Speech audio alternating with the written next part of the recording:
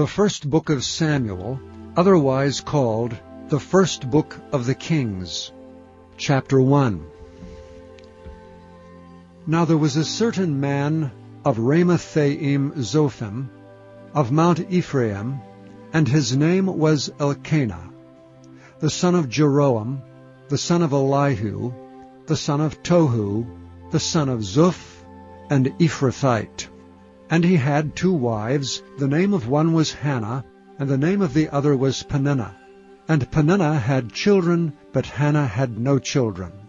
And this man went up out of his city yearly to worship and to sacrifice unto the Lord of hosts in Shiloh. And the 2 sons of Eli, Hophni and Phinehas, the priests of the Lord, were there. And when the time was that Elkanah offered, he gave to Peninnah his wife, and to all her sons and her daughters portions. But unto Hannah he gave a worthy portion, for he loved Hannah, but the Lord had shut up her womb. And her adversary also provoked her sore, for to make her fret, because the Lord had shut up her womb. And as he did so year by year, when she went up to the house of the Lord, so she provoked her, therefore she wept and did not eat. Then said Elkanah her husband to her, Hannah, why weepest thou? And why eatest thou not? And why is thy heart grieved? Am not I better to thee than 10 sons? So Hannah rose up after they had eaten in Shiloh, and after they had drunk. Now Eli the priest sat upon a seat by a post of the temple of the Lord. And she was in bitterness of soul, and prayed unto the Lord, and wept sore. And she vowed a vow, and said, O Lord of hosts, if thou wilt indeed look on the affliction of thine handmaid, and remember me, and not forget thine handmaid, but will give unto thine handmaid a man-child, then I will give him unto the Lord all the days of his life, and there shall no razor come upon his head. And it came to pass, as she continued praying before the Lord, that Eli marked her mouth. Now Hannah, she spake in her heart, only her lips moved, but her voice was not heard. Therefore Eli thought she had been drunken. And Eli said unto her, How long wilt thou be drunken? Put away thy wine from thee. And Hannah answered and said, No, my Lord, I am a woman of a sorrowful spirit. I have drunk neither wine nor strong drink, but have poured out my soul before the Lord. Count not thine handmaid for a daughter of Belial, for out of the abundance of my complaint and grief have I spoken hitherto. Then Eli answered and said, Go in peace, and the God of Israel grant thee thy petition that thou hast asked of him. And she said, Let thine handmaid find grace in thy sight. So the woman went her way, and did eat, and her countenance was no more sad. And they rose up in the morning early, and worshipped before the Lord, and returned, and came to their house to Ramah. And Elkanah knew Hannah his wife, and the Lord remembered her. Wherefore it came to pass, when the time was come about after Hannah had conceived, that she bare a son, and called his name Samuel, saying, Because I have asked him of the Lord. And the man Elkanah and all his house went up to offer unto the Lord the yearly sacrifice and his vow. But Hannah went not up, for she said unto her husband, I will not go up until the child be weaned, and then I will bring him, that he may appear before the Lord, and there abide forever. And Elkanah her husband said unto her, Do what seemeth thee good. Tarry until thou have weaned him.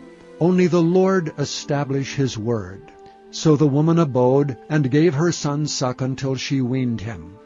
And when she had weaned him, she took him up with her with 3 bullocks, and 1 ephah of flour, and a bottle of wine, and brought him unto the house of the Lord in Shiloh.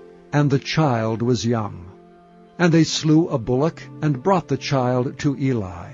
And she said, O my Lord, as thy soul liveth, my Lord, I am the woman that stood by thee here praying unto the Lord. For this child I prayed, And the Lord hath given me my petition which I asked of him. Therefore also I have lent him to the Lord. As long as he liveth he shall be lent to the Lord. And he worshipped the Lord there. Chapter 2. And Hannah prayed and said, My heart rejoiceth in the Lord. Mine horn is exalted in the Lord. My mouth is enlarged over mine enemies, because I rejoice in thy salvation. There is none holy as the Lord, for there is none beside thee, neither is there any rock like our God. Talk no more so exceeding proudly. Let not arrogancy come out of your mouth. For the Lord is a God of knowledge, and by him actions are weighed. The bows of the mighty men are broken, and they that stumble are girded with strength. They that were full have hired out themselves for bread, and they that were hungry ceased. So that the barren hath borne 7, and she that hath many children is waxed feeble. The Lord killeth and maketh alive. He bringeth down to the grave, and bringeth up. The Lord maketh poor, and maketh rich. He bringeth low, and lifteth up. He raiseth up the poor out of the dust, and lifteth up the beggar from the dunghill, to set them among princes, and to make them inherit the throne of glory. For the pillars of the earth are the Lord's, and he hath set the world upon them. He will keep the feet of his saints, and the wicked shall be silent in darkness. For by strength shall no man prevail. The adversaries of the Lord shall be broken to pieces. Out of heaven shall he thunder upon them. The Lord shall judge the ends of the earth, and he shall give strength unto his king, and exalt the horn of his anointed. And Elkanah went to Ramah to his house, and the child did minister unto the Lord before Eli the priest. Now the sons of Eli were sons of Belial. They knew not the Lord. And the priest's custom with the people was, that when any man offered sacrifice, the priest's servant came while the flesh was in seething, with a flesh hook of 3 teeth in his hand, and he struck it into the pan, or kettle, or cauldron, or pot. All that the flesh hook brought up the priest took for himself. So they did in Shiloh unto all the Israelites that came thither. Also before they burnt the fat, the priest's servant came, and said to the man that sacrificed, Give flesh to roast for the priest, for he will not have sodden flesh of thee, but raw. And if any man said unto him, Let them not fail to burn the fat presently, and then take as much as thy soul desireth, then he would answer him, Nay, but thou shalt give it me now, and if not, I will take it by force. Wherefore the sin of the young men was very great before the Lord, for men abhorred the offering of the Lord. But Samuel ministered before the Lord, being a child, girded with a linen ephod. Moreover his mother made him a little coat, and brought it to him from year to year, when she came up with her husband to offer the yearly sacrifice. And Eli blessed Elkanah and his wife, and said, The Lord give thee seed of this woman for the loan which is lent to the Lord.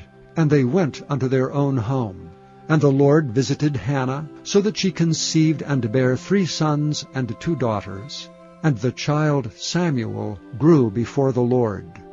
Now Eli was very old, and heard all that his sons did unto all Israel, and how they lay with the women that assembled at the door of the tabernacle of the congregation. And he said unto them, Why do ye such things? For I hear of your evil dealings by all this people. Nay, my sons, for it is no good report that I hear. Ye make the Lord's people to transgress. If one man sin against another, the judge shall judge him.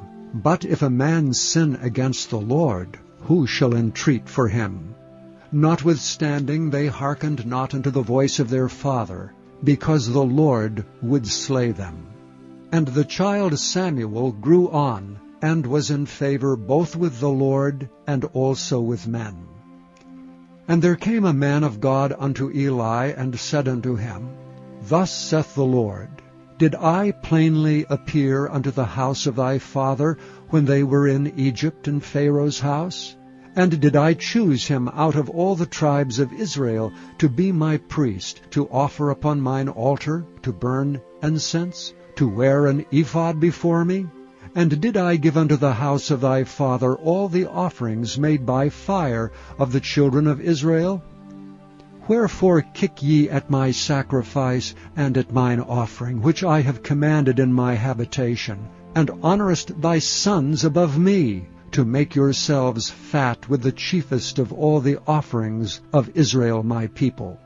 Wherefore the Lord God of Israel saith, I said indeed that thy house and the house of thy father should walk before me forever. But now the Lord saith, Be it far from me, for them that honour me I will honour, and they that despise me shall be lightly esteemed. Behold, the days come, that I will cut off thine arm, and the arm of thy father's house, that there shall not be an old man in thine house. And thou shalt see an enemy in my habitation, and all the wealth which God shall give Israel. And there shall not be an old man in thine house forever. And the man of thine, whom I shall not cut off from mine altar, shall be to consume thine eyes, and to grieve thine heart. And all the increase of thine house shall die in the flower of their age. And this shall be a sign unto thee, that shall come upon thy 2 sons, on Hophni and Phinehas. In one day they shall die both of them. And I will raise me up a faithful priest, that shall do according to that which is in mine heart and in my mind. And I will build him a sure house, and he shall walk before mine anointed forever.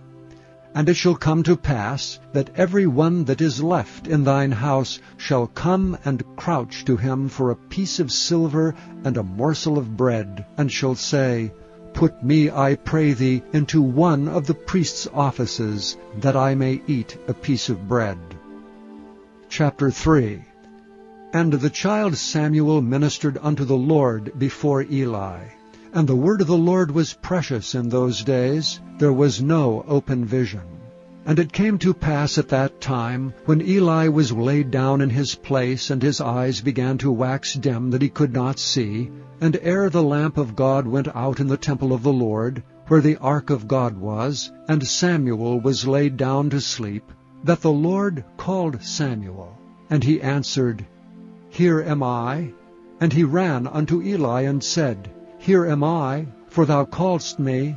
And he said, I called not. Lie down again. And he went and lay down. And the Lord called yet again, Samuel. And Samuel arose and went to Eli and said, Here am I, for thou didst call me. And he answered, I called not, my son. Lie down again. Now Samuel did not yet know the Lord, neither was the word of the Lord yet revealed unto him. And the Lord called Samuel again the 3rd time. And he arose and went to Eli and said, Here am I, for thou didst call me. And Eli perceived that the Lord had called the child. Therefore Eli said unto Samuel, Go, lie down, and it shall be, if he call thee, that thou shalt say, Speak, Lord, for thy servant heareth. So Samuel went and lay down in his place. And the Lord came and stood, and called as at other times, Samuel, Samuel. Then Samuel answered, Speak, for thy servant heareth. And the Lord said to Samuel, Behold, I will do a thing in Israel, at which both the ears of every one that heareth it shall tingle. In that day I will perform against Eli all things which I have spoken concerning his house. When I begin, I will also make an end. For I have told him that I will judge his house forever for the iniquity which he knoweth, because his sons made themselves vile, and he restrained them not. And therefore I have sworn unto the house of Eli, that the iniquity of Eli's house shall not be purged with sacrifice nor offering forever. And Samuel lay until the morning, and opened the doors of the house of the Lord. And Samuel feared to show Eli the vision. Then Eli called Samuel, and said, Samuel, my son. And he answered, Here am I. And he said, What is the thing that the Lord hath said unto thee? I pray thee, hide it not from me. God do so to thee, and more also, if thou hide anything from me of all the things that he said unto thee. And Samuel told him every whit, and hid nothing from him. And he said, It is the Lord. Let him do what seemeth him good.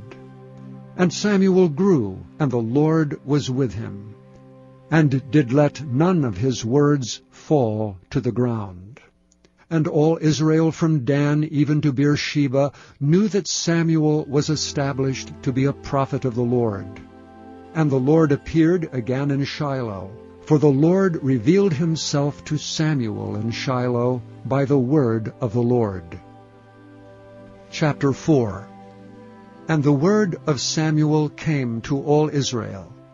Now Israel went out against the Philistines to battle, and pitched beside Ebenezer, and the Philistines pitched in Aphek. And the Philistines put themselves in array against Israel. And when they joined battle, Israel was smitten before the Philistines, and they slew of the army in the field about 4,000 men. And when the people were come into the camp, the elders of Israel said, Wherefore hath the Lord smitten us today before the Philistines? Let us fetch the ark of the covenant of the Lord out of Shiloh unto us, that when it cometh among us, it may save us out of the hand of our enemies. So the people sent to Shiloh, that they might bring from thence the ark of the covenant of the Lord of hosts, which dwelleth between the cherubims. And the two sons of Eli, Hophni and Phinehas, were there with the ark of the covenant of God. And when the ark of the covenant of the Lord came into the camp, all Israel shouted with a great shout, so that the earth rang again. And when the Philistines heard the noise of the shout, they said, What meaneth the noise of this great shout in the camp of the Hebrews? And they understood that the ark of the Lord was come into the camp. And the Philistines were afraid, for they said, God is come into the camp. And they said, Woe unto us! For there hath not been such a thing heretofore. Woe unto us! Who shall deliver us out of the hand of these mighty gods? These are the gods that smote the Egyptians with all the plagues in the wilderness. Be strong, and quit yourselves like men, O ye Philistines, that ye be not servants unto the Hebrews, as they have been to you. Quit yourselves like men, and fight. And the Philistines fought, and Israel was smitten, and they fled every man into his tent. And there was a very great slaughter, for there fell of Israel 30,000 footmen. And the ark of God was taken, and the two sons of Eli, Hophni and Phinehas, were slain. And there ran a man of Benjamin out of the army, and came to Shiloh the same day, with his clothes rent, and with earth upon his head. And when he came, lo, Eli sat upon a seat by the wayside watching, for his heart trembled for the ark of God. And when the man came into the city, and told it, all the city cried out. And when Eli heard the noise of the crying, he said, What meaneth the noise of this tumult? And the man came in hastily, and told Eli.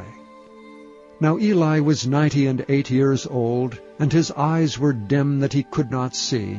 And the man said unto Eli, I am he that came out of the army, and I fled today out of the army. And he said, What is there done, my son?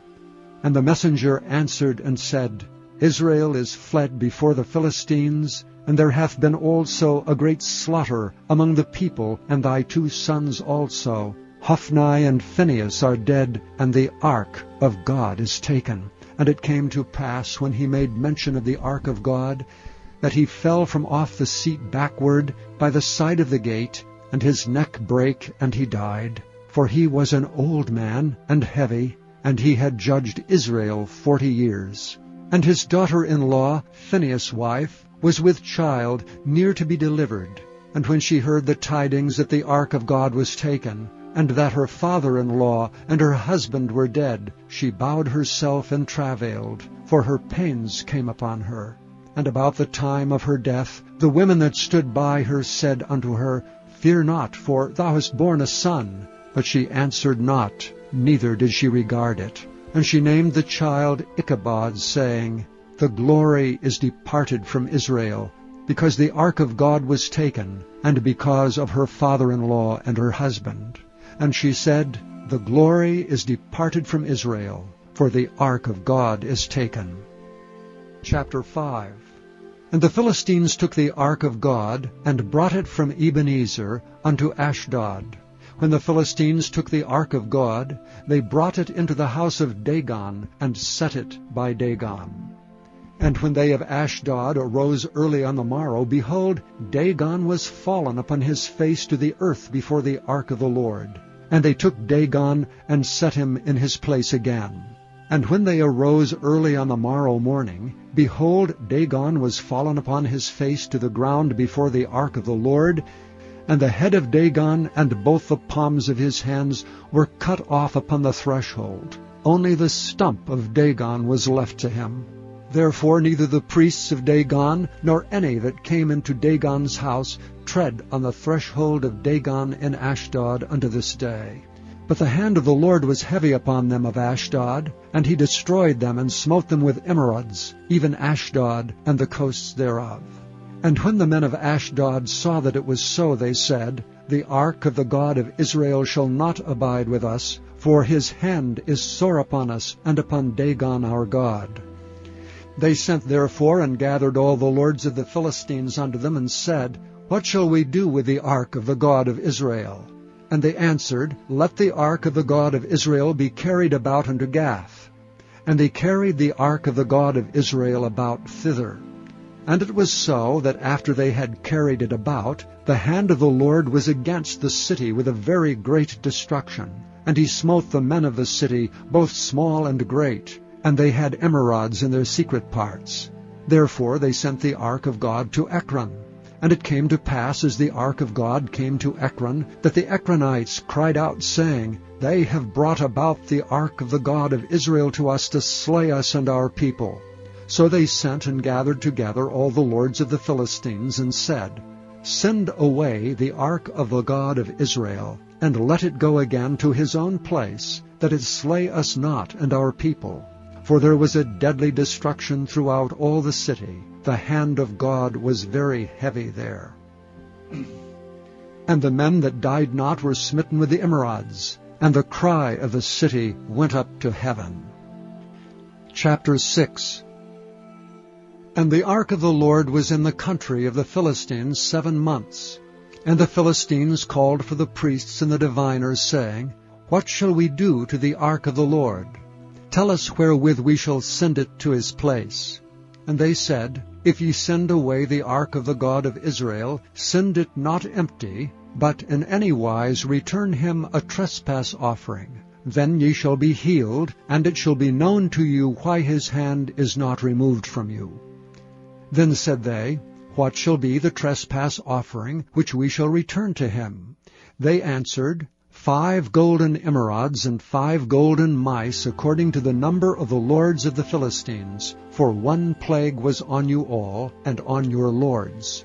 Wherefore ye shall make images of your emerods, and images of your mice that mar the land, and ye shall give glory unto the God of Israel. Peradventure he will lighten his hand from off you, and from off your gods, and from off your land. Wherefore then do ye harden your hearts, as the Egyptians and Pharaoh hardened their hearts? When he had wrought wonderfully among them, did they not let the people go, and they departed? Now therefore make a new cart, and take 2 milk kine, on which there hath come no yoke, and tie the kine to the cart, and bring their calves home from them. And take the ark of the Lord, and lay it upon the cart, and put the jewels of gold, which ye return him for a trespass offering, in a coffer by the side thereof, and send it away that it may go.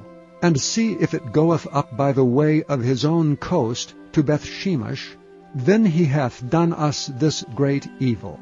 But if not, we shall know that it is not his hand that smote us, it was a chance that happened to us. And the men did so. and took 2 milk kine, and tied them to the cart, and shut up their calves at home. And they laid the ark of the Lord upon the cart, and the coffer with the mice of gold, and the images of their emerods. Kine took the straight way to the way of Bethshemesh, and went along the highway, lowing as they went, and turned not aside to the right hand or to the left. And the lords of the Philistines went after them unto the borders of Bethshemesh. And they of Bethshemesh were reaping their wheat harvest in the valley. And they lifted up their eyes, and saw the ark, and rejoiced to see it. And the cart came into the field of Joshua, a Bethshemite, and stood there, where there was a great stone. And they clave the wood of the cart, and offered the kine a burnt offering unto the Lord. And the Levites took down the ark of the Lord, and the coffer that was with it, wherein the jewels of gold were, and put them on the great stone. And the men of Bethshemesh offered burnt offerings and sacrificed sacrifices the same day unto the Lord. And when the 5 lords of the Philistines had seen it, they returned to Ekron the same day. And these are the golden emerods which the Philistines returned for a trespass offering unto the Lord. For Ashdod 1, for Gaza 1, for Askelon 1, for Gath 1, for Ekron 1. And the golden mice according to the number of all the cities of the Philistines, belonging to the 5 lords, both of fenced cities and of country villages, even unto the great stone of Abel, whereon they set down the ark of the Lord, which stone remaineth unto this day in the field of Joshua the Bethshemite. And he smote the men of Bethshemesh, because they had looked into the ark of the Lord. Even he smote of the people 50,000 60 men. And the people lamented, because the Lord had smitten many of the people with a great slaughter. And the men of Bethshemesh said, Who is able to stand before this holy Lord God? And to whom shall he go up from us? And they sent messengers to the inhabitants of Kirjath-jearim, saying, The Philistines have brought again the ark of the Lord. Come ye down, and fetch it up to you. Chapter 7. And the men of Kirjath-jearim came, and fetched up the ark of the Lord, and brought it into the house of Aminadab in the hill, and sanctified Eleazar his son to keep the ark of the Lord. And it came to pass, while the ark abode in Kirjath-jearim, that the time was long, for it was 20 years, and all the house of Israel lamented after the Lord. And Samuel spake unto all the house of Israel, saying, If ye do return unto the Lord with all your hearts, then put away the strange gods, and Ashtaroth from among you, and prepare your hearts unto the Lord, and serve him only, and he will deliver you out of the hand of the Philistines. Then the children of Israel did put away Baalim and Ashtaroth, and served the Lord only. And Samuel said, Gather all Israel to Mizpah, and I will pray for you unto the Lord. And they gathered together to Mizpah, and drew water, and poured it out before the Lord, and fasted on that day, and said there, We have sinned against the Lord. And Samuel judged the children of Israel in Mizpah.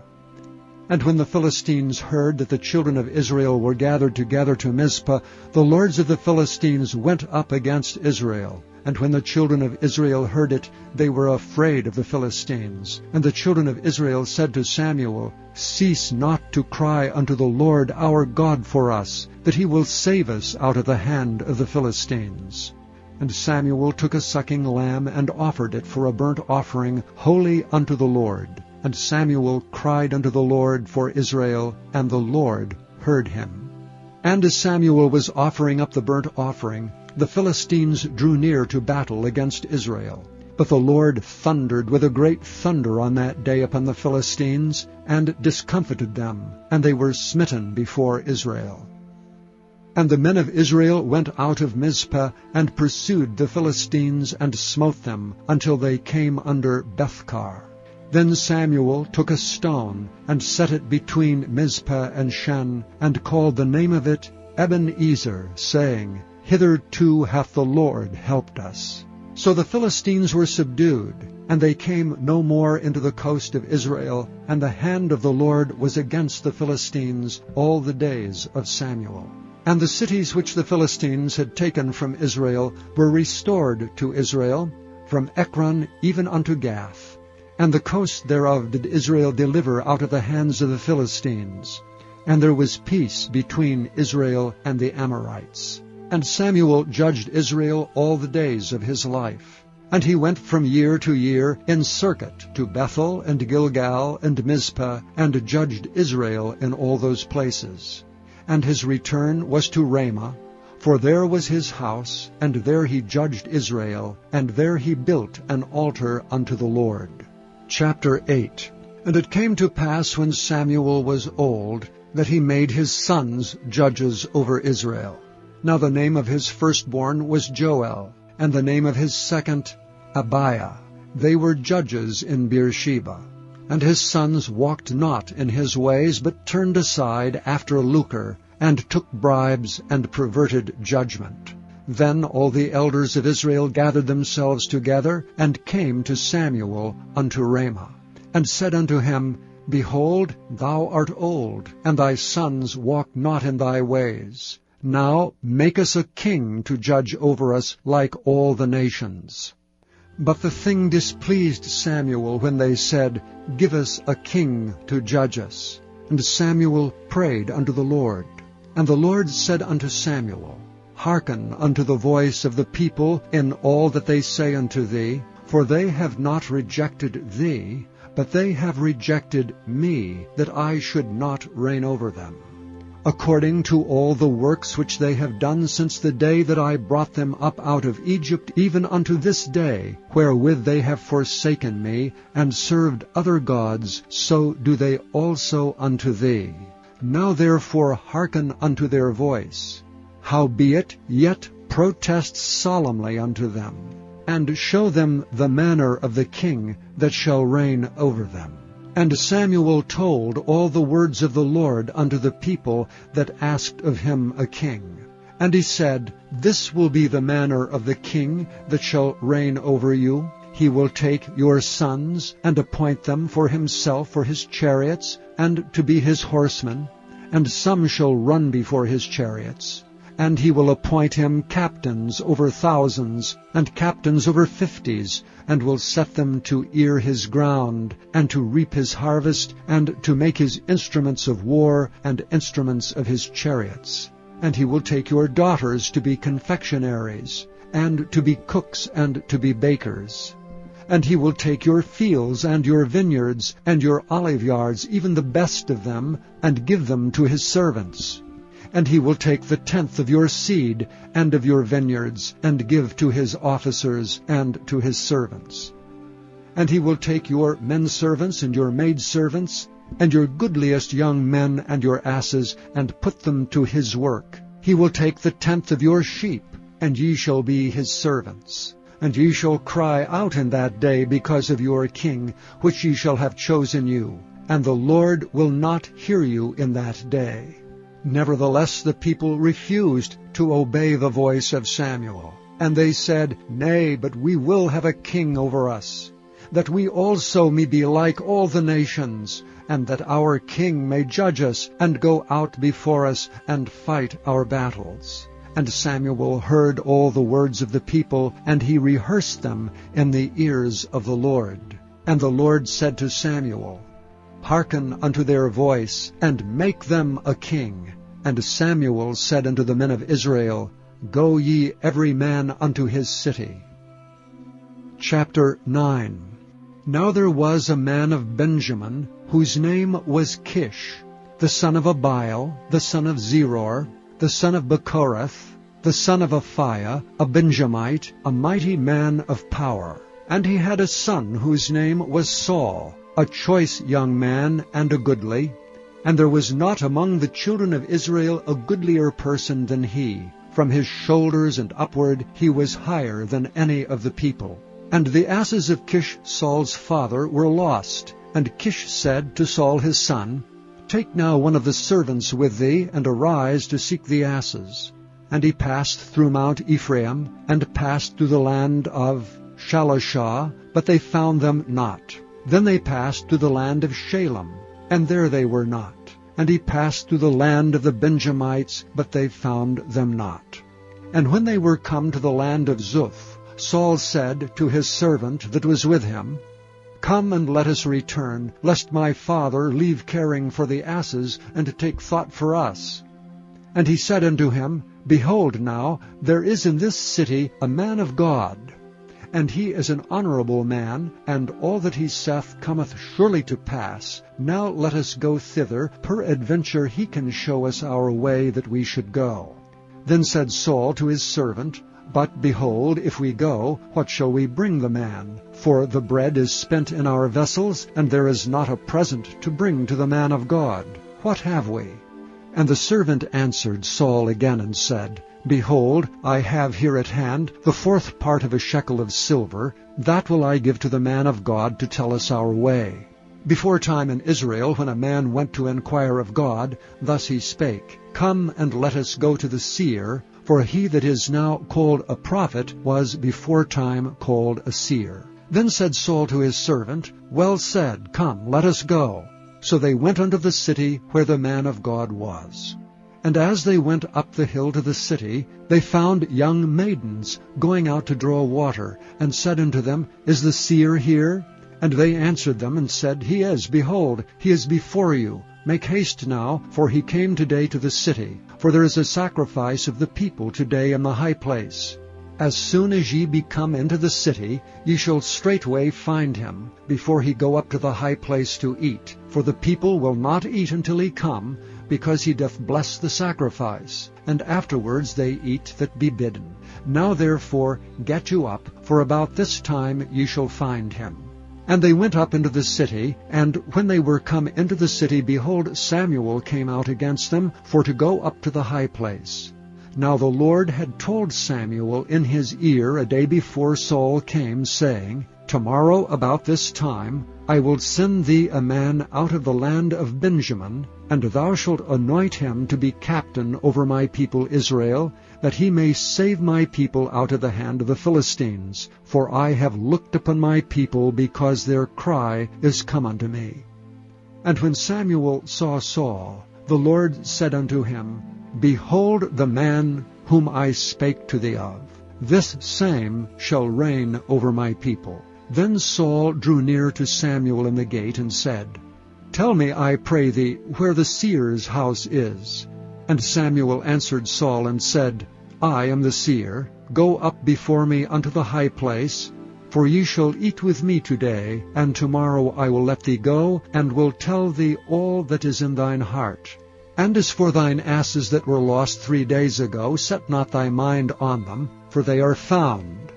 And on whom is all the desire of Israel? Is it not on thee and on thy father's house? And Saul answered and said, Am not I a Benjamite, of the smallest of the tribes of Israel, and my family the least of all the families of the tribe of Benjamin? Wherefore then speakest thou so to me?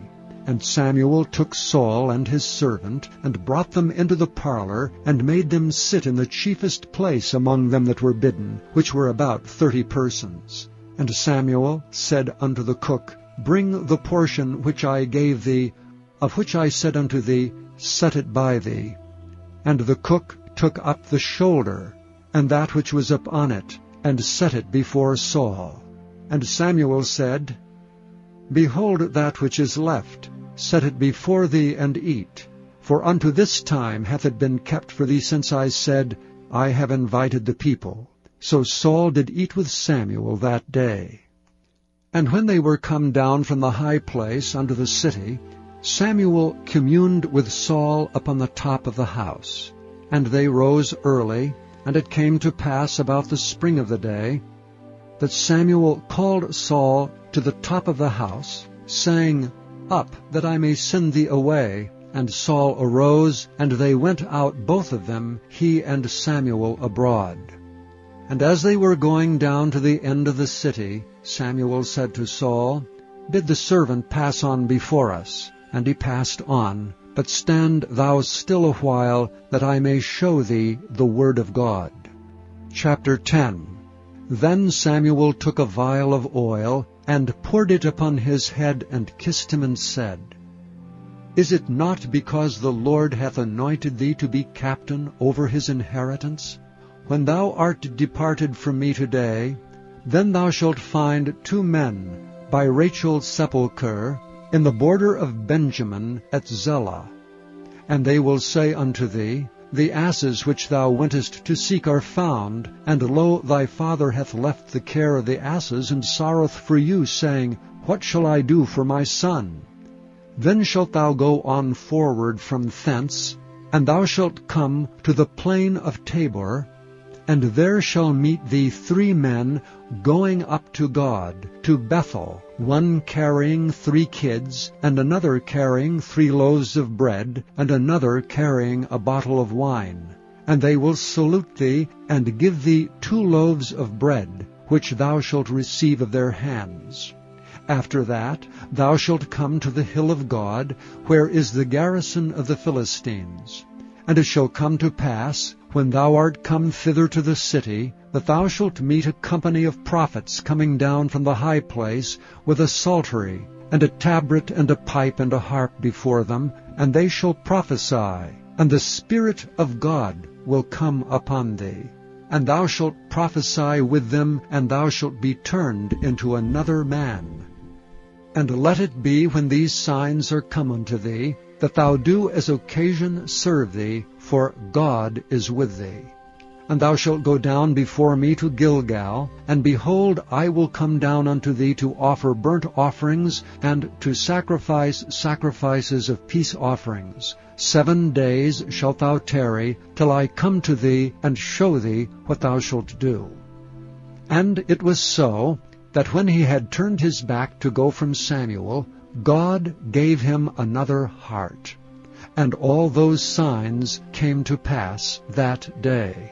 And when they came thither to the hill, behold, a company of prophets met him, and the Spirit of God came upon him, and he prophesied among them. And it came to pass, when all that knew him beforetime saw that, behold, he prophesied among the prophets, then the people said one to another, What is this that is come unto the son of Kish? Is Saul also among the prophets? And one of the same place answered and said, But who is their father? Therefore it became a proverb, Is Saul also among the prophets? And when he had made an end of prophesying, he came to the high place. And Saul's uncles said unto him and to his servant, Whither went ye? And he said, To seek the asses, and when we saw that they were nowhere, we came to Samuel. And Saul's uncle said, Tell me, I pray thee, what Samuel said unto you. And Saul said unto his uncle, He told us plainly that the asses were found, but of the matter of the kingdom whereof Samuel spake, he told him not. And Samuel called the people together unto the Lord to Mizpah, and said unto the children of Israel, Thus saith the Lord God of Israel, I brought up Israel out of Egypt, and delivered you out of the hand of the Egyptians, and out of the hand of all kingdoms, and of them that oppressed you. And ye have this day rejected your God, who himself saved you out of all your adversities and your tribulations. And ye have said unto him, Nay, but set a king over us. Now therefore present yourselves before the Lord by your tribes and by your thousands. And when Samuel had caused all the tribes of Israel to come near, the tribe of Benjamin was taken. When he had caused the tribe of Benjamin to come near by their families, the tribe of Matri was taken, and Saul the son of Kish was taken. And when they sought him, he could not be found. Therefore they inquired of the Lord further, if the man should yet come thither. And the Lord answered, Behold, he hath hid himself among the stuff. And they ran and fetched him thence. And when he stood among the people, he was higher than any of the people from his shoulders and upward. And Samuel said to all the people, See ye him whom the Lord hath chosen, that there is none like him among all the people? And all the people shouted and said, God save the king. Then Samuel told the people the manner of the kingdom, and wrote it in a book, and laid it up before the Lord. And Samuel sent all the people away, every man to his house.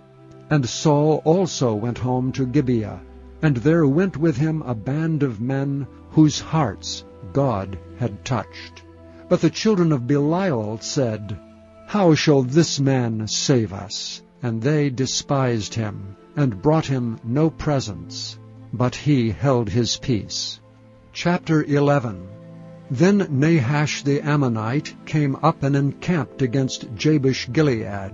And all the men of Jabesh said unto Nahash, Make a covenant with us, and we will serve thee. And Nahash the Ammonite answered them, On this condition will I make a covenant with you, that I may thrust out all your right eyes, and lay it for a reproach upon all Israel. And the elders of Jabesh said unto him, Give us 7 days' respite, that we may send messengers unto all the coasts of Israel, and then, if there be none man to save us, we will come out to thee. Then came the messengers to Gibeah of Saul, and told the tidings in the ears of the people, and all the people lifted up their voices and wept. And behold, Saul came after the herd out of the field, and Saul said, What aileth the people that they weep? And they told him the tidings of the men of Jabesh. And the Spirit of God came upon Saul when he heard those tidings, and his anger was kindled greatly. And he took a yoke of oxen, and hewed them in pieces, and sent them throughout all the coasts of Israel by the hands of messengers, saying, Whosoever cometh not forth after Saul and after Samuel, so shall it be done unto his oxen. And the fear of the Lord fell on the people, and they came out with one consent.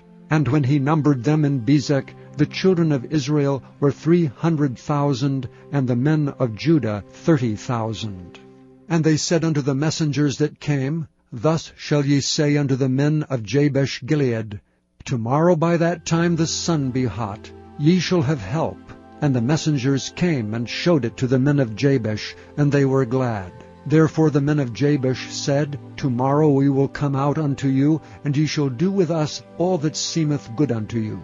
And it was so on the morrow, that Saul put the people in 3 companies, and they came into the midst of the host in the morning watch, and slew the Ammonites until the heat of the day. And it came to pass that they which remained were scattered, so that 2 of them were not left together. And the people said unto Samuel, Who is he that said, Shall Saul reign over us? Bring the men, that we may put them to death.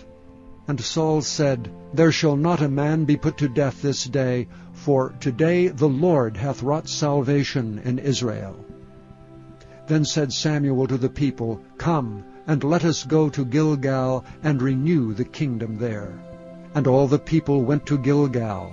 And there they made Saul king before the Lord in Gilgal, and there they sacrificed sacrifices of peace offerings before the Lord. And there Saul and all the men of Israel rejoiced greatly.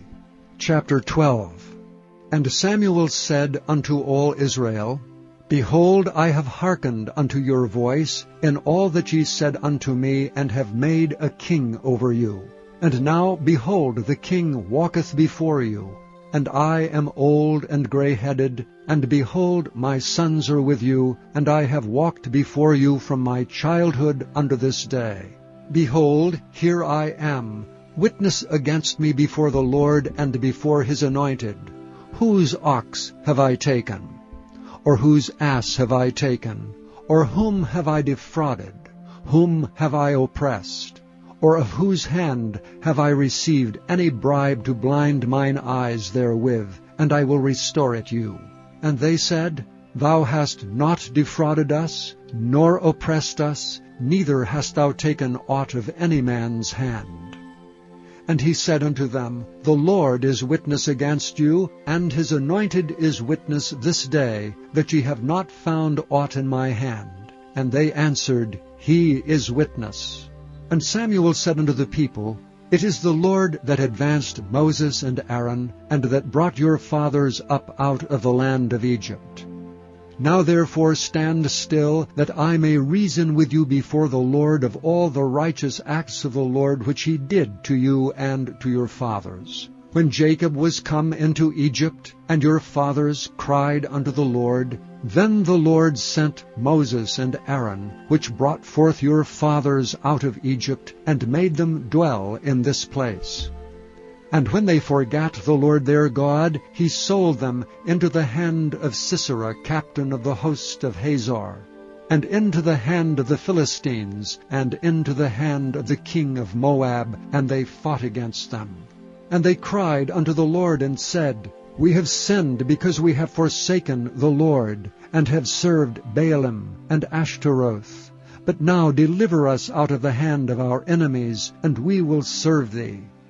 And the Lord sent Jerubbaal, and Bedan, and Jephthah, and Samuel, and delivered you out of the hand of your enemies, on every side, and ye dwelled safe.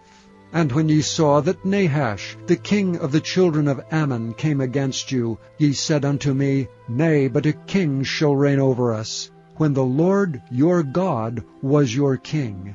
Now therefore behold the king whom ye have chosen, and whom ye have desired, and behold, the Lord hath set a king over you. If ye will fear the Lord, and serve him, and obey his voice, and not rebel against the commandment of the Lord, then shall both ye and also the king that reigneth over you continue, following the Lord your God. But if ye will not obey the voice of the Lord, but rebel against the commandment of the Lord, then shall the hand of the Lord be against you, as it was against your fathers. Now therefore stand and see this great thing which the Lord will do before your eyes. Is it not wheat harvest today? I will call unto the Lord, and he shall send thunder and rain, that ye may perceive and see that your wickedness is great, which ye have done in the sight of the Lord in asking you a king. So Samuel called unto the Lord, and the Lord sent thunder and rain that day, and all the people greatly feared the Lord and Samuel. And all the people said unto Samuel, Pray for thy servants unto the Lord thy God, that we die not, for we have added unto all our sins this evil, to ask us a king. And Samuel said unto the people, Fear not. Ye have done all this wickedness, yet turn not aside from following the Lord, but serve the Lord with all your heart. And turn ye not aside, for then should ye go after vain things, which cannot profit nor deliver, for they are vain.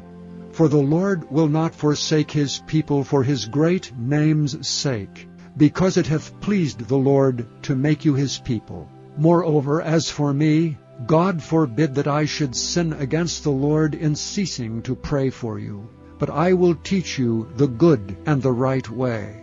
Only fear the Lord, and serve him in truth with all your heart. For consider how great things he hath done for you. But if ye shall still do wickedly, ye shall be consumed, both ye and your king. Chapter 13. Saul reigned 1 year, and when he had reigned 2 years over Israel, Saul chose him 3,000 men of Israel, whereof 2,000 were with Saul in Michmash and in Mount Bethel, and 1,000 were with Jonathan in Gibeah of Benjamin.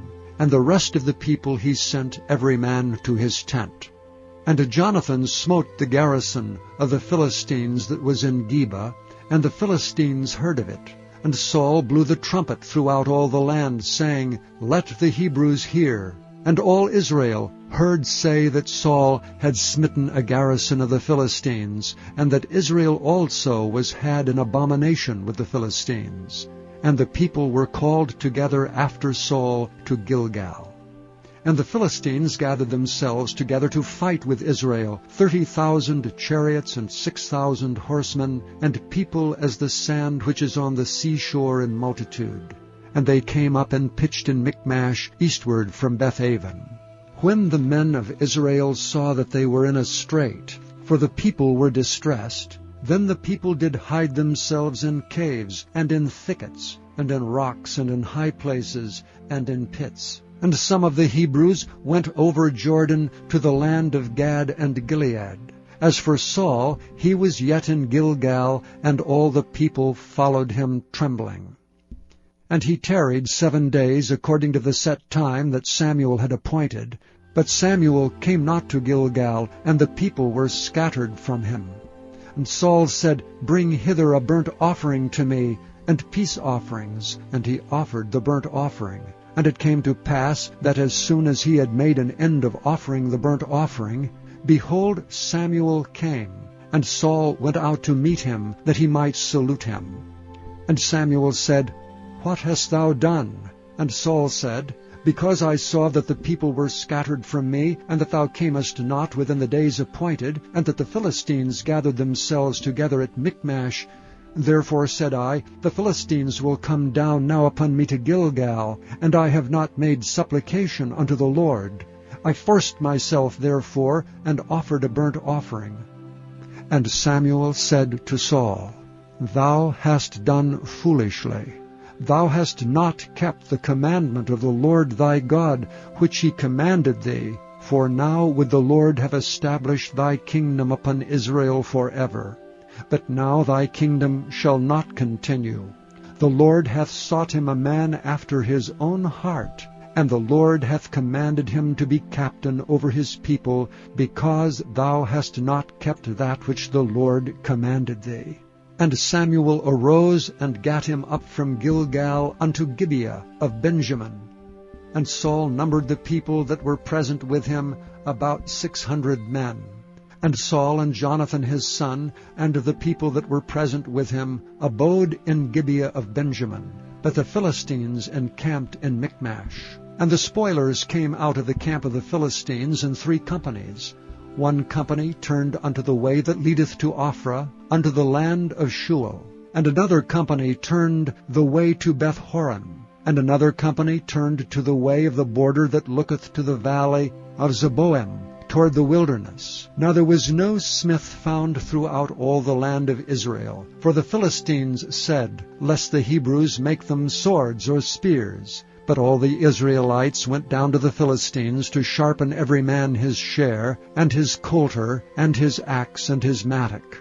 Yet they had a file for the mattocks, and for the coulters, and for the forks, and for the axes, and to sharpen the goads. So it came to pass in the day of battle, that there was neither sword nor spear found in the hand of any of the people that were with Saul and Jonathan, but with Saul and with Jonathan his son was there found. And the garrison of the Philistines went out to the passage of Michmash. Chapter 14. Now it came to pass upon a day that Jonathan the son of Saul said unto the young man that bare his armor, Come and let us go over to the Philistines' garrison that is on the other side. But he told not his father.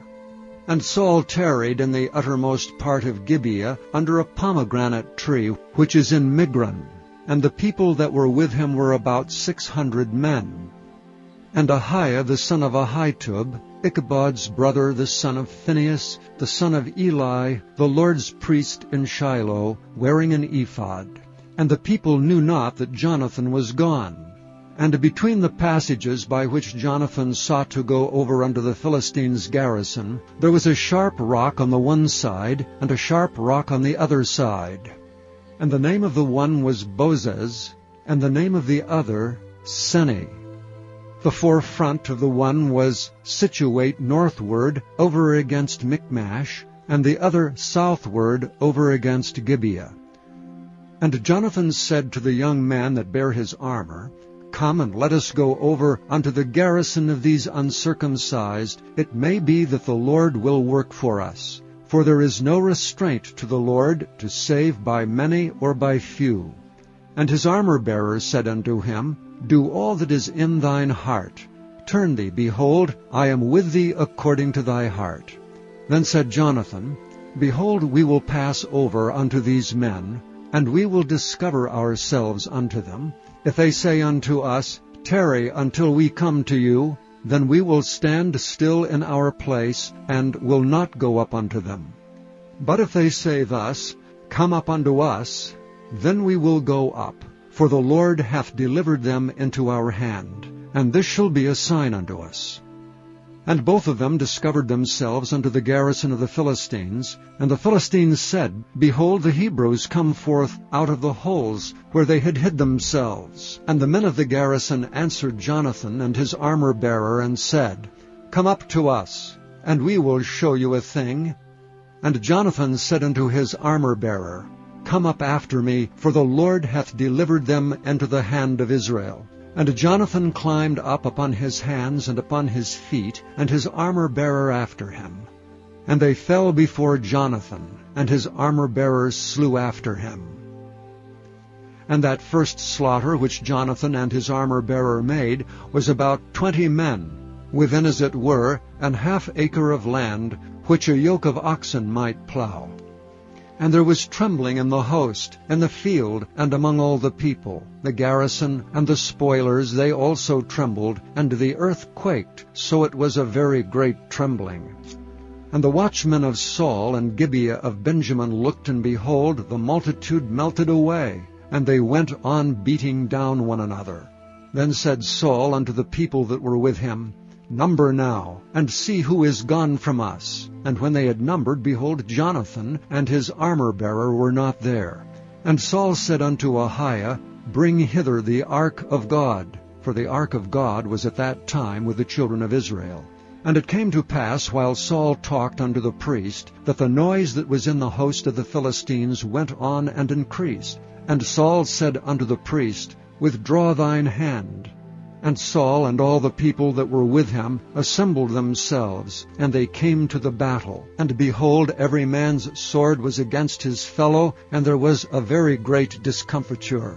Moreover, the Hebrews that were with the Philistines before that time, which went up with them into the camp from the country round about, even they also turned to be with the Israelites that were with Saul and Jonathan. Likewise all the men of Israel which had hid themselves in Mount Ephraim, when they heard that the Philistines fled, even they also followed hard after them in the battle. So the Lord saved Israel that day. And the battle passed over unto Bethaven. And the men of Israel were distressed that day, for Saul had adjured the people, saying, Cursed be the man that eateth any food until evening, that I may be avenged on mine enemies. So none of the people tasted any food. And all they of the land came to a wood, and there was honey upon the ground. And when the people were come into the wood, behold, the honey dropped, but no man put his hand to his mouth, for the people feared the oath. But Jonathan heard not when his father charged the people with an oath, wherefore he put forth the end of the rod that was in his hand, and dipped it in an honeycomb, and put his hand to his mouth, and his eyes were enlightened. Then answered one of the people, and said, Thy father straitly charged the people with an oath, saying, Cursed be the man that eateth any food this day. And the people were faint. Then said Jonathan, My father hath troubled the land. See, I pray you, how mine eyes have been enlightened, because I tasted a little of this honey. How much more if haply the people had eaten freely today of the spoil of their enemies which they found? For had there not been now a much greater slaughter among the Philistines? And they smote the Philistines that day from Michmash to Aijalon, and the people were very faint. And the people flew upon the spoil, and took sheep and oxen and calves, and slew them on the ground, and the people did eat them with the blood. Then they told Saul, saying, Behold, the people sin against the Lord, in that they eat with the blood. And he said, Ye have transgressed, roll a great stone unto me this day.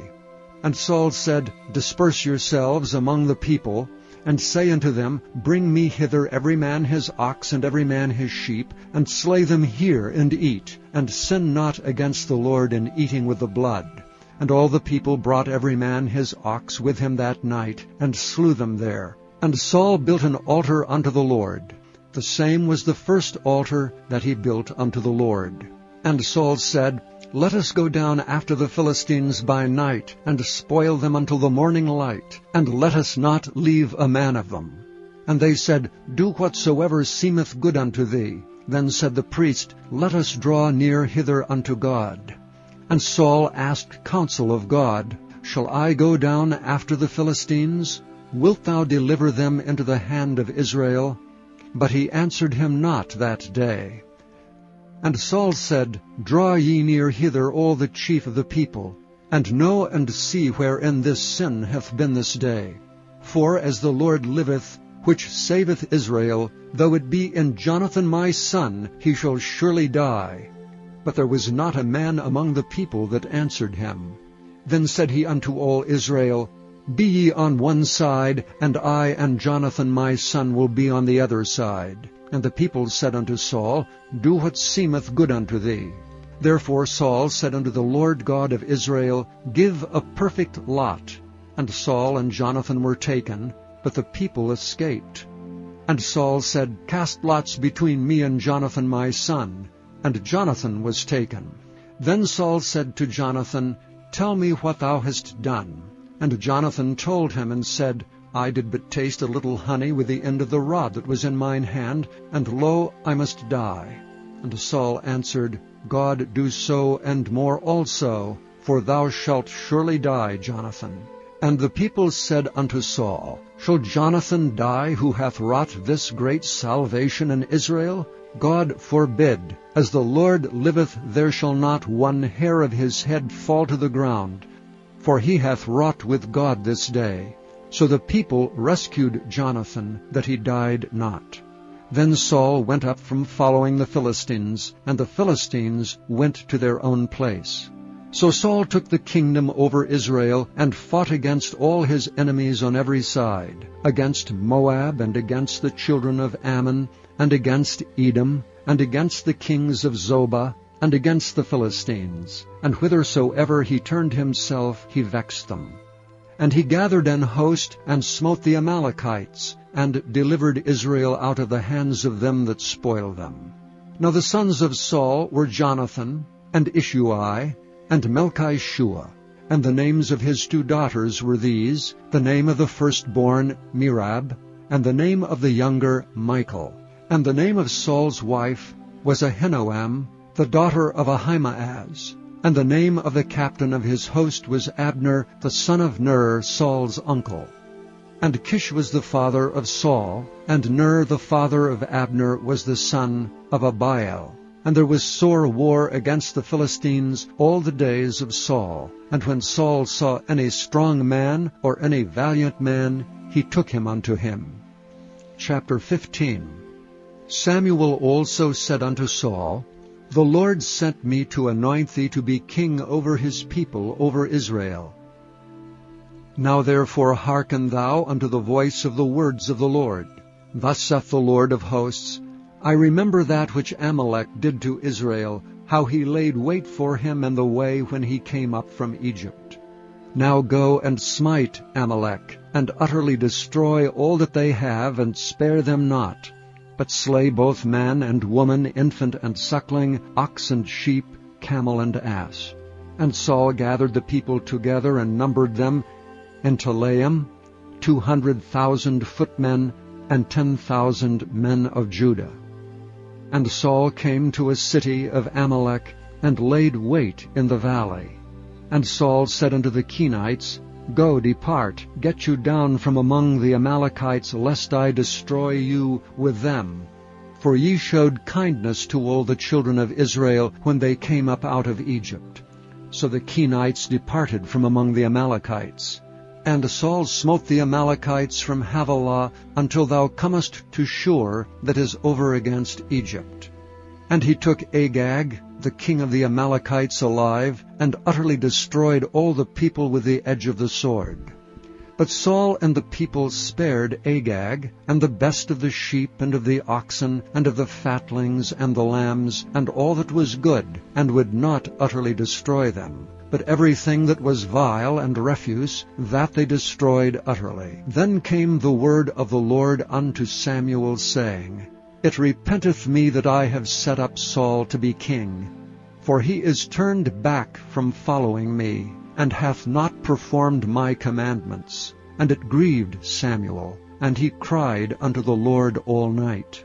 And when Samuel rose early to meet Saul in the morning, it was told Samuel, saying, Saul came to Carmel, and behold, he set him up a place, and is gone about, and passed on, and gone down to Gilgal. And Samuel came to Saul, And Saul said unto him, Blessed be thou of the Lord, I have performed the commandment of the Lord. And Samuel said, What meaneth then this bleating of the sheep in mine ears, and the lowing of the oxen which I hear?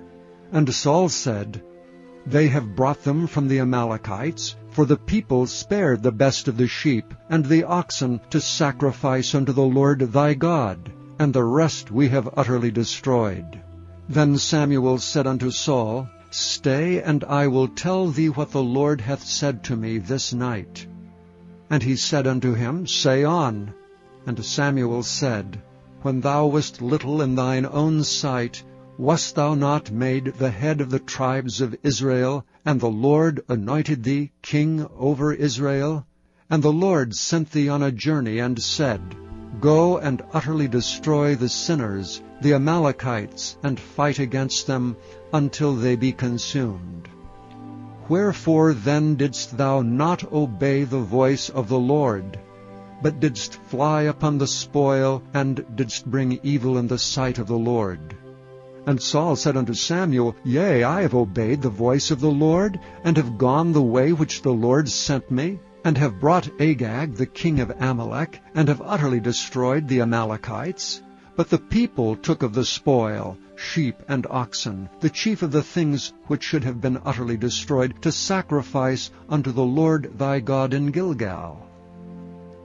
And Samuel said, Hath the Lord as great delight in burnt offerings and sacrifices as in obeying the voice of the Lord?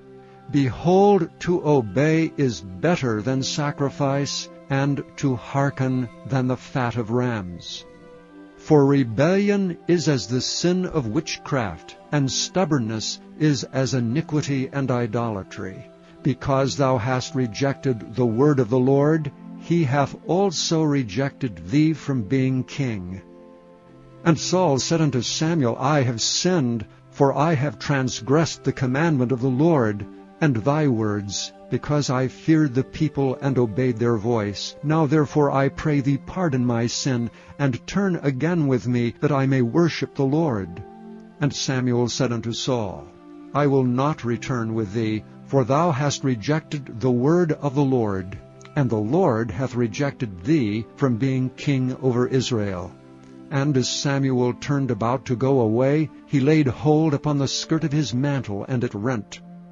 And Samuel said unto him, The Lord hath rent the kingdom of Israel from thee this day, and hath given it to a neighbor of thine that is better than thou. And also the strength of Israel will not lie nor repent, for he is not a man that he should repent. Then he said, I have sinned, yet honor me now, I pray thee, before the elders of my people, and before Israel, and turn again with me, that I may worship the Lord thy God. So Samuel turned again after Saul, and Saul worshipped the Lord. Then said Samuel, Bring ye hither to me Agag, the king of the Amalekites. And Agag came unto him delicately.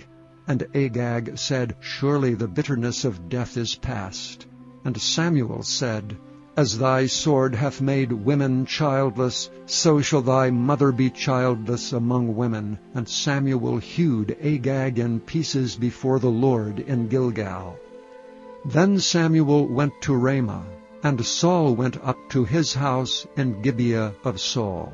And Samuel came no more to see Saul until the day of his death. Nevertheless Samuel mourned for Saul, and the Lord repented that he had made Saul king over Israel. Chapter 16. And the Lord said unto Samuel, How long wilt thou mourn for Saul, seeing I have rejected him from reigning over Israel? Fill thine horn with oil, and go. I will send thee to Jesse the Bethlehemite, for I have provided me a king among his sons. And Samuel said, How can I go? If Saul hear it, he will kill me. And the Lord said, Take an heifer with thee, and say, I am come to sacrifice to the Lord. And call Jesse to the sacrifice, and I will show thee what thou shalt do. and thou shalt anoint unto me him whom I name unto thee. And Samuel did that which the Lord spake, and came to Bethlehem. And the elders of the town trembled at his coming, and said, Comest thou peaceably? And he said, Peaceably. I am come to sacrifice unto the Lord. Sanctify yourselves, and come with me to the sacrifice. And he sanctified Jesse and his sons, and called them to the sacrifice. And it came to pass, when they were come, that he looked on Eliab, and said, Surely the Lord's anointed is before him. But the Lord said unto Samuel, Look not on his countenance, or on the height of his stature, because I have refused him. For the Lord seeth not as man seeth. For man looketh on the outward appearance, but the Lord looketh on the heart. Then Jesse called Abinadab, and made him pass before Samuel. And he said, Neither hath the Lord chosen this. Then Jesse made Shammah to pass by, and he said, Neither hath the Lord chosen this. Again Jesse made 7 of his sons to pass before Samuel, and Samuel said unto Jesse, The Lord hath not chosen these. And Samuel said unto Jesse, Are here all thy children? And he said, There remaineth yet the youngest, and behold, he keepeth the sheep. And Samuel said unto Jesse, Send and fetch him, for we will not sit down till he come hither. And he sent and brought him in. Now he was ruddy, and withal of a beautiful countenance, and goodly to look to. And the Lord said, Arise, anoint him, for this is he. Then Samuel took the horn of oil, and anointed him in the midst of his brethren. And the Spirit of the Lord came upon David from that day forward. So Samuel rose up and went to Ramah. But the Spirit of the Lord departed from Saul, and an evil spirit from the Lord troubled him. And Saul's servants said unto him, Behold, now an evil spirit from God troubleth thee. Let our Lord now command thy servants, which are before thee, to seek out a man who is a cunning player on an harp. And it shall come to pass, when the evil spirit from God is upon thee, that he shall play with his hand, and thou shalt be well.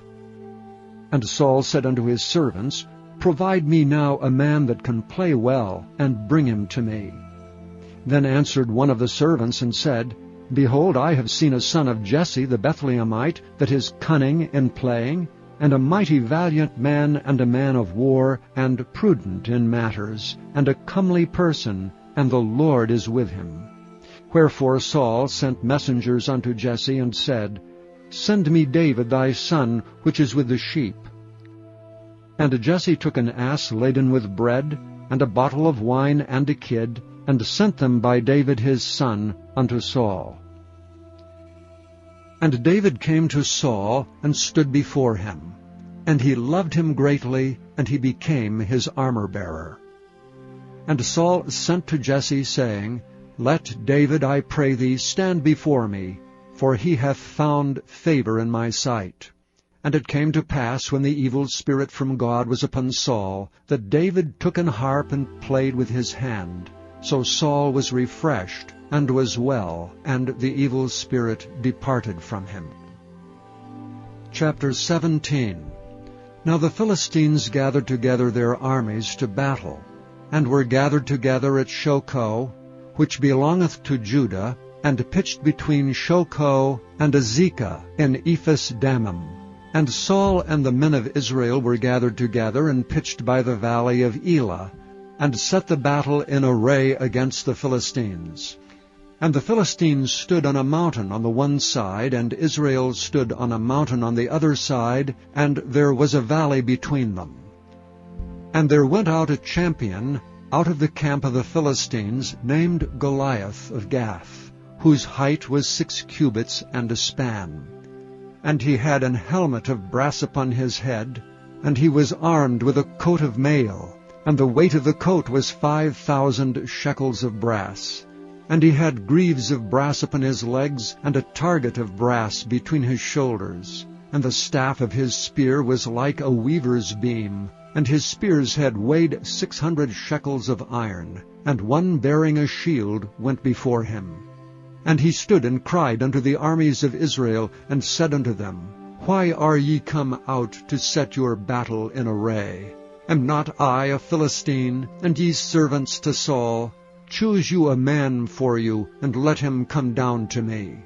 If he be able to fight with me and to kill me, then will we be your servants. But if I prevail against him and kill him, then shall ye be our servants and serve us. And the Philistines said, I defy the armies of Israel this day. Give me a man, that we may fight together. When Saul and all Israel heard those words of the Philistine, they were dismayed and greatly afraid.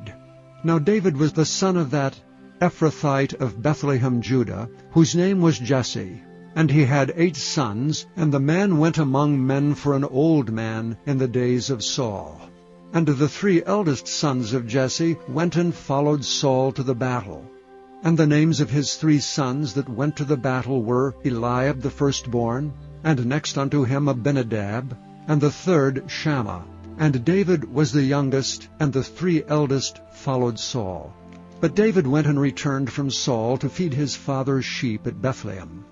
And the Philistine drew near morning and evening, and presented himself 40 days.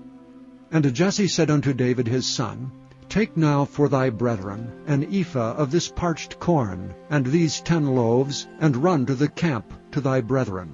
And carry these 10 cheeses unto the captain of their 1,000, and look how thy brethren fare, and take their pledge. Now Saul and they, and all the men of Israel, were in the valley of Elah fighting with the Philistines. And David rose up early in the morning, and left the sheep with a keeper, and took and went as Jesse had commanded him. And he came to the trench as the host was going forth to the fight, and shouted for the battle. For Israel and the Philistines had put the battle in array, army against army. And David left his carriage in the hand of the keeper of the carriage, and ran into the army, and came, and saluted his brethren. And as he talked with them, behold, there came up the champion, the Philistine of Gath, Goliath by name, out of the armies of the Philistines, and spake according to the same words. And David heard them. And all the men of Israel, when they saw the man, fled from him, and were sore afraid. And the men of Israel said, Have ye seen this man that is come up? Surely to defy Israel is he come up. And it shall be that the man who killeth him, the king will enrich him with great riches, and will give him his daughter, and make his father's house free in Israel. And David spake to the men that stood by him, saying, What shall be done to the man that killeth this Philistine, and taketh away the reproach from Israel? For who is this uncircumcised Philistine, that he should defy the armies of the living God?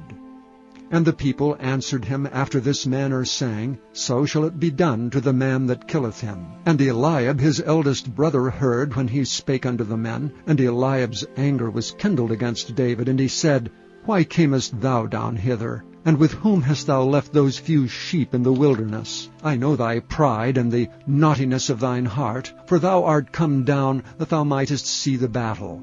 And David said, What have I now done? Is there not a cause? And he turned from him toward another, and spake after the same manner. And the people answered him again after the former manner. And when the words were heard which David spake, they rehearsed them before Saul, and he sent for him. And David said to Saul, Let no man's heart fail because of him. Thy servant will go and fight with this Philistine.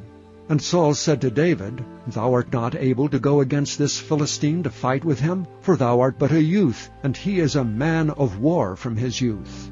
And David said unto Saul, Thy servant kept his father's sheep, and there came a lion and a bear, and took a lamb out of the flock. And I went out after him, and smote him, and delivered it out of his mouth. And when he rose against me, I caught him by his beard, and smote him, and slew him. Thy servant slew both the lion and the bear.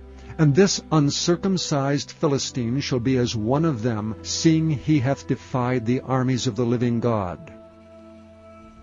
David said moreover, The Lord that delivered me out of the paw of the lion, and out of the paw of the bear, he will deliver me out of the hand of this Philistine. And Saul said unto David, Go, and the Lord be with thee. And Saul armed David with his armor, and he put an helmet of brass upon his head. Also he armed him with a coat of mail. And David girded his sword upon his armor, and he essayed to go, for he had not proved it. And David said unto Saul, I cannot go with these, for I have not proved them. And David put them off him. And he took his staff in his hand, and he chose him 5 smooth stones out of the brook, and put them in a shepherd's bag which he had, even in a scrip. And his sling was in his hand, and he drew near to the Philistine. And the Philistine came on, and drew near unto David, and the man that bare the shield went before him. And when the Philistine looked about and saw David, he disdained him, for he was but a youth, and ruddy, and of a fair countenance. And the Philistine said unto David, Am I a dog, that thou comest to me with staves? And the Philistine cursed David by his gods. And the Philistine said to David, Come to me, and I will give thy flesh unto the fowls of the air, and to the beasts of the field. Then said David to the Philistine, Thou comest to me with a sword, and with a spear, and with a shield. But I come to thee with the name of the Lord of hosts, the God of the armies of Israel, whom thou hast defied. This day will the Lord deliver thee into mine hand, and I will smite thee, and take thine head from thee, and I will give the carcasses of the host of the Philistines this day unto the fowls of the air, and to the wild beasts of the earth, that all the earth may know that there is a God in Israel. And all this assembly shall know that the Lord saveth not with sword and spear, for the battle is the Lord's, and he will give you into our hands.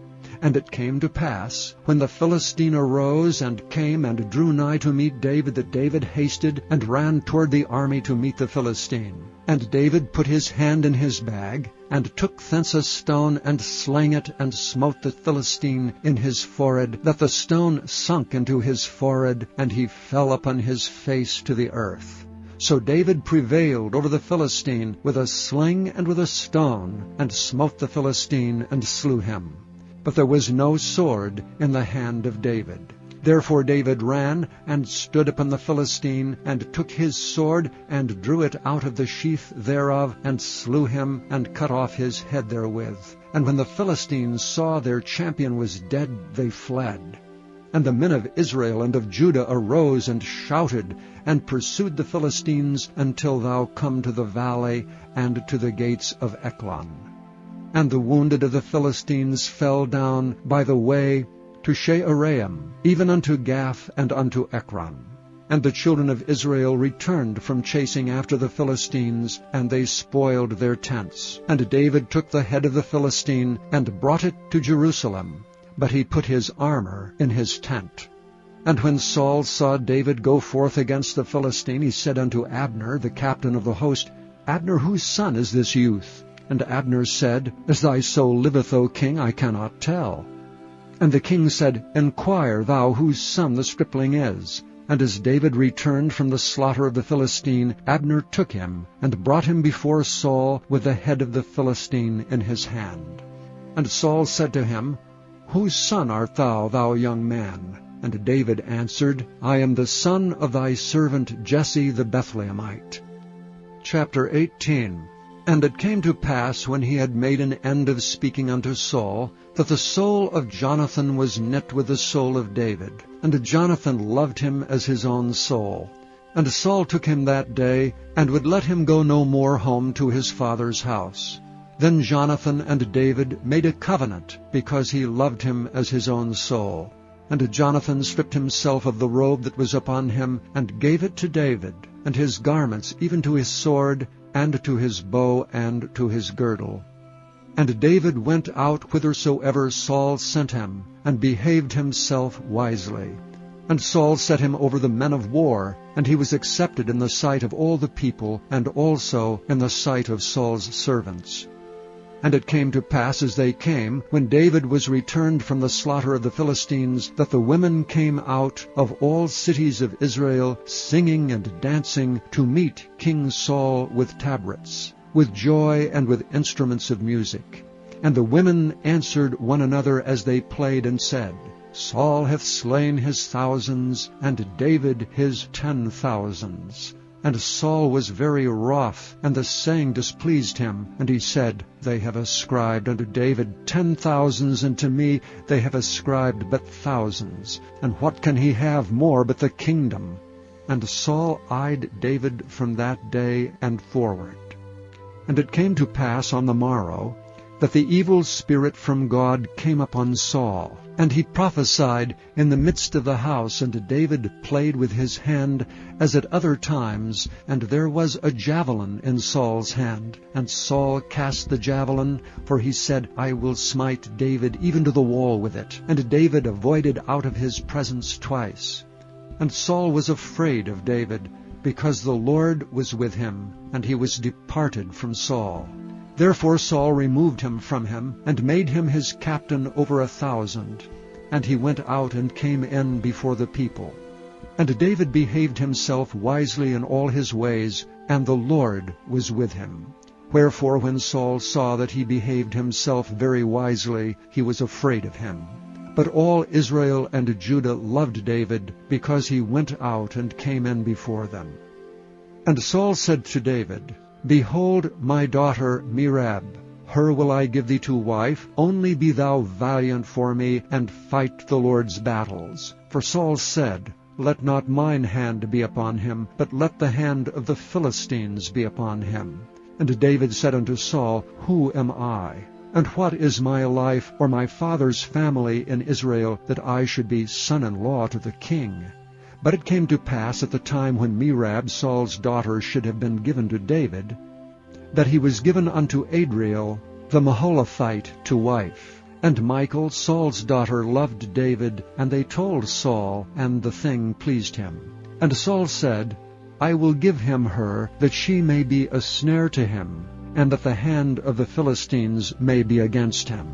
Wherefore Saul said to David, Thou shalt this day be my son-in-law in the one of the twain. And Saul commanded his servants, saying, Commune with David secretly, and say, Behold, the king hath delight in thee, and all his servants love thee. Now therefore be the king's son-in-law. And Saul's servants spake those words in the ears of David. And David said, Seemeth it to you a light thing to be a king's son-in-law, seeing that I am a poor man, and lightly esteemed? And the servants of Saul told him, saying, On this manner spake David.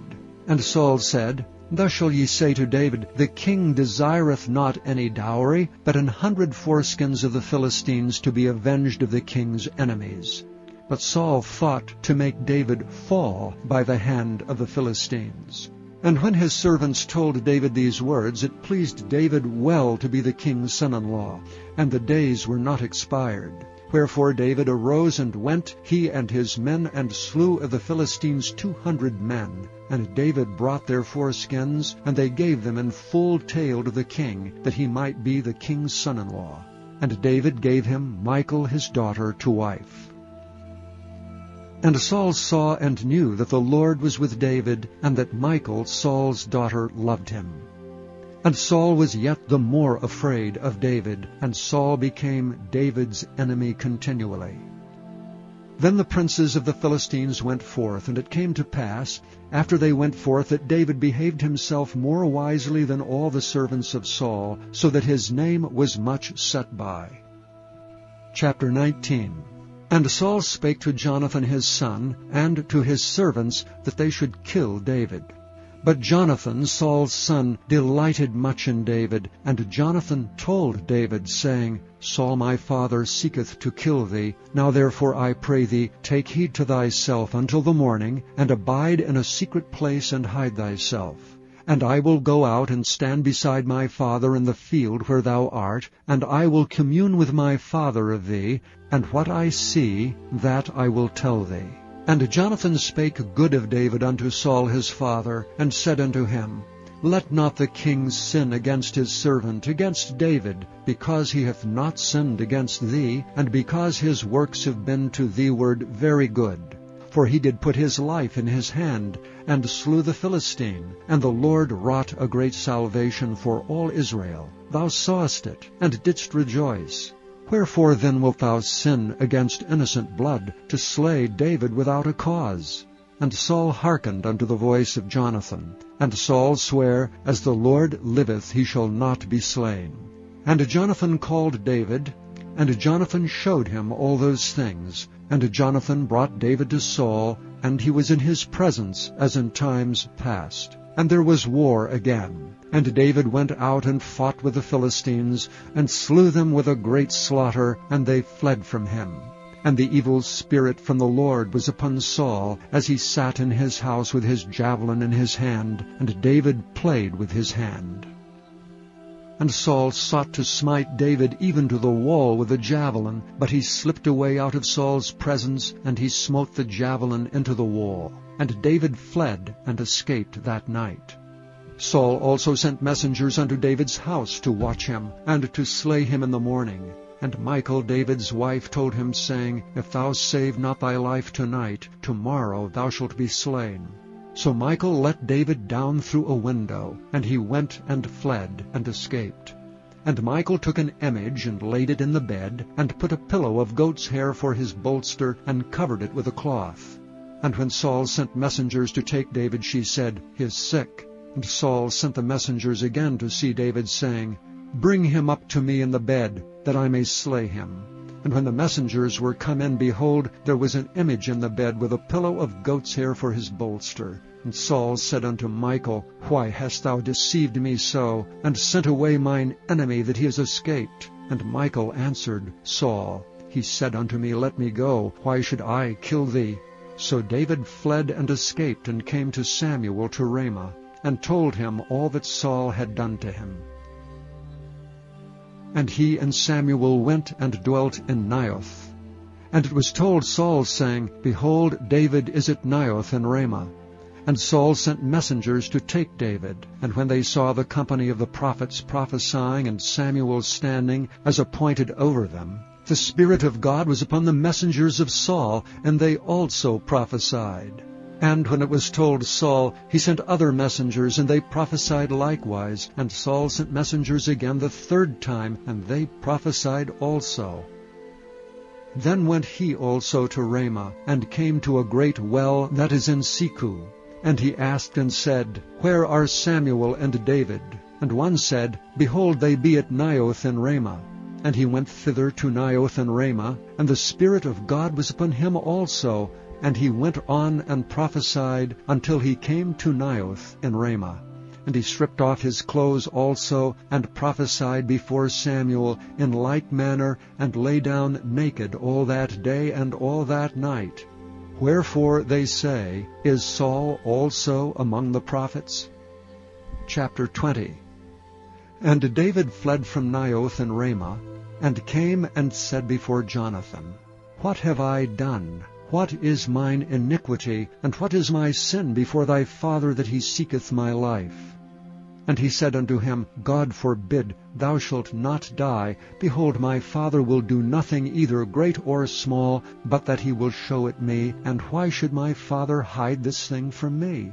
It is not so. And David sware moreover, and said, Thy father certainly knoweth that I have found grace in thine eyes. And he saith, Let not Jonathan know this, lest he be grieved. But truly as the Lord liveth, and as thy soul liveth, there is but a step between me and death. Then said Jonathan unto David, Whatsoever thy soul desireth, I will even do it for thee. And David said unto Jonathan, Behold, tomorrow is the new moon, and I should not fail to sit with the king at meat. But let me go, that I may hide myself in the field, unto the third day at even. If thy father at all miss me, then say, David earnestly asked leave of me, that he might run to Bethlehem his city, for there is a yearly sacrifice there for all the family.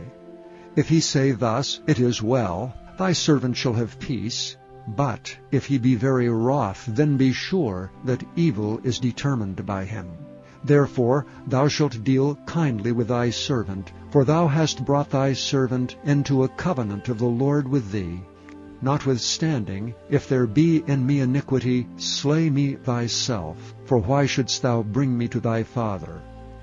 And Jonathan said, Far be it from thee. For if I knew certainly that evil were determined by my father to come upon thee, then would I not tell it thee? Then said David to Jonathan, Who shall tell me? Or what if thy father answer thee roughly? And Jonathan said unto David, Come, and let us go out into the field. And they went out both of them into the field. And Jonathan said unto David, O Lord God of Israel, when I have sounded my father about tomorrow any time, or the third day, and behold, if there be good toward David, and I then send not unto thee, and show it thee, the Lord do so and much more to Jonathan. But if it please my father to do thee evil, then I will show it thee, and send thee away, that thou mayest go in peace. And the Lord be with thee, as he hath been with my father.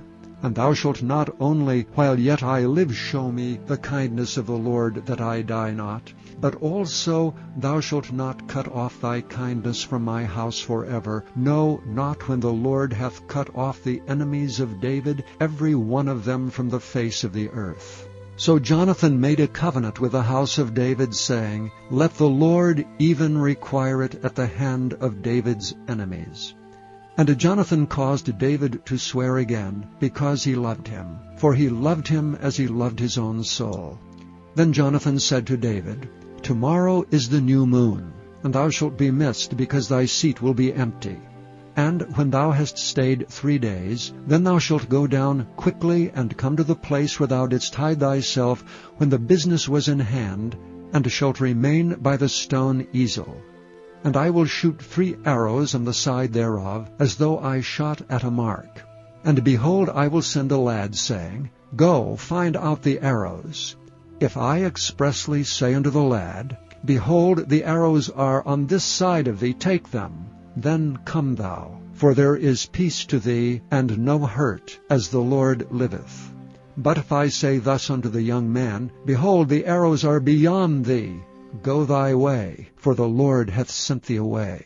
And as touching the matter which thou and I have spoken of, behold, the Lord be between thee and me forever. So David hid himself in the field, and when the new moon was come, the king sat him down to eat meat. And the king sat upon his seat, as at other times, even upon a seat by the wall. And Jonathan arose, and Abner sat by Saul's side, and David's place was empty. Nevertheless Saul spake not anything that day, for he thought, Something hath befallen him. He is not clean, surely he is not clean. And it came to pass on the morrow, which was the 2nd day of the month, that David's place was empty. And Saul said unto Jonathan his son, Wherefore cometh not the son of Jesse to meat, neither yesterday nor today? And Jonathan answered Saul, David earnestly asked leave of me to go to Bethlehem.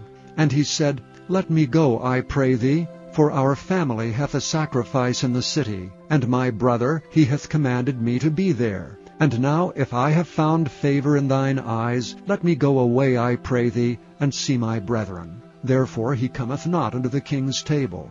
Then Saul's anger was kindled against Jonathan, and he said unto him, Thou son of the perverse rebellious woman, do not I know that thou hast chosen the son of Jesse to thine own confusion, and unto the confusion of thy mother's nakedness? For as long as the son of Jesse liveth upon the ground, thou shalt not be established, nor thy kingdom. Wherefore now send and fetch him unto me, for he shall surely die.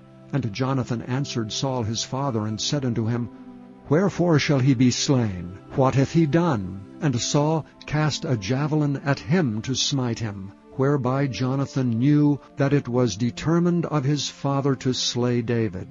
So Jonathan arose from the table in fierce anger, and did eat no meat the 2nd day of the month. For he was grieved for David, because his father had done him shame. And it came to pass in the morning that Jonathan went out into the field at the time appointed with David, and a little lad with him. And he said unto his lad, Run, find out now the arrows which I shoot. And as the lad ran, he shot an arrow beyond him. And when the lad was come to the place of the arrow which Jonathan had shot, Jonathan cried after the lad and said, Is not the arrow beyond thee? And Jonathan cried after the lad, Make speed, haste, stay not. And Jonathan's lad gathered up the arrows and came to his master. But the lad knew not anything, only Jonathan and David knew the matter. And Jonathan gave his artillery unto his lad, and said unto him, Go carry them to the city. And as soon as the lad was gone, David arose out of a place toward the south, and fell on his face to the ground, and bowed himself 3 times.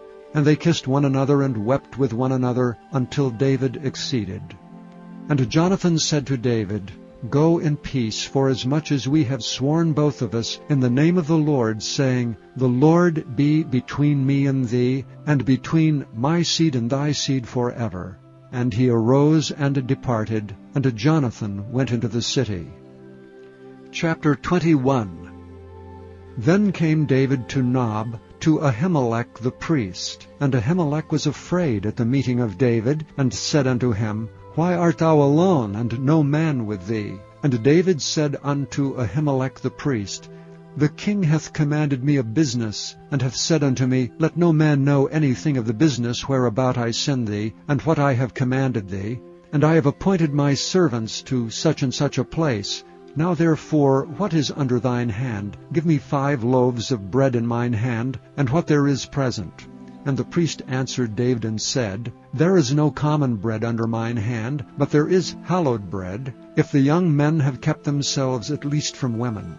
And David answered the priest and said unto him, Of a truth, women have been kept from us about these 3 days, since I came out, and the vessels of the young men are holy, and the bread is in a manner common, yea, though it were sanctified this day in the vessel. So the priest gave him hallowed bread, for there was no bread there but the showbread, that was taken from before the Lord, to put hot bread in the day when it was taken away. Now a certain man of the servants of Saul was there that day, detained before the Lord, and his name was Doeg an Edomite, the chiefest of the herdsmen that belonged to Saul. And David said unto Ahimelech, And is there not here under thine hand spear or sword? For I have neither brought my sword nor my weapons with me, because the king's business required haste. And the priest said, The sword of Goliath the Philistine, whom thou slewest in the valley of Elah, behold, it is here wrapped in a cloth behind the ephod. If thou wilt take that, take it, for there is no other save that here. And David said, There is none like that, give it me. And David arose and fled that day for fear of Saul, and went to Achish the king of Gath. And the servants of Achish said unto him, Is not this David the king of the land? Did they not sing one to another of him in dances, saying, Saul hath slain his thousands, and David his 10,000s? And David laid up these words in his heart, and was sore afraid of Achish the king of Gath. And he changed his behavior before them, and feigned himself mad in their hands, and scrabbled on the doors of the gate, and let his spittle fall down upon his beard. Then said Achish unto his servants, Lo, ye see the man is mad. Wherefore then have ye brought him to me? Have I need of madmen, that ye have brought this fellow to play the madman in my presence? Shall this fellow come into my house? Chapter 22. David therefore departed thence, and escaped to the cave Adullam. And when his brethren and all his father's house heard it, they went down thither to him. And every one that was in distress, and every one that was in debt, and every one that was discontented, gathered themselves unto him, and he became a captain over them. And there were with him about 400 men. And David went thence to Mizpeh of Moab, and he said unto the king of Moab, Let my father and my mother, I pray thee, come forth and be with you, till I know what God will do for me. And he brought them before the king of Moab, and they dwelt with him all the while that David was in the hold. And the prophet Gad said unto David, Abide not in the hold, depart, and get thee into the land of Judah. Then David departed, and came into the forest of Hareth. When Saul heard that David was discovered, and the men that were with him, now Saul abode in Gibeah under a tree in Ramah, having his spear in his hand, and all his servants were standing about him. Then Saul said unto his servants that stood about him, Hear now, ye Benjamites, will the son of Jesse give every one of you fields and vineyards, and make you all captains of thousands and captains of hundreds, that all of you have conspired against me? And there is none that showeth me that my son hath made a league with the son of Jesse?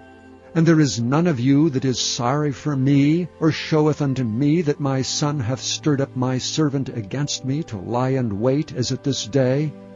Then answered Doeg the Edomite, which was set over the servants of Saul, and said, I saw the son of Jesse coming to Nob, to Ahimelech the son of Ahitub. And he inquired the Lord for him, and gave him victuals, and gave him the sword of Goliath the Philistine.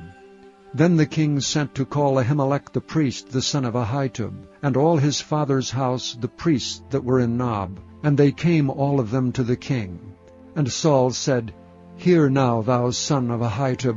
And he answered, Here I am, my lord. And Saul said unto him, Why have ye conspired against me, thou and the son of Jesse, and that thou hast given him bread and a sword, and hast inquired of God for him, that he should rise against me to lie in wait, as at this day?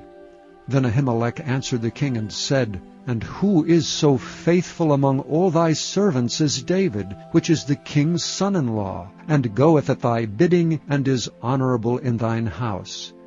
Did I then begin to inquire of God for him? Be it far from me. Let not the king impute anything unto his servant, nor to all the house of my father. For thy servant knew nothing of all this, less or more. And the king said, Thou shalt surely die, Ahimelech, thou and all thy father's house. And the king said unto the footmen that stood about him, Turn and slay the priests of the Lord, because their hand also is with David, and because they knew when he fled, and did not show it to me. But the servants of the king would not put forth their hand to fall upon the priests of the Lord. And the king said to Doeg, Turn thou and fall upon the priests. And Doeg the Edomite turned and fell upon the priests, and slew on that day 75 persons that did wear a linen ephod. And Nob, the city of the priests, smote he with the edge of the sword, both men and women, children and sucklings, and oxen and asses and sheep, with the edge of the sword. And one of the sons of Ahimelech, the son of Ahitub, named Abiathar, escaped, and fled after David. And Abiathar showed David that Saul had slain the Lord's priests. And David said unto Abiathar, I knew it that day, when Doeg the Edomite was there, that he would surely tell Saul, I have occasioned the death of all the persons of thy father's house. Abide thou with me, fear not. For he that seeketh my life seeketh thy life, but with me thou shalt be in safeguard. Chapter 23. Then they told David, saying, Behold, the Philistines fight against Keilah, and they robbed the threshing floors. Therefore David inquired of the Lord, saying, Shall I go and smite these Philistines? And the Lord said unto David, Go and smite the Philistines, and save Keilah. And David's men said unto him, Behold, we be afraid here in Judah. How much more then if we come to Keilah, against the armies of the Philistines? Then David inquired of the Lord yet again, and the Lord answered him and said, Arise, go down to Keilah, for I will deliver the Philistines into thine hand.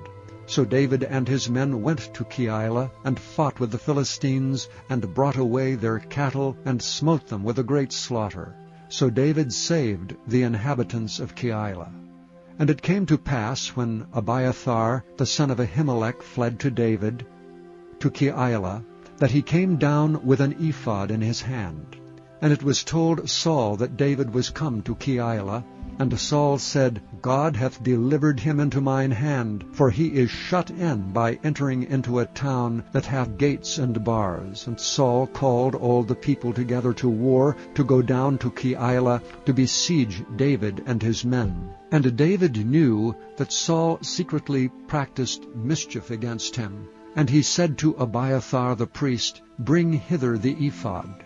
Then said David, O Lord God of Israel, Thy servant hath certainly heard that Saul seeketh to come to Keilah to destroy the city for my sake.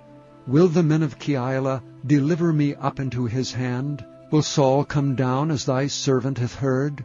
O Lord God of Israel, I beseech thee, tell thy servant. And the Lord said, He will come down. Then said David, Will the men of Keilah deliver me and my men into the hand of Saul? And the Lord said, They will deliver thee up.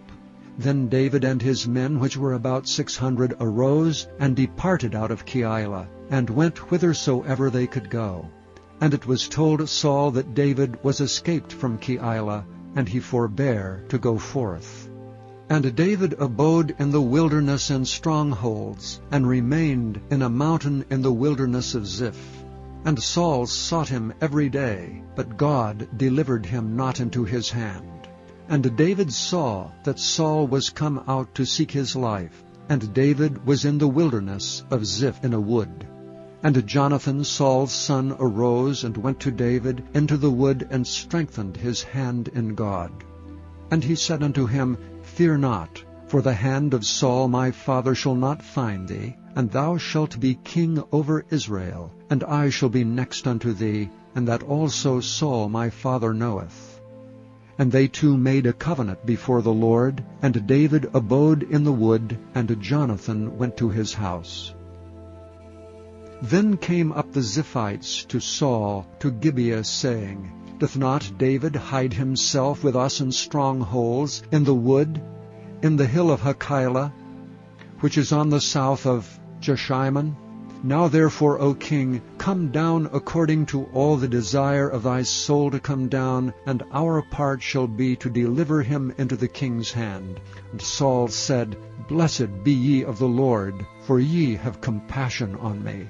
Go, I pray you, prepare yet, and know and see his place where his haunt is, and who hath seen him there. For it is told me that he dealeth very subtly. See therefore, and take knowledge of all the lurking places where he hideth himself, and come ye again to me with the certainty, and I will go with you. And it shall come to pass, if he be in the land, that I will search him out throughout all the thousands of Judah. And they arose and went to Ziph before Saul. But David and his men were in the wilderness of Maon, in the plain on the south of Jeshimon. Saul also and his men went to seek him, and they told David, wherefore he came down into a rock, and abode in the wilderness of Maon. And when Saul heard that, he pursued after David in the wilderness of Maon. And Saul went on this side of the mountain, and David and his men on that side of the mountain. And David made haste to get away for fear of Saul, for Saul and his men compassed David and his men round about to take them. But there came a messenger unto Saul, saying, Haste thee and come, for the Philistines have invaded the land. Wherefore Saul returned from pursuing after David, and went against the Philistines. Therefore they called that place Selahem Melekoth. And David went up from thence, and dwelt in the strongholds at Engedi. Chapter 24. And it came to pass, when Saul was returned from following the Philistines, that it was told him, saying, Behold, David is in the wilderness of Engedi. Then Saul took 3,000 chosen men out of all Israel, and went to seek David and his men upon the rocks of the wild goats. And he came to the sheepcotes by the way, where was a cave. And Saul went in to cover his feet, and David and his men remained in the sides of the cave. And the men of David said unto him, Behold, the day of which the Lord said unto thee, Behold, I will deliver thine enemy into thine hand, that thou mayest do to him as it shall seem good unto thee. Then David arose and cut off the skirt of Saul's robe privily. And it came to pass afterward that David's heart smote him, because he had cut off Saul's skirt. And he said unto his men, The Lord forbid that I should do this thing unto my master, the Lord's anointed, to stretch forth mine hand against him, seeing he is the anointed of the Lord. So David stayed his servants with these words, and suffered them not to rise against Saul. But Saul rose up out of the cave, and went on his way. David also arose afterward, and went out of the cave, and cried after Saul, saying, My lord the king. And when Saul looked behind him, David stooped with his face to the earth, and bowed himself. And David said to Saul, Wherefore hearest thou men's words, saying, Behold, David seeketh thy hurt? Behold, this day thine eyes have seen how that the Lord had delivered thee today into mine hand in the cave, and some bade me kill thee, but mine eye spared thee. And I said, I will not put forth mine hand against my Lord, for he is the Lord's anointed. Moreover, my father, see the skirt of thy robe in my hand. For in that I cut off the skirt of thy robe, and killed thee not, know thou and see that there is neither evil nor transgression in mine hand, and I have not sinned against thee. Yet thou huntest my soul to take it. The Lord judge between me and thee, and the Lord avenge me of thee, but mine hand shall not be upon thee. As saith the proverb of the ancients, wickedness proceedeth from the wicked, but mine hand shall not be upon thee. After whom is the king of Israel come out? After whom dost thou pursue? After a dead dog, after a flea. The Lord therefore be judge, and a judge between me and thee, and see and plead my cause, and deliver me out of thine hand. And it came to pass, when David had made an end of speaking these words unto Saul, that Saul said, Is this thy voice, my son David? And Saul lifted up his voice and wept. And he said to David, Thou art more righteous than I, for thou hast rewarded me good, whereas I have rewarded thee evil. And thou hast showed this day how that thou hast dealt well with me, forasmuch as when the Lord had delivered me into thine hand, thou killedst me not. For if a man find his enemy, will he let him go well away? Wherefore the Lord reward thee good, for that thou hast done unto me this day. For now, behold, I know well that thou shalt surely be king, and that the kingdom of Israel shall be established in thine hand. Swear now therefore unto me by the Lord, that thou wilt not cut off my seed after me, and that thou wilt not destroy my name out of my father's house. And David sware unto Saul, and Saul went home. But David and his men gat them up unto the hold. Chapter 25. And Samuel died, and all the Israelites were gathered together, and lamented him, and buried him in his house at Ramah. And David arose, and went down to the wilderness of Paran. And there was a man in Maon, whose possessions were in Carmel. And the man was very great, and he had 3,000 sheep and 1,000 goats, and he was shearing his sheep in Carmel. Now the name of the man was Nabal, and the name of his wife Abigail. And she was a woman of good understanding, and of a beautiful countenance. But the man was churlish and evil in his doings, and he was of the house of Caleb. And David heard in the wilderness that Nabal did shear his sheep. And David sent out 10 young men. And David said unto the young men, Get you up to Carmel, and go to Nabal, and greet him in my name. And thus shall ye say to him that liveth in prosperity, Peace be both to thee, and peace be to thine house, and peace be unto all that thou hast. And now I have heard that thou hast shearers. Now thy shepherds which were with us, we hurt them not, neither was there aught missing unto them all the while they were in Carmel. Ask thy young men, and they will show thee. Wherefore let the young men find favor in thine eyes. For we come in a good day.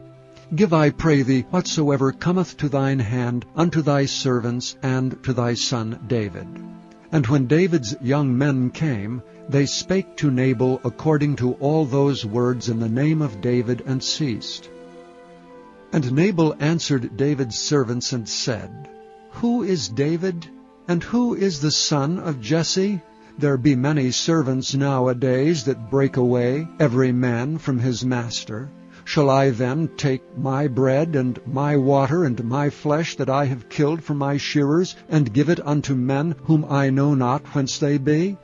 So David's young men turned their way, and went again, and came, and told him all those sayings. And David said unto his men, Gird ye on every man his sword. And they girded on every man his sword, and David also girded on his sword. And there went up after David about 400 men, and 200 abode by the stuff. But one of the young men told Abigail, Nabal's wife, saying, Behold, David sent messengers out of the wilderness to salute our master, and he railed on them. But the men were very good unto us, and we were not hurt, neither missed we anything, as long as we were conversant with them when we were in the fields. They were a wall unto us both by night and day, all the while we were with them keeping the sheep. Now therefore know and consider what thou wilt do, for evil is determined against our master and against all his household. For he is such a son of Belial that a man cannot speak to him. Then Abigail made haste, and took 200 loaves, and 2 bottles of wine, and 5 sheep ready dressed, and 5 measures of parched corn, and 100 clusters of raisins, and 200 cakes of figs, and laid them on asses. And she said unto her servants, Go on before me, behold, I come after you. But she told not her husband Nabal. And it was so, as she rode on the ass, that she came down by the covert of the hill, and behold, David and his men came down against her, and she met them. Now David had said, Surely in vain have I kept all that this fellow hath in the wilderness, so that nothing was missed of all that pertained unto him, and he hath requited me evil for good. So and more also do God unto the enemies of David, if I leave of all that pertain to him by the morning light any that pisseth against the wall. And when Abigail saw David, she hasted and lighted off the ass, and fell before David on her face, and bowed herself to the ground, and fell at his feet, and said, Upon me, my lord, upon me let this iniquity be, and let thine handmaid, I pray thee, speak in thine audience, and hear the words of thine handmaid. Let not my lord, I pray thee, regard this man of Belial, even Nabal, for as his name is, so is he. Nabal is his name, and folly is with him. But I thine handmaid saw not the young men of my lord, whom thou didst send. Now therefore, my lord, as the Lord liveth, and as thy soul liveth, seeing the Lord hath withholden thee from coming to shed blood, and from avenging thyself with thine own hand, now let thine enemies, and they that seek evil to my lord, be as Nabal. And now this blessing which thine handmaid hath brought unto my lord, let it even be given unto the young men that follow my lord. I pray thee, forgive the trespass of thine handmaid, for the Lord will surely make my lord a sure house, because my lord fighteth the battles of the Lord, and evil hath not been found in thee all thy days. Yet a man is risen to pursue thee, and to seek thy soul. But the soul of my Lord shall be bound in the bundle of life with the Lord thy God. And the souls of thine enemies, them shall he sling out, as out of the middle of a sling. And it shall come to pass, when the Lord shall have done to my Lord according to all the good that he hath spoken concerning thee, and shall have appointed thee ruler over Israel, that this shall be no grief unto thee, nor offense of heart unto my Lord, either that thou hast shed blood causeless, or that my Lord hath avenged himself. But when the Lord shall have dealt well with my Lord, then remember thine handmaid. And David said to Abigail, Blessed be the Lord God of Israel, which sent thee this day to meet me. And blessed be thy advice, and blessed be thou which hast kept me this day from coming to shed blood, and from avenging myself with mine own hand.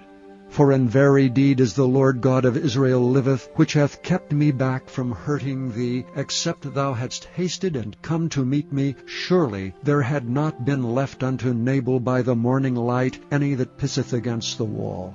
So David received of her hand that which she had brought him, and said unto her, Go up in peace to thine house. See, I have hearkened to thy voice, and have accepted thy person.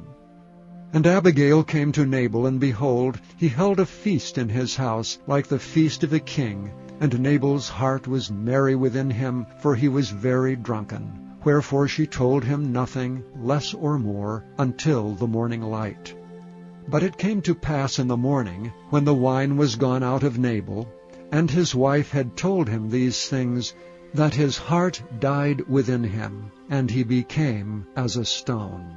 And it came to pass about 10 days after, that the Lord smote Nabal, that he died.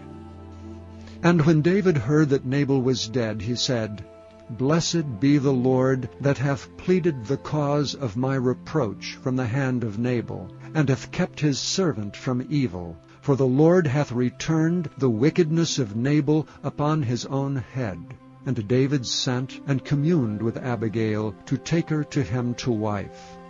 And when the servants of David were come to Abigail to Carmel, they spake unto her, saying, David sent us unto thee, to take thee to him to wife. And she arose, and bowed herself on her face to the earth, and said, Behold, let thine handmaid be a servant to wash the feet of the servants of my Lord. And Abigail hasted, and arose, and rode upon an ass with 5 damsels of hers that went after her. And she went after the messengers of David, and became his wife. David also took Ahinoam of Jezreel, and they were also both of them his wives. But Saul had given Michal his daughter, David's wife, to Phalti the son of Laish, which was of Gallim. Chapter 26. And the Ziphites came unto Saul to Gibeah, saying, Doth not David hide himself in the hill of Hachilah, which is before Jeshimon? Then Saul arose and went down to the wilderness of Ziph, having 3,000 chosen men of Israel with him, to seek David in the wilderness of Ziph. And Saul pitched in the hill of Hachilah, which is before Jeshimon, by the way. But David abode in the wilderness, and he saw that Saul came after him into the wilderness. David therefore sent out spies, and understood that Saul was come in very deed. And David arose and came to the place where Saul had pitched. And David beheld the place where Saul lay, and Abner the son of Ner, the captain of his host. And Saul lay in the trench, and the people pitched round about him.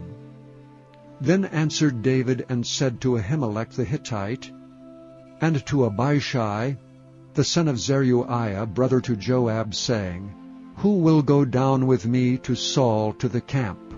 And Abishai said, I will go down with thee.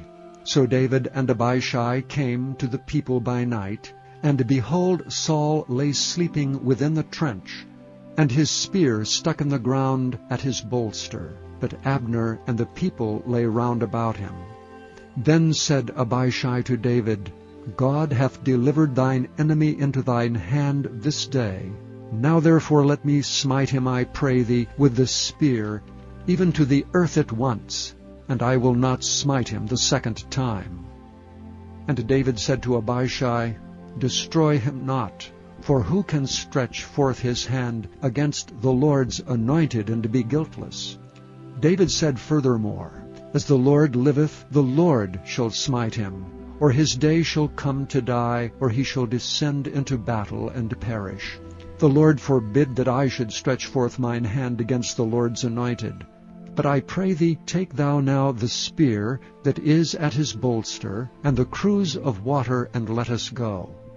So David took the spear and the cruse of water from Saul's bolster, and they gat them away, and no man saw it, nor knew it, neither awakened, for they were all asleep, because a deep sleep from the Lord was fallen upon them.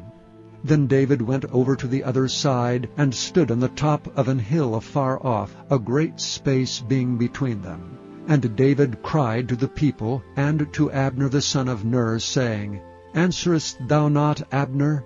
Then Abner answered and said, Who art thou that criest to the king? And David said to Abner, Art thou not a valiant man? And who is like thee in Israel?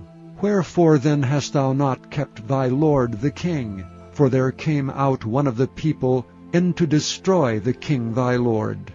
This thing is not good that thou hast done. As the Lord liveth, ye are worthy to die, because ye have not kept your master the Lord's anointed. And now see where the king's spear is, and the cruse of water that was at his bolster. And Saul knew David's voice, and said, Is this thy voice, my son David?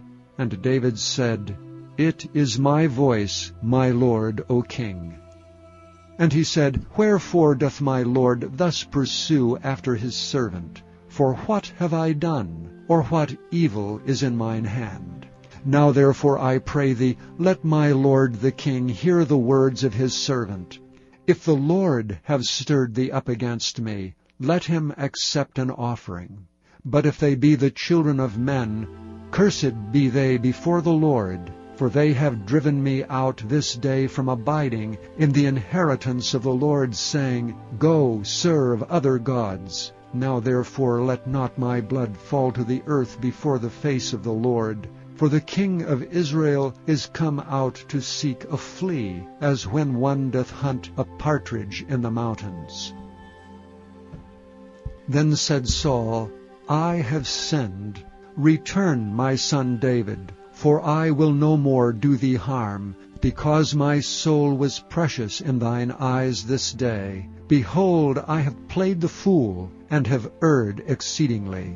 And David answered and said, Behold the king's spear, and let one of the young men come over and fetch it. The Lord render to every man his righteousness and his faithfulness. For the Lord delivered thee into my hand today, but I would not stretch forth mine hand against the Lord's anointed. And behold, as thy life was much set by this day in mine eyes, so let my life be much set by in the eyes of the Lord, and let him deliver me out of all tribulation. Then Saul said to David, Blessed be thou, my son David. Thou shalt both do great things, and also shalt still prevail. So David went on his way, and Saul returned to his place. Chapter 27. And David said in his heart, I shall now perish one day by the hand of Saul.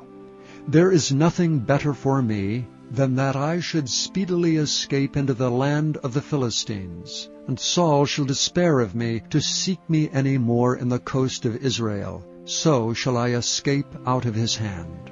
And David arose, and he passed over with 600 men that were with him, unto Achish the son of Maoch, king of Gath.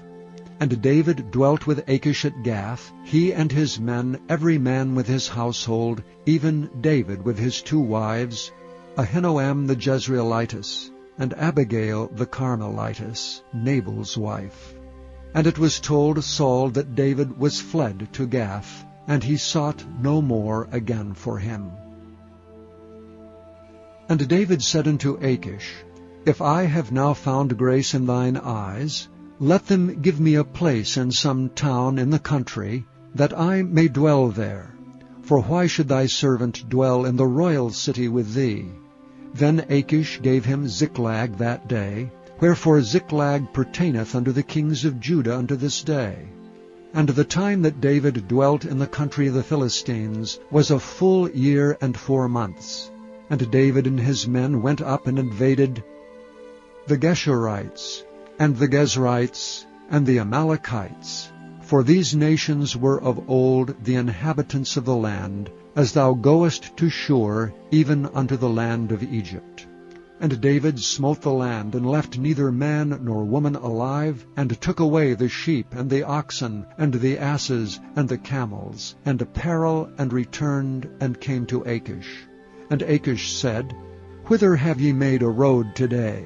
And David said, Against the south of Judah, and against the south of the Jerahmeelites, and against the south of the Kenites. And David saved neither man nor woman alive to bring tidings to Gath, saying, Lest they should tell on us, saying, So did David, and so will be his manner all the while he dwelleth in the country of the Philistines. And Achish believed David, saying, He hath made his people Israel utterly to abhor him. Therefore he shall be my servant forever. Chapter 28. And it came to pass in those days that the Philistines gathered their armies together for warfare to fight with Israel. And Achish said unto David, Know thou assuredly that thou shalt go out with me to battle, thou and thy men. And David said to Achish, Surely thou shalt know what thy servant can do. And Achish said to David, Therefore will I make thee keeper of mine head forever. Now Samuel was dead, and all Israel had lamented him, and buried him in Ramah, even in his own city. And Saul had put away those that had familiar spirits, and the wizards out of the land. And the Philistines gathered themselves together, and came and pitched in Shunem. And Saul gathered all Israel together, and they pitched in Gilboa. And when Saul saw the host of the Philistines, he was afraid, and his heart greatly trembled. And when Saul inquired of the Lord answered him not, neither by dreams, nor by Urim, nor by prophets. Then said Saul unto his servants, Seek me a woman that hath a familiar spirit, that I may go to her and inquire of her. And his servants said to him, Behold, there is a woman that hath a familiar spirit at Endor. And Saul disguised himself, and put on other raiment. And he went, and 2 men with him, and they came to the woman by night. And he said, I pray thee, divine unto me by the familiar spirit, and bring me him up, whom I shall name unto thee. And the woman said unto him, Behold, thou knowest what Saul hath done, how he hath cut off those that have familiar spirits, and the wizards out of the land. Wherefore then layest thou a snare for my life, to cause me to die? And Saul sware to her by the Lord, saying, As the Lord liveth, there shall no punishment happen to thee for this thing. Then said the woman, Whom shall I bring up unto thee? And he said, Bring me up Samuel. And when the woman saw Samuel, she cried with a loud voice. And the woman spake to Saul, saying, Why hast thou deceived me? For thou art Saul. And the king said unto her, Be not afraid, for what sawest thou? And the woman said unto Saul, I saw gods ascending out of the earth. And he said unto her, What form is he of? And she said, An old man cometh up, and he is covered with a mantle. And Saul perceived that it was Samuel. And he stooped with his face to the ground, and bowed himself. And Samuel said to Saul, Why hast thou disquieted me to bring me up? And Saul answered, I am sore distressed, for the Philistines make war against me, and God is departed from me, and answereth me no more, neither by prophets, nor by dreams. Therefore I have called thee, that thou mayest make known unto me what I shall do. Then said Samuel, Wherefore then dost thou ask of me, seeing the Lord is departed from thee, and is become thine enemy? And the Lord hath done to him as he spake by me. For the Lord hath rent the kingdom out of thine hand, and given it to thy neighbor, even to David. Because thou obeyedst not the voice of the Lord, nor executedst his fierce wrath upon Amalek. Therefore hath the Lord done this thing unto thee this day. Moreover the Lord will also deliver Israel with thee into the hand of the Philistines. And tomorrow shalt thou and thy sons be with me. The Lord also shall deliver the host of Israel into the hand of the Philistines. Then Saul fell straightway all along the earth, and was sore afraid because of the words of Samuel. And there was no strength in him, for he had eaten no bread all the day, nor all the night. And the woman came unto Saul, and saw that he was sore troubled, and said unto him, Behold, thine handmaid hath obeyed thy voice, and I have put my life in my hand, and have hearkened unto thy words, which thou speakest unto me. Now therefore I pray thee, hearken thou also unto the voice of thine handmaid, and let me set a morsel of bread before thee, and eat, that thou mayest have strength when thou goest on thy way. But he refused and said, I will not eat. But his servants together with the woman compelled him, and he hearkened unto their voice. So he arose from the earth and sat upon the bed. And the woman had a fat calf in the house, and she hasted and killed it, and took flour, and kneaded it, and did bake unleavened bread thereof. And she brought it before Saul, and before his servants, and they did eat. Then they rose up, and went away that night. Chapter 29. Now the Philistines gathered together all their armies to Aphek, and the Israelites pitched by a fountain which is in Jezreel. And the lords of the Philistines passed on by hundreds and by thousands, but David and his men passed on in the rearward with Achish.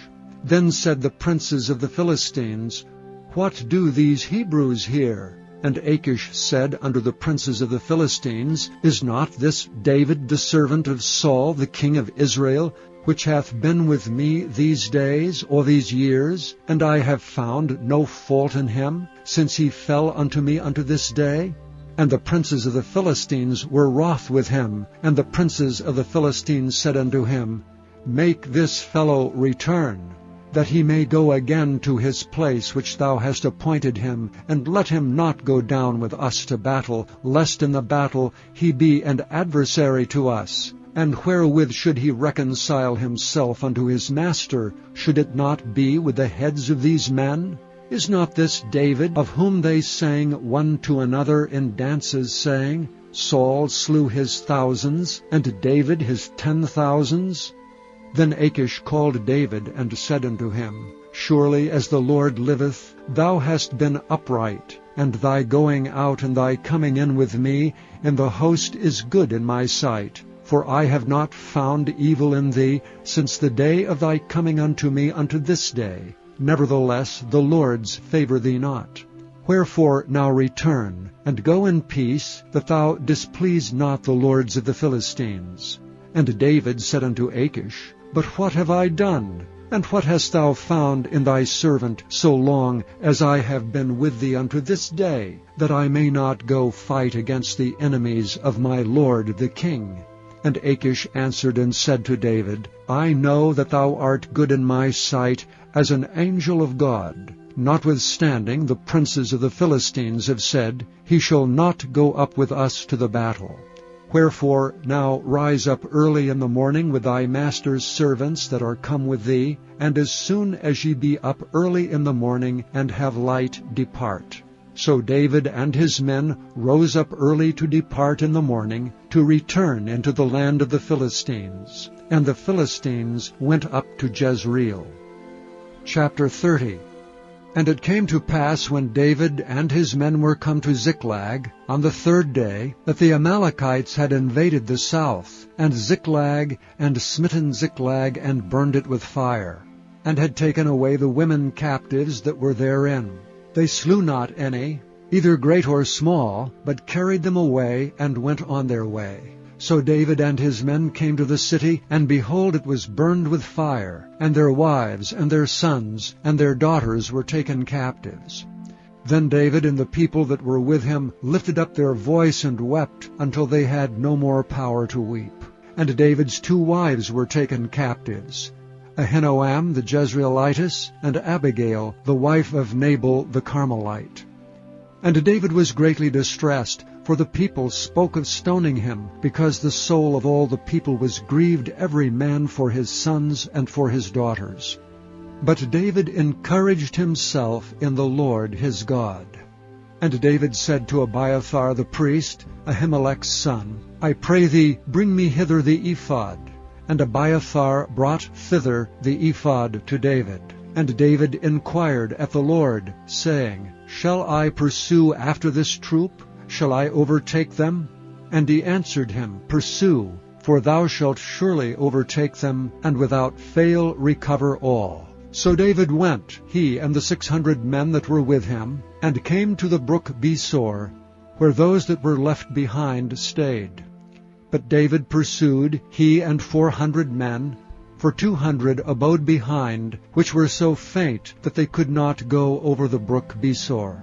And they found an Egyptian in the field, and brought him to David, and gave him bread, and he did eat, and they made him drink water, and they gave him a piece of a cake of figs, and 2 clusters of raisins. And when he had eaten, his spirit came again to him, for he had eaten no bread, nor drunk any water 3 days and 3 nights. And David said unto him, To whom belongest thou? And whence art thou? And he said, I am a young man of Egypt, servant to an Amalekite, and my master left me because 3 days agone I fell sick. We made an invasion upon the south of the Kerethites, and upon the coast which belongeth to Judah, and upon the south of Caleb, and we burned Ziklag with fire. And David said to him, Canst thou bring me down to this company? And he said, Swear unto me by God that thou wilt neither kill me, nor deliver me into the hands of my master, and I will bring thee down to this company. And when he had brought him down, behold, they were spread abroad upon all the earth, eating and drinking and dancing, because of all the great spoil they had taken out of the land of the Philistines, and out of the land of Judah, even unto the evening of the next day. And there escaped not a man of them, save 400 young men, which rode upon camels and fled.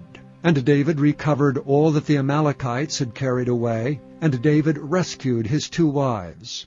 And there was nothing lacking to them, neither small nor great, neither sons nor daughters, neither spoil, nor anything that they had taken to them. David recovered all. And David took all the flocks and the herds which they drave before those other cattle, and said, This is David's spoil.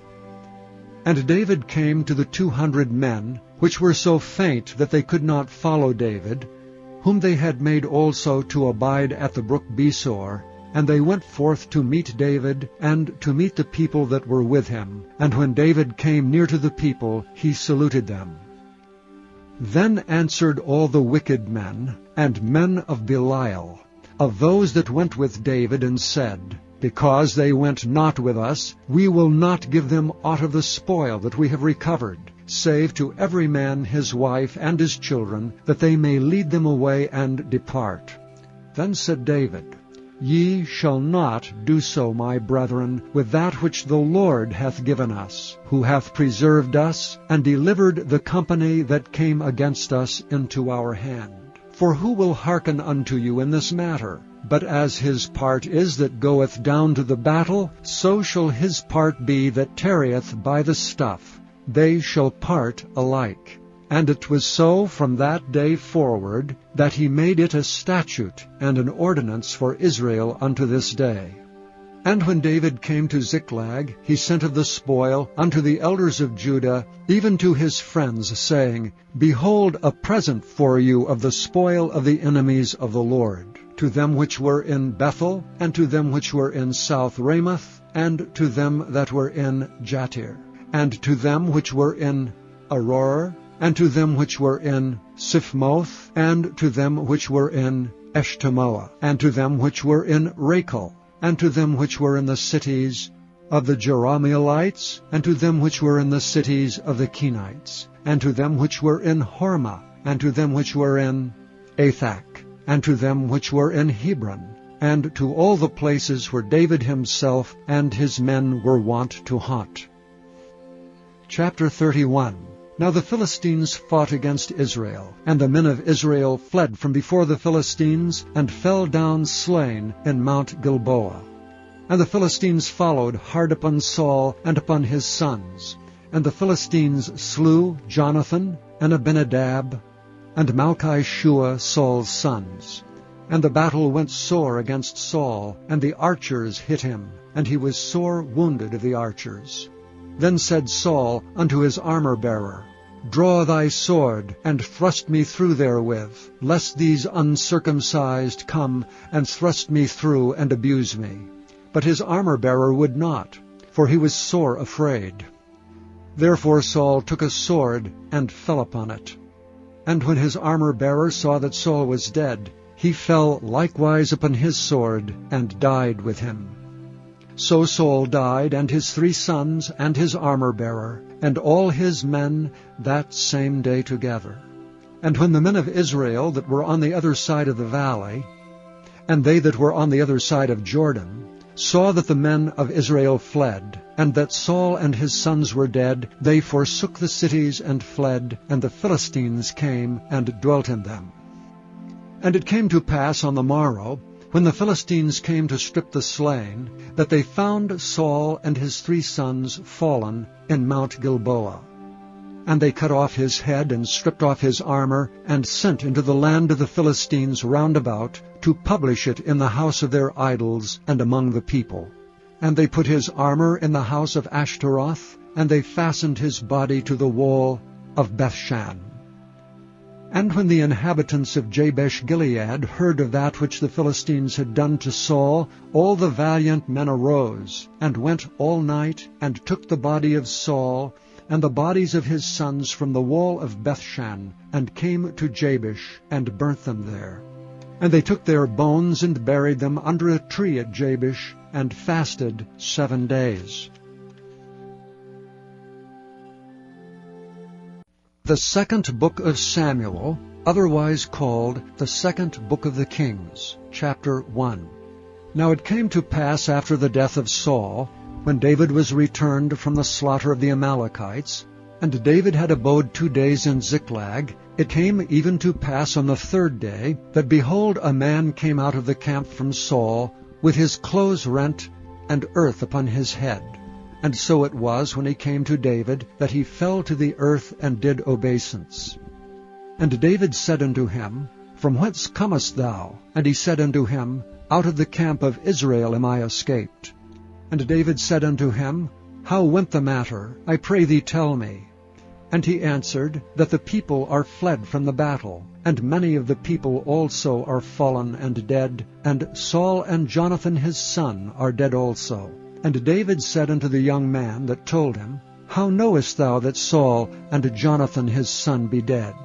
And the young man that told him said, As I happened by chance upon Mount Gilboa, behold, Saul leaned upon his spear, and lo, the chariots and horsemen followed hard after him. And when he looked behind him, he saw me, and called unto me. And I answered, Here am I. And he said unto me, Who art thou? And I answered him, I am an Amalekite. He said unto me again, Stand, I pray thee, upon me, and slay me, for anguish is come upon me, because my life is yet whole in me. So I stood upon him, and slew him, because I was sure that he could not live after that he was fallen. And I took the crown that was upon his head, and the bracelet that was on his arm, and have brought them hither unto my lord. Then David took hold on his clothes and rent them, and likewise all the men that were with him. And they mourned and wept, and fasted until even for Saul, and for Jonathan his son, and for the people of the Lord, and for the house of Israel, because they were fallen by the sword. And David said unto the young man that told him, Whence art thou? And he answered, I am the son of a stranger, an Amalekite. And David said unto him, How wast thou not afraid to stretch forth thine hand to destroy the Lord's anointed? And David called one of the young men and said, Go near and fall upon him. And he smote him, that he died. And David said unto him, Thy blood be upon thy head, for thy mouth hath testified against thee, saying, I have slain the Lord's anointed. And David lamented with this lamentation over Saul and over Jonathan his son. Also he bade them teach the children of Judah the use of the bow. Behold, it is written in the book of Jasher. The beauty of Israel is slain upon thy high places. How are the mighty fallen! Tell it not in Gath, publish it not in the streets of Askelon, lest the daughters of the Philistines rejoice, lest the daughters of the uncircumcised triumph. ye mountains of Gilboa. Let there be no dew, neither let there be rain upon you, nor fields of offerings. For there the shield of the mighty is vilely cast away, the shield of Saul, as though he had not been anointed with oil. From the blood of the slain, from the fat of the mighty, the bow of Jonathan turned not back, and the sword of Saul returned not empty. Saul and Jonathan were lovely and pleasant in their lives, and in their death they were not divided. They were swifter than eagles, they were stronger than lions. Ye daughters of Israel, weep over Saul, who clothed you in scarlet, with other delights, who put on ornaments of gold upon your apparel. How are the mighty fallen in the midst of battle! O Jonathan, thou wast slain in thine high places. I am distressed for thee, my brother Jonathan. Very pleasant hast thou been unto me. Thy love to me was wonderful, passing the love of women. How are the mighty fallen, and the weapons of war perished. Chapter 2. And it came to pass after this that David inquired of the Lord, saying, Shall I go up into any of the cities of Judah? And the Lord said unto him, Go up. And David said, Whither shall I go up? And he said, Unto Hebron. So David went up thither, and his 2 wives also, Ahinoam the Jezreelitess, and Abigail, Nabal's wife, the Carmelite. And his young men that were with him did David bring up, every man with his household, and they dwelt in the cities of Hebron. And the men of Judah came, and there they anointed David king over the house of Judah. And they told David, saying, that the men of Jabesh-Gilead were they that buried Saul. And David sent messengers unto the men of Jabesh-Gilead, and said unto them, Blessed be ye of the Lord, that ye have showed this kindness unto your Lord, even unto Saul, and have buried him. And now the Lord show kindness and truth unto you, and I also will requite you this kindness, because ye have done this thing. Therefore now let your hands be strengthened, and be ye valiant, for your master Saul is dead, and also the house of Judah have anointed me king over them. But Abner the son of Ner, captain of Saul's host, took Ishbosheth the son of Saul, and brought him over to Mahanaim, and made him king over Gilead, and over the Ashurites, and over Jezreel, and over Ephraim, and over Benjamin, and over all Israel. Ishbosheth, Saul's son, was 40 years old when he began to reign over Israel, and reigned 2 years. But the house of Judah followed David. And the time that David was king in Hebron over the house of Judah was 7 years and 6 months. And Abner the son of Ner, and the servants of Ishbosheth the son of Saul, went out from Mahanaim to Gibeon. And Joab the son of Zeruiah, and the servants of David went out and met together by the pool of Gibeon. And they sat down, the one on the one side of the pool, and the other on the other side of the pool. And Abner said to Joab, Let the young men now arise and play before us. And Joab said, Let them arise. Then there arose and went over by number 12 of Benjamin, which pertained to Ishbosheth the son of Saul, and 12 of the servants of David. And they caught every one his fellow by the head, and thrust his sword in his fellow's side, so they fell down together. Wherefore that place was called Helkath-haz-Zurim, which is in Gibeon. And there was a very sore battle that day, and Abner was beaten, and the men of Israel before the servants of David. And there were 3 sons of Zeruiah there, Joab, and Abishai, and Asahel. And Asahel was as light of foot as a wild roe. And Asahel pursued after Abner, and in going he turned not to the right hand nor to the left from following Abner. Then Abner looked behind him and said, Art thou Asahel? And he answered, I am. And Abner said to him, Turn thee aside to thy right hand or to thy left, and lay thee hold on one of the young men, and take thee his armor. But Asahel would not turn aside from following of him. And Abner said again to Asahel, Turn thee aside from following me. Wherefore should I smite thee to the ground? How then should I hold up my face to Joab thy brother? Howbeit he refused to turn aside. Wherefore Abner with the hinder end of the spear smote him under the 5th rib, that the spear came out behind him, and he fell down there and died in the same place. And it came to pass that as many as came to the place where Asahel fell down and died stood still. Joab also and Abishai pursued after Abner. And the sun went down when they were come to the hill of Ammah, that lieth before Jireh, by the way of the wilderness of Gibeon. And the children of Benjamin gathered themselves together after Abner, and became one troop, and stood on the top of an hill. Then Abner called to Joab and said, Shall the sword devour forever? Knowest thou not that it will be bitterness in the latter end? How long shall it be then, ere thou bid the people return from following their brethren? And Joab said, As God liveth, unless thou hadst spoken, surely then in the morning the people had gone up every one from following his brother. So Joab blew a trumpet, and all the people stood still, and pursued after Israel no more, neither fought they any more. And Abner and his men walked all that night through the plain, and passed over Jordan, and went through all Bithron. And they came to Mahanaim.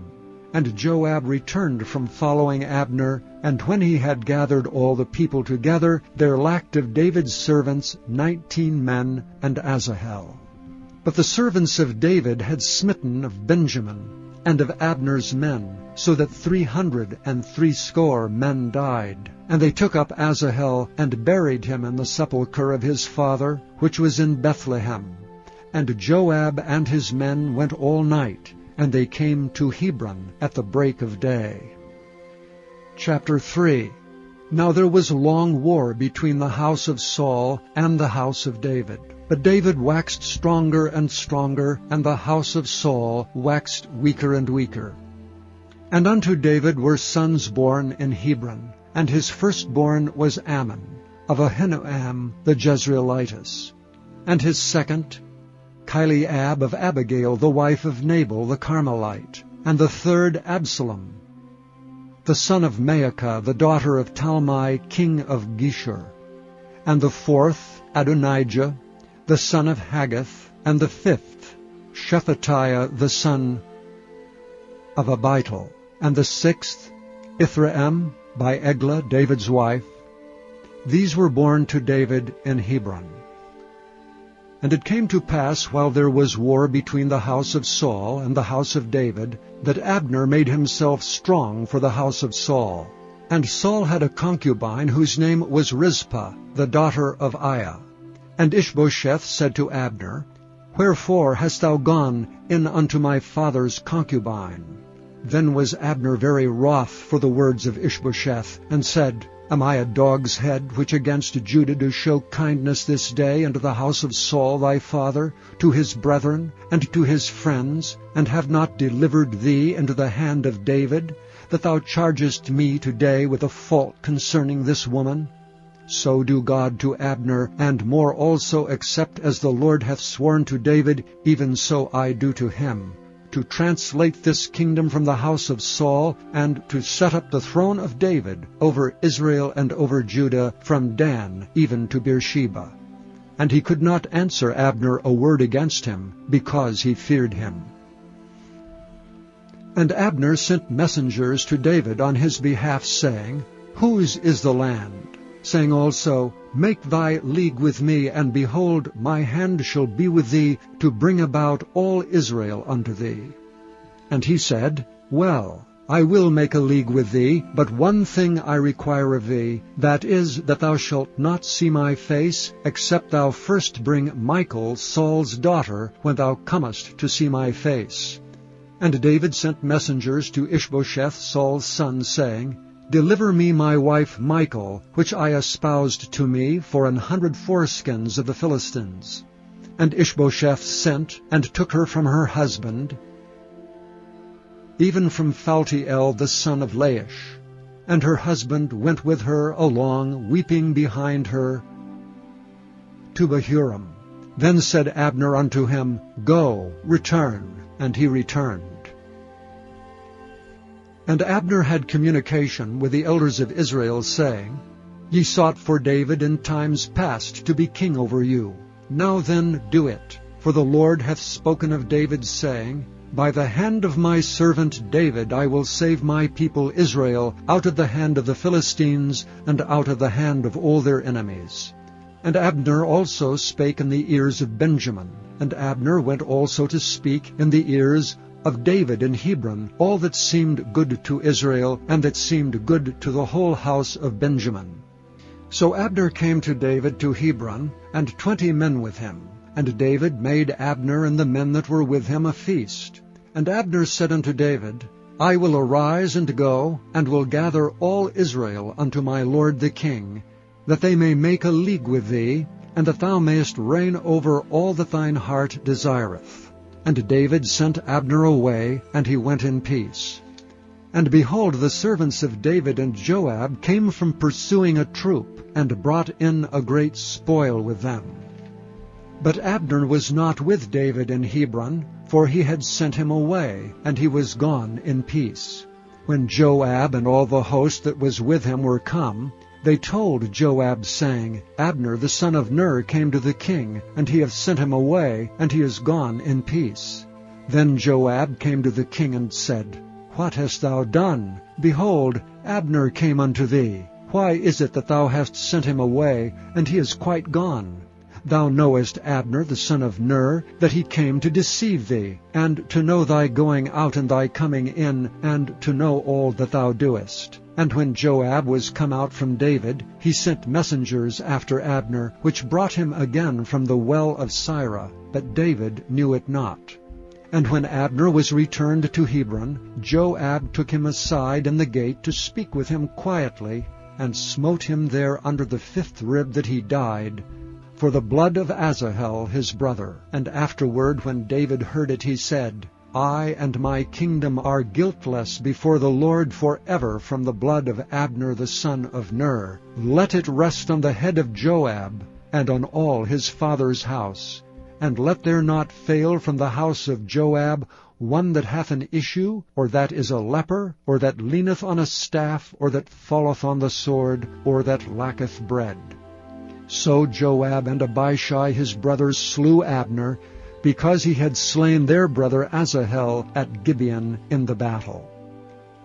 And David said to Joab and to all the people that were with him, Rend your clothes, and gird you with sackcloth, and mourn before Abner. And King David himself followed the bier. And they buried Abner in Hebron, and the king lifted up his voice, and wept at the grave of Abner. And all the people wept. And the king lamented over Abner, and said, Died Abner as a fool dieth? Thy hands were not bound, nor thy feet put into fetters. As a man falleth before wicked men, so fellest thou. And all the people wept again over him.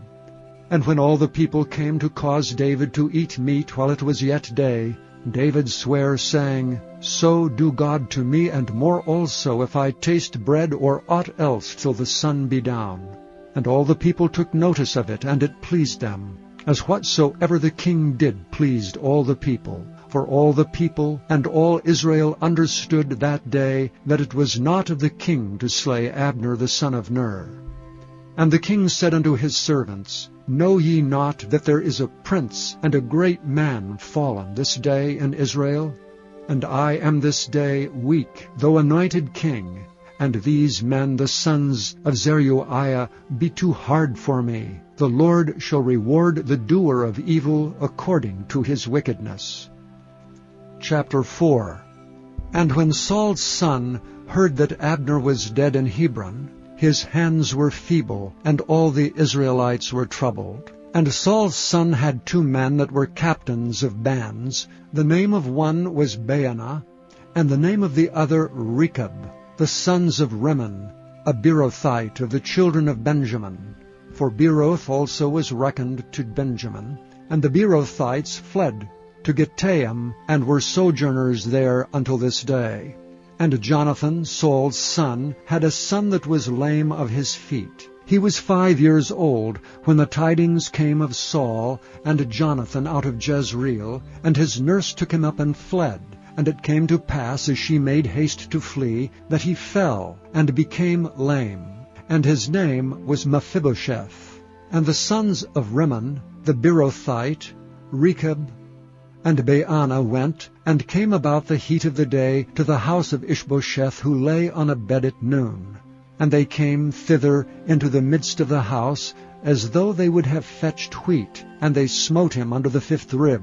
And Rechab and Baanah his brother escaped.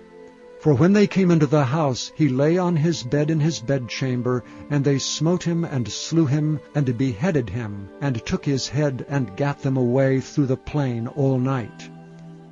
And they brought the head of Ishbosheth unto David to Hebron, and said to the king, Behold, the head of Ishbosheth, the son of Saul, thine enemy, which sought thy life. And the Lord hath avenged my lord the king this day of Saul and of his seed. And David answered Rechab and Baanah his brother, the sons of Rimmon the Beerothite, and said unto them, As the Lord liveth, who hath redeemed my soul out of all adversity, when one told me, saying, Behold, Saul is dead, thinking to have brought good tidings, I took hold of him and slew him in Ziklag, who thought that I would have given him a reward for his tidings. How much more when wicked men have slain a righteous person in his own house upon his bed? Shall I not therefore now require his blood of your hand, and take you away from the earth? And David commanded his young men, and they slew them, and cut off their hands and their feet, and hanged them up over the pool of Hebron. But they took the head of Ishbosheth, and buried it in the sepulchre of Abner in Hebron. Chapter 5. Then came all the tribes of Israel to David unto Hebron, and spake, saying, Behold, we are thy bone and thy flesh. Also in time past, when Saul was king over us, thou wast he that leddest out and broughtest in Israel. And the Lord said to thee, Thou shalt feed my people Israel, and thou shalt be a captain over Israel. So all the elders of Israel came to the king to Hebron, and King David made a league with them in Hebron before the Lord, and they anointed David king over Israel. David was 30 years old when he began to reign, and he reigned 40 years. In Hebron he reigned over Judah 7 years and 6 months, and in Jerusalem he reigned 33 years over all Israel and Judah. And the king and his men went to Jerusalem unto the Jebusites, the inhabitants of the land, which spake unto David, saying, Except thou take away the blind and the lame, thou shalt not come in hither, thinking David cannot come in hither. Nevertheless David took the stronghold of Zion, the same is the city of David. And David said on that day, Whosoever getteth up to the gutter, and smiteth the Jebusites, and the lame and the blind that are hated of David's soul, he shall be chief and captain. Wherefore they said, The blind and the lame shall not come into the house. So David dwelt in the fort, and called it the city of David. And David built round about from Milo and inward.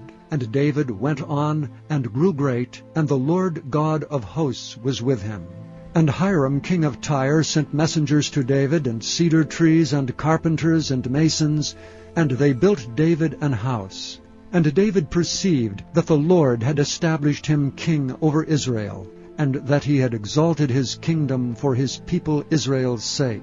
And David took him more concubines and wives out of Jerusalem, after he was come from Hebron.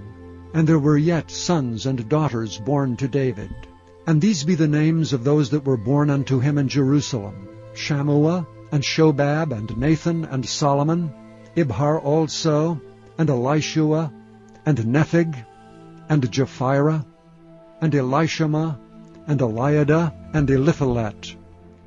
But when the Philistines heard that they had anointed David king over Israel, all the Philistines came up to seek David, and David heard of it, and went down to the hold. The Philistines also came and spread themselves in the valley of Rephaim. And David inquired of the Lord, saying, Shall I go up to the Philistines? Wilt thou deliver them into mine hand? And the Lord said unto David, Go up, for I will doubtless deliver the Philistines into thine hand. And David came to Baal-perazim, and David smote them there, and said, The Lord hath broken forth upon mine enemies before me as the breach of waters. Therefore he called the name of that place Baal-perazim. And there they left their images, and David and his men burned them. And the Philistines came up yet again, and spread themselves in the valley of Rephaim. And when David inquired of the Lord, he said, Thou shalt not go up, but fetch a compass behind them, and come upon them over against the mulberry trees. And let it be so, when thou hearest the sound of a going in the tops of the mulberry trees, that then thou shalt bestir thyself, for then shall the Lord go out before thee to smite the host of the Philistines. And David did so, as the Lord had commanded him, and smote the Philistines from Geba until thou come to Gezer. Chapter 6. Again David gathered together all the chosen men of Israel, 30,000. And David arose and went with all the people that were with him, from Baale of Judah, to bring up from thence the ark of God, whose name is called by the name of the Lord of hosts, that dwelleth between the cherubims. And they set the ark of God upon a new cart, and brought it out of the house of Abinadab that was in Gibeah. And Uzzah and Ahio, the sons of Abinadab, drave the new cart. And they brought it out of the house of Abinadab, which was at Gibeah, accompanying the ark of God. And Ahio went before the ark. And David and all the house of Israel played before the Lord on all manner of instruments made of fir wood, even on harps, and on psalteries, and on timbrels, and on cornets, and on cymbals. And when they came to Nachon's threshing floor, Uzzah put forth his hand to the ark of God, and took hold of it, for the oxen shook it. And the anger of the Lord was kindled against Uzzah, and God smote him there for his error, and there he died by the ark of God. And David was displeased because the Lord had made a breach upon Uzzah, and he called the name of the place Perez Uzzah to this day. And David was afraid of the Lord that day, and said, How shall the ark of the Lord come to me? So David would not remove the ark of the Lord unto him into the city of David, but David carried it aside into the house of Obed-Edom the Gittite. And the ark of the Lord continued in the house of Obed-Edom the Gittite 3 months, and the Lord blessed Obed-Edom and all his household. And it was told King David, saying, The Lord hath blessed the house of Obed-Edom, and all that pertaineth unto him, because the ark of God. So David went and brought up the ark of God from the house of Obed-Edom into the city of David with gladness. And it was so, that when they that bare the ark of the Lord had gone 6 paces, he sacrificed oxen and fatlings. And David danced before the Lord with all his might, and David was girded with a linen ephod. So David and all the house of Israel brought up the ark of the Lord with shouting, and with the sound of the trumpet. And as the ark of the Lord came into the city of David, Michal, Saul's daughter, looked through a window, and saw King David leaping and dancing before the Lord, and she despised him in her heart. And they brought in the ark of the Lord, and set it in his place, in the midst of the tabernacle that David had pitched for it. And David offered burnt offerings and peace offerings before the Lord. And as soon as David had made an end of offering burnt offerings and peace offerings, he blessed the people in the name of the Lord of hosts. And he dealt among all the people, even among the whole multitude of Israel, as well to the women as men, to every one a cake of bread, and a good piece of flesh, and a flagon of wine. So all the people departed every one to his house. Then David returned to bless his household. And Michal, the daughter of Saul, came out to meet David, and said, How glorious was the king of Israel today, who uncovered himself today in the eyes of the handmaids of his servants, as one of the vain fellows shamelessly uncovereth himself. And David said unto Michal, It was before the Lord, which chose me before thy father, and before all his house, to appoint me ruler over the people of the Lord, over Israel. Therefore will I play before the Lord. And I will yet be more vile than thus, and will be base in mine own sight. And of the maidservants which thou hast spoken of them shall I be had in honor. Therefore Michal the daughter of Saul had no child until the day of her death. Chapter 7. And it came to pass, when the king sat in his house, and the Lord had given him rest round about from all his enemies, that the king said unto Nathan the prophet, See now, I dwell in an house of cedar, but the ark of God dwelleth within curtains. And Nathan said to the king, Go, do all that is in thine heart, for the Lord is with thee. And it came to pass that night, that the word of the Lord came unto Nathan, saying, Go and tell my servant David, Thus saith the Lord, Shalt thou build me an house for me to dwell in? Whereas I have not dwelt in any house since the time that I brought up the children of Israel out of Egypt, even to this day, but have walked in a tent and in a tabernacle. In all the places wherein I have walked with all the children of Israel, spake I a word with any of the tribes of Israel, whom I commanded to feed my people Israel, saying, Why build ye not me an house of cedar? Now therefore so shalt thou say unto my servant David, Thus saith the Lord of hosts, I took thee from the sheepcote, from following the sheep, to be ruler over my people, over Israel. And I was with thee whithersoever thou wentest, and have cut off all thine enemies out of thy sight, and have made thee a great name, like unto the name of the great men that are in the earth. Moreover, I will appoint a place for my people Israel, and will plant them, that they may dwell in a place of their own, and move no more. Neither shall the children of wickedness afflict them any more as before time, and as since the time that I commanded judges to be over my people Israel, and have caused thee to rest from all thine enemies. Also the Lord telleth thee that he will make thee an house. And when thy days be fulfilled, and thou shalt sleep with thy fathers, I will set up thy seed after thee, which shall proceed out of thy bowels, and I will establish his kingdom. He shall build an house for my name, and I will establish the throne of his kingdom forever. I will be his father, and he shall be my son. If he commit iniquity, I will chasten him with the rod of men, and with the stripes of the children of men. But my mercy shall not depart away from him, as I took it from Saul, whom I put away before thee. And thine house and thy kingdom shall be established forever before thee. Thy throne shall be established forever. According to all these words, and according to all this vision, so did Nathan speak unto David. Then went King David in and sat before the Lord, and he said, Who am I, O Lord God? And what is my house, that thou hast brought me hitherto?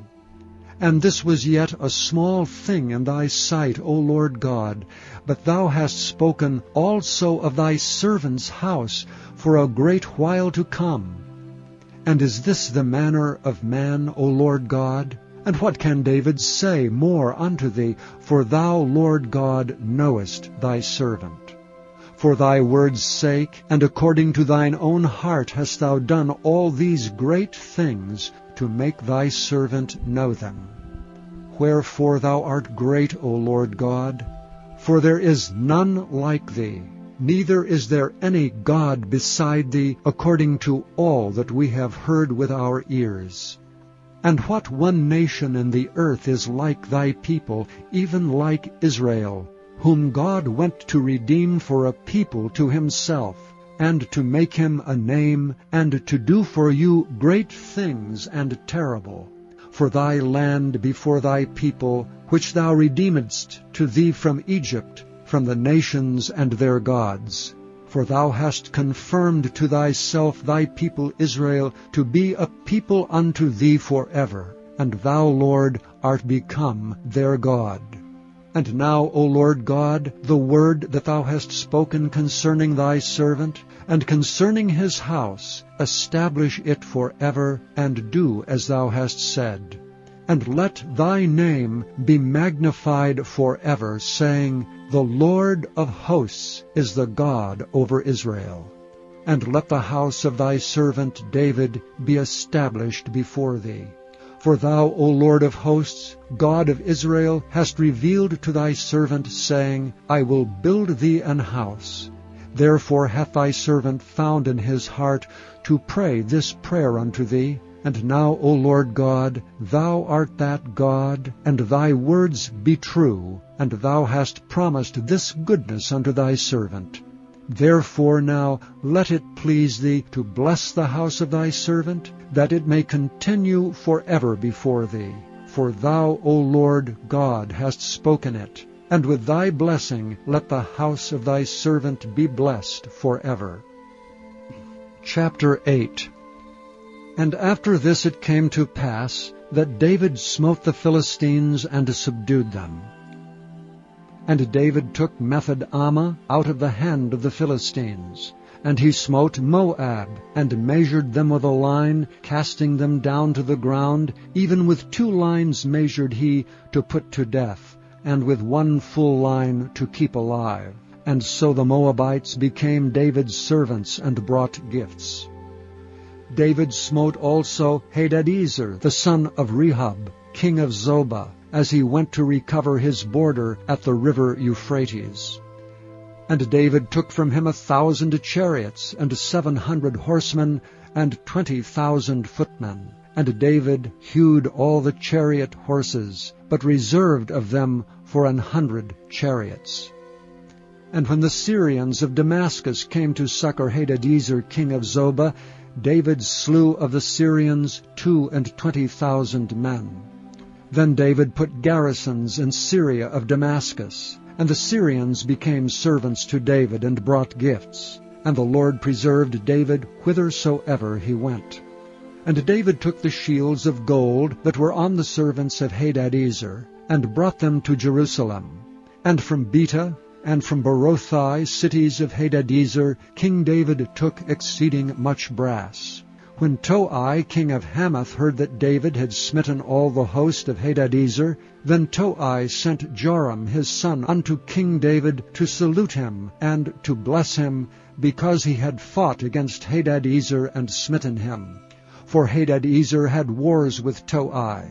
And Joram brought with him vessels of silver, and vessels of gold, and vessels of brass, which also King David did dedicate unto the Lord, with the silver and gold that he had dedicated of all nations, which he subdued, of Syria, and of Moab, and of the children of Ammon, and of the Philistines, and of Amalek, and of the spoil of Hadadezer, son of Rehob, king of Zobah. And David gat him a name when he returned from smiting of the Assyrians in the valley of Salt, being 18,000 men. And he put garrisons in Edom. Throughout all Edom he put garrisons, and all they of Edom became David's servants. And the Lord preserved David whithersoever he went. And David reigned over all Israel. And David executed judgment and justice unto all his people. And Joab the son of Zeruiah was over the host, and Jehoshaphat the son of Ahilud was recorder, and Zadok the son of Ahitub, and Ahimelech the son of Abiathar were the priests, and Sariah was the scribe. And Benaiah the son of Jehoiada was over both the Kerethites and the Pelethites, and David's sons were chief rulers. Chapter 9. And David said, Is there yet any that is left of the house of Saul, that I may show him kindness for Jonathan's sake? And there was of the house of Saul a servant whose name was Ziba. And when they had called him unto David, the king said unto him, Art thou Ziba?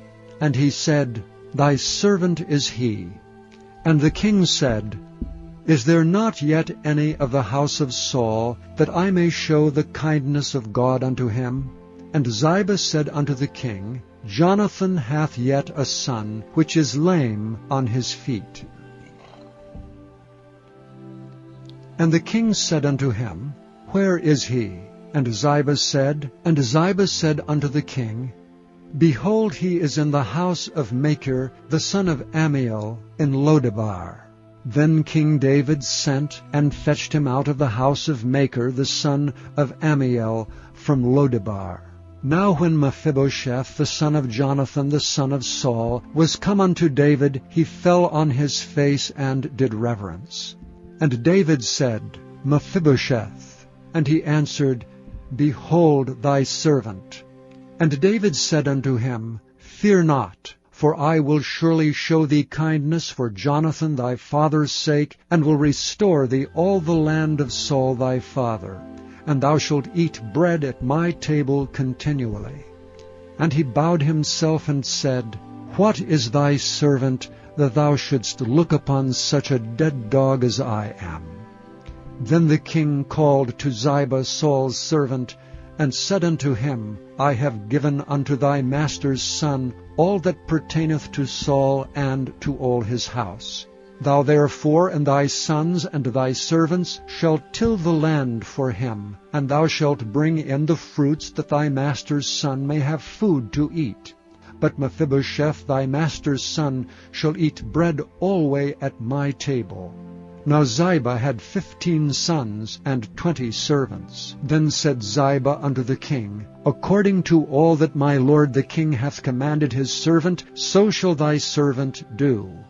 As for Mephibosheth, said the king, he shall eat at my table as one of the king's sons. And Mephibosheth had a young son, whose name was Micah.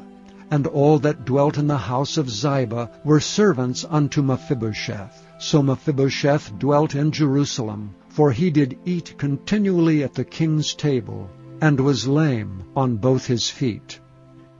Chapter 10.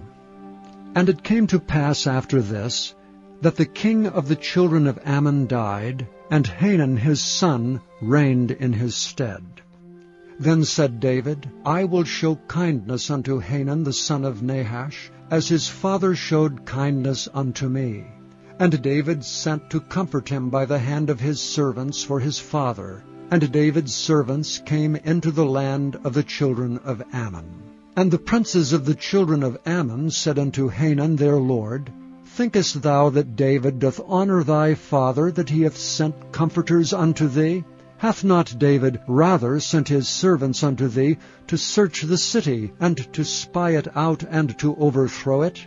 Wherefore Hanun took David's servants, and shaved off the one half of their beards, and cut off their garments in the middle, even to their buttocks, and sent them away. When they told it unto David, he sent to meet them, because the men were greatly ashamed. And the king said, Tarry at Jericho until your beards be grown, and then return. And when the children of Ammon saw that they stank before David, the children of Ammon sent and hired the Syrians of Beth-rehob, and the Syrians of Zobah, 20,000 footmen, and the king of Maacah 1,000 men, and of Ishtab 12,000 men. And when David heard of it, he sent Joab and all the host of the mighty men. And the children of Ammon came out, and put the battle in array at the entering in of the gate. And the Syrians of Zobah, and of Rehob, and Ishtab, and Maacah were by themselves in the field. When Joab saw that the front of the battle was against him before and behind, he chose of all the choice men of Israel, and put them in array against the Syrians. And the rest of the people he delivered into the hand of Abishai his brother, that he might put them in array against the children of Ammon. And he said, If the Syrians be too strong for me, then thou shalt help me. But if the children of Ammon be too strong for thee, then I will come and help thee. Be of good courage, and let us play the men for our people, and for the cities of our God. and the Lord do that which seemeth him good. And Joab drew nigh, and the people that were with him, unto the battle against the Syrians, and they fled before him. And when the children of Ammon saw that the Syrians were fled, then fled they also before Abishai, and entered into the city. So Joab returned from the children of Ammon, and came to Jerusalem.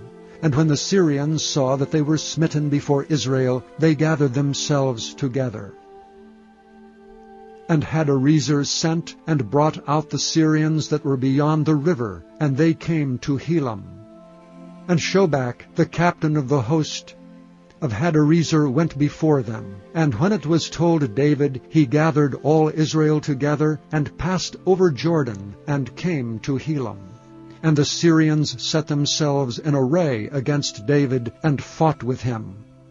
And the Syrians fled before Israel, and David slew the men of 700 chariots of the Syrians, and 40,000 horsemen, and smote Shobach, the captain of their host, who died there.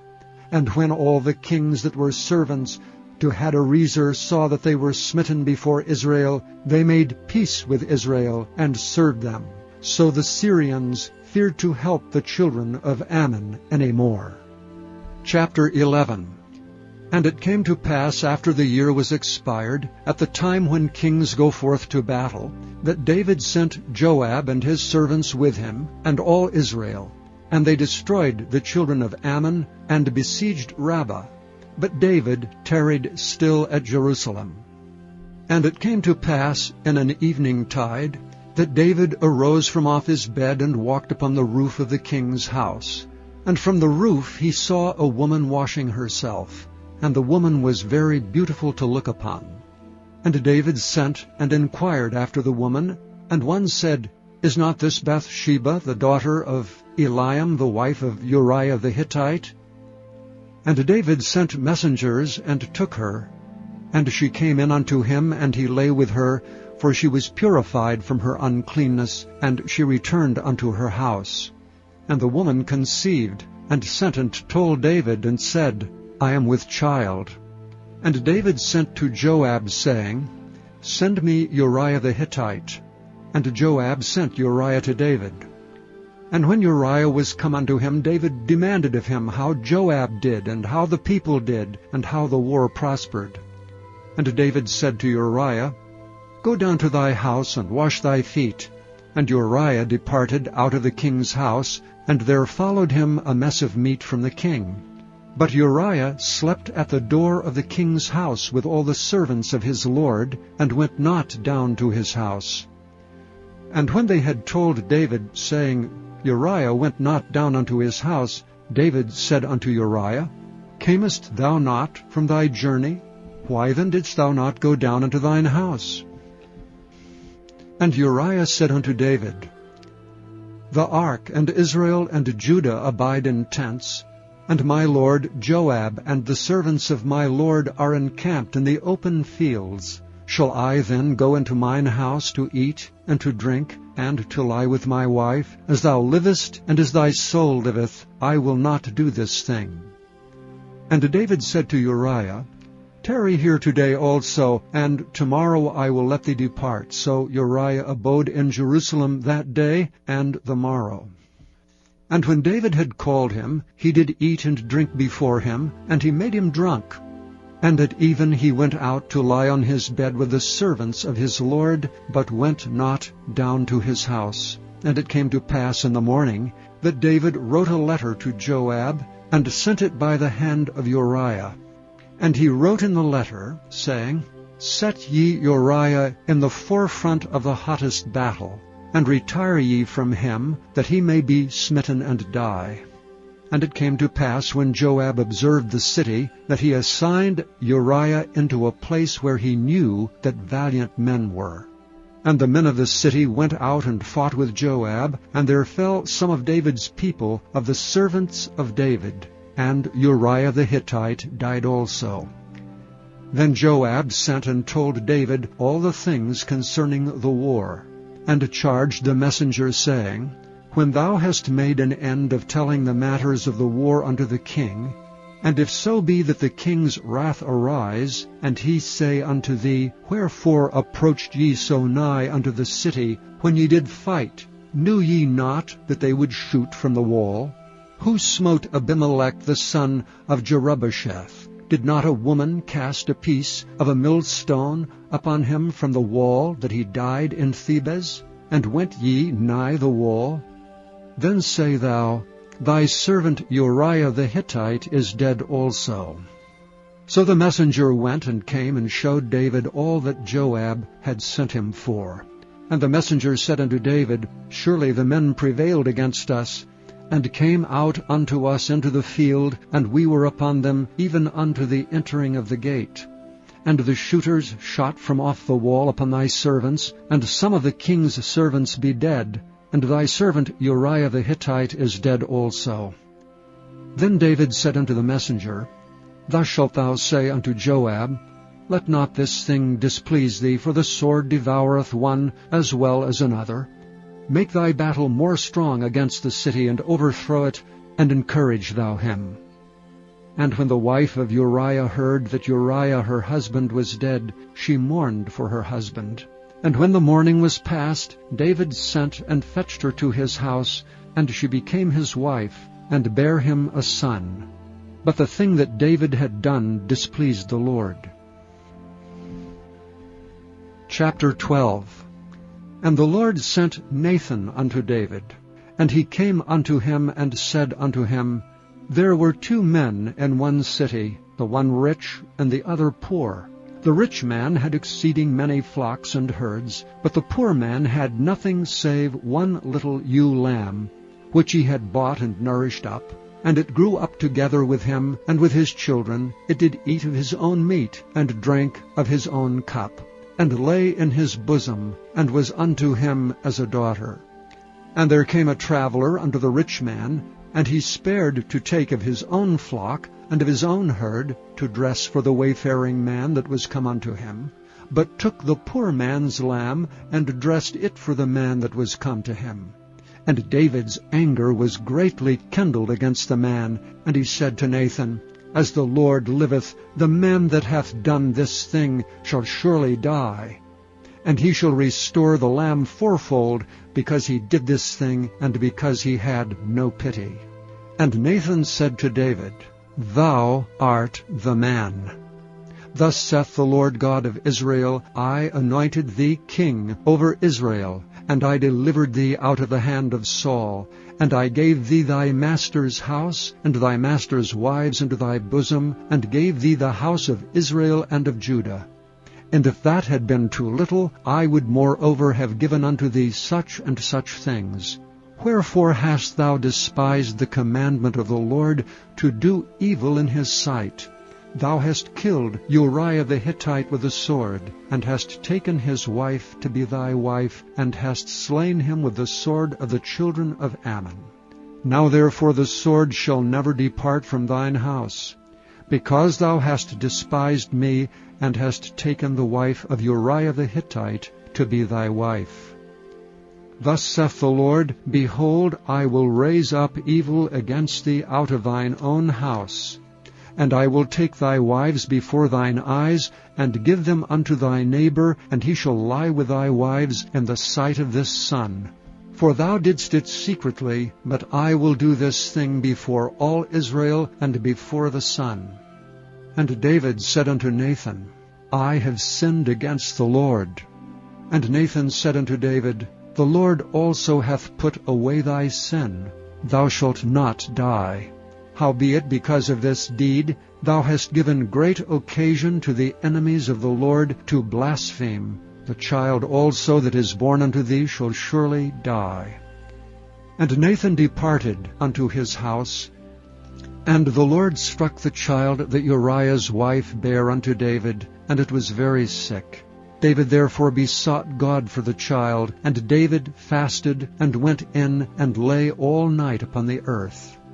And the elders of his house arose, and went to him to raise him up from the earth, but he would not, neither did he eat bread with them. And it came to pass on the 7th day, that the child died, And the servants of David feared to tell him that the child was dead, for they said, Behold, while the child was yet alive we spake unto him, and he would not hearken unto our voice. How will he then vex himself, if we tell him that the child is dead? But when David saw that his servants whispered, David perceived that the child was dead. Therefore David said unto his servants, Is the child dead? And they said, He is dead. Then David arose from the earth, and washed, and anointed himself, and changed his apparel, and came into the house of the Lord, and worshipped. Then he came to his own house, and when he required, they set bread before him, and he did eat. Then said his servants unto him, What thing is this that thou hast done? Thou didst fast and weep for the child while it was alive, but when the child was dead, thou didst rise and eat bread. And he said, While the child was yet alive, I fasted and wept. For I said, Who can tell whether God will be gracious to me, that the child may live? But now he is dead, wherefore should I fast? Can I bring him back again? I shall go to him, but he shall not return to me. And David comforted Bathsheba his wife, and went in unto her, and lay with her. And she bare a son, and she called his name Solomon. And the Lord loved him. And he sent by the hand of Nathan the prophet, and he called his name Jedidiah, because of the Lord. And Joab fought against Rabbah of the children of Ammon, and took the royal city. And Joab sent messengers to David, and said, I have fought against Rabbah, and have taken the city of waters. Now therefore gather the rest of the people together, and encamp against the city, and take it, lest I take the city, and it be called after my name. And David gathered all the people together, and went to Rabbah, and fought against it, and took it. And he took their king's crown from off his head, the weight whereof was a talent of gold with the precious stones, and it was set on David's head. And he brought forth the spoil of the city in great abundance. And he brought forth the people that were therein, and put them under saws, and under harrows of iron, and under axes of iron, and made them pass through the brick kiln. And thus did he unto all the cities of the children of Ammon. So David and all the people returned unto Jerusalem. Chapter 13. And it came to pass after this, that Absalom the son of David had a fair sister whose name was Tamar, and Amnon the son of David loved her. And Ammon was so vexed that he fell sick for his sister Tamar, for she was a virgin, and Amnon thought it hard for him to do anything to her. But Amnon had a friend whose name was Jonadab, the son of Shemiah, David's brother, and Jonadab was a very subtle man. And he said unto him, Why art thou, being the king's son, lean from day to day? Wilt thou not tell me? And Amnon said unto him, I love Tamar my brother Absalom's sister. And Jonadab said unto him, Lay thee down on thy bed, and make thyself sick. And when thy father cometh to see thee, say unto him, I pray thee, let my sister Tamar come, and give me meat, and dress the meat in my sight, that I may see it, and eat it at her hand. So Amnon lay down and made himself sick, and when the king was come to see him, Amnon said unto the king, I pray thee, let Tamar my sister come, and make me a couple of cakes in my sight, that I may eat at her hand. Then David sent home to Tamar, saying, Go now to thy brother Amnon's house, and dress him meat. So Tamar went to her brother Amnon's house, and he was laid down. And she took flour, and kneaded it, and made cakes in his sight, and did bake the cakes. And she took a pan, and poured them out before him, but he refused to eat. And Amnon said, Have out all men from me. And they went out every man from him. And Amnon said unto Tamar, Bring the meat into the chamber, that I may eat of thine hand. And Tamar took the cakes which she had made, and brought them into the chamber to Amnon her brother. And when she had brought them unto him to eat, he took hold of her, and said unto her, Come lie with me, my sister. And she answered him, Nay, my brother, do not force me, for no such thing ought to be done in Israel. Do not thou this folly. And I, whither shall I cause my shame to go? And as for thee, thou shalt be as one of the fools in Israel. Now therefore I pray thee, speak unto the king, for he will not withhold me from thee. Howbeit he would not hearken unto her voice, but being stronger than she, forced her, and lay with her. Then Amnon hated her exceedingly, so that the hatred wherewith he hated her was greater than the love wherewith he had loved her. And Amnon said unto her, Arise, begone. And she said unto him, There is no cause. This evil in sending me away is greater than the other that thou didst unto me. But he would not hearken unto her. Then he called his servant that ministered unto him, and said, Put now this woman out from me, and bolt the door after her. And she had a garment of divers colors upon her, for with such robes were the king's daughters that were virgins apparelled. Then his servant brought her out, and bolted the door after her. And Tamar put ashes on her head, and rent her garment of divers colors that was on her, and laid her hand on her head, and went on crying. And Absalom her brother said unto her, Hath Amnon thy brother been with thee? But hold now thy peace, my sister. He is thy brother, regard not this thing. So Tamar remained desolate in her brother Absalom's house. But when King David heard of all these things, he was very wroth. And Absalom spake unto his brother Amnon neither good nor bad, for Absalom hated Amnon, because he had forced his sister Tamar. And it came to pass after 2 full years that Absalom had sheep-shearers in Baal-hazor, which is beside Ephraim, and Absalom invited all the king's sons. And Absalom came to the king and said, Behold, now thy servant hath sheep-shearers. Let the king, I beseech thee, and his servants go with thy servant. And the king said to Absalom, Nay, my son, let us not all now go, lest we be chargeable unto thee. And he pressed him, howbeit he would not go, but blessed him. Then said Absalom, If not, I pray thee, let my brother Amnon go with us. And the king said unto him, Why should he go with thee? But Absalom pressed him that he let Amnon and all the king's sons go with him. Now Absalom had commanded his servants, saying, Mark ye now when Amnon's heart is merry with wine, and when I say unto you, Smite Amnon, then kill him, fear not. Have not I commanded you? Be courageous and be valiant. And the servants of Absalom did unto Amnon as Absalom had commanded. Then all the king's sons arose, and every man gat him up upon his mule, and fled. And it came to pass, while they were in the way, that tidings came to David, saying, Absalom hath slain all the king's sons, and there is not one of them left. Then the king arose, and tare his garments, and lay on the earth. And all his servants stood by with their clothes rent. And Jonadab, the son of Shimeah, David's brother, answered and said, Let not my lord suppose that they have slain all the young men, the king's sons, for Amnon only is dead. For by the appointment of Absalom this hath been determined from the day that he forced his sister Tamar. Now therefore let not my lord the king take the thing to his heart to think that all the king's sons are dead, for Amnon only is dead. But Absalom fled, and the young man that kept the watch lifted up his eyes, and looked, and behold, there came much people by the way of the hillside behind him. And Jonadab said unto the king, Behold, the king's sons come, as thy servant said, so it is.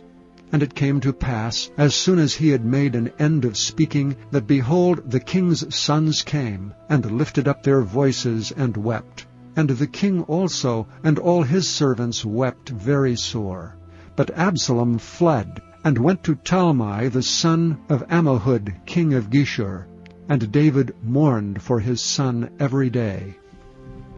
So Absalom fled, and went to Geshur, and was there 3 years.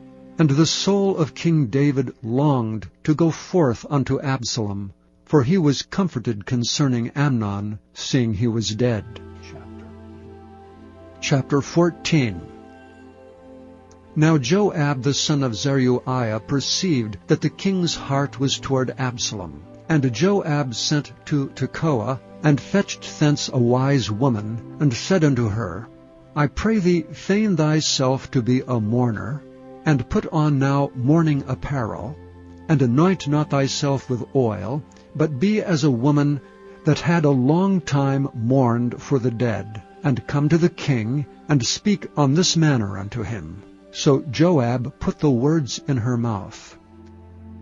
And when the woman of Tekoa spake to the king, she fell on her face to the ground, and did obeisance, and said, Help, O king. And the king said unto her, What aileth thee? And she answered, I am indeed a widow woman, and mine husband is dead. And thy handmaid had 2 sons, and they 2 strove together in the field, and there was none to part them, but the one smote the other, and slew him.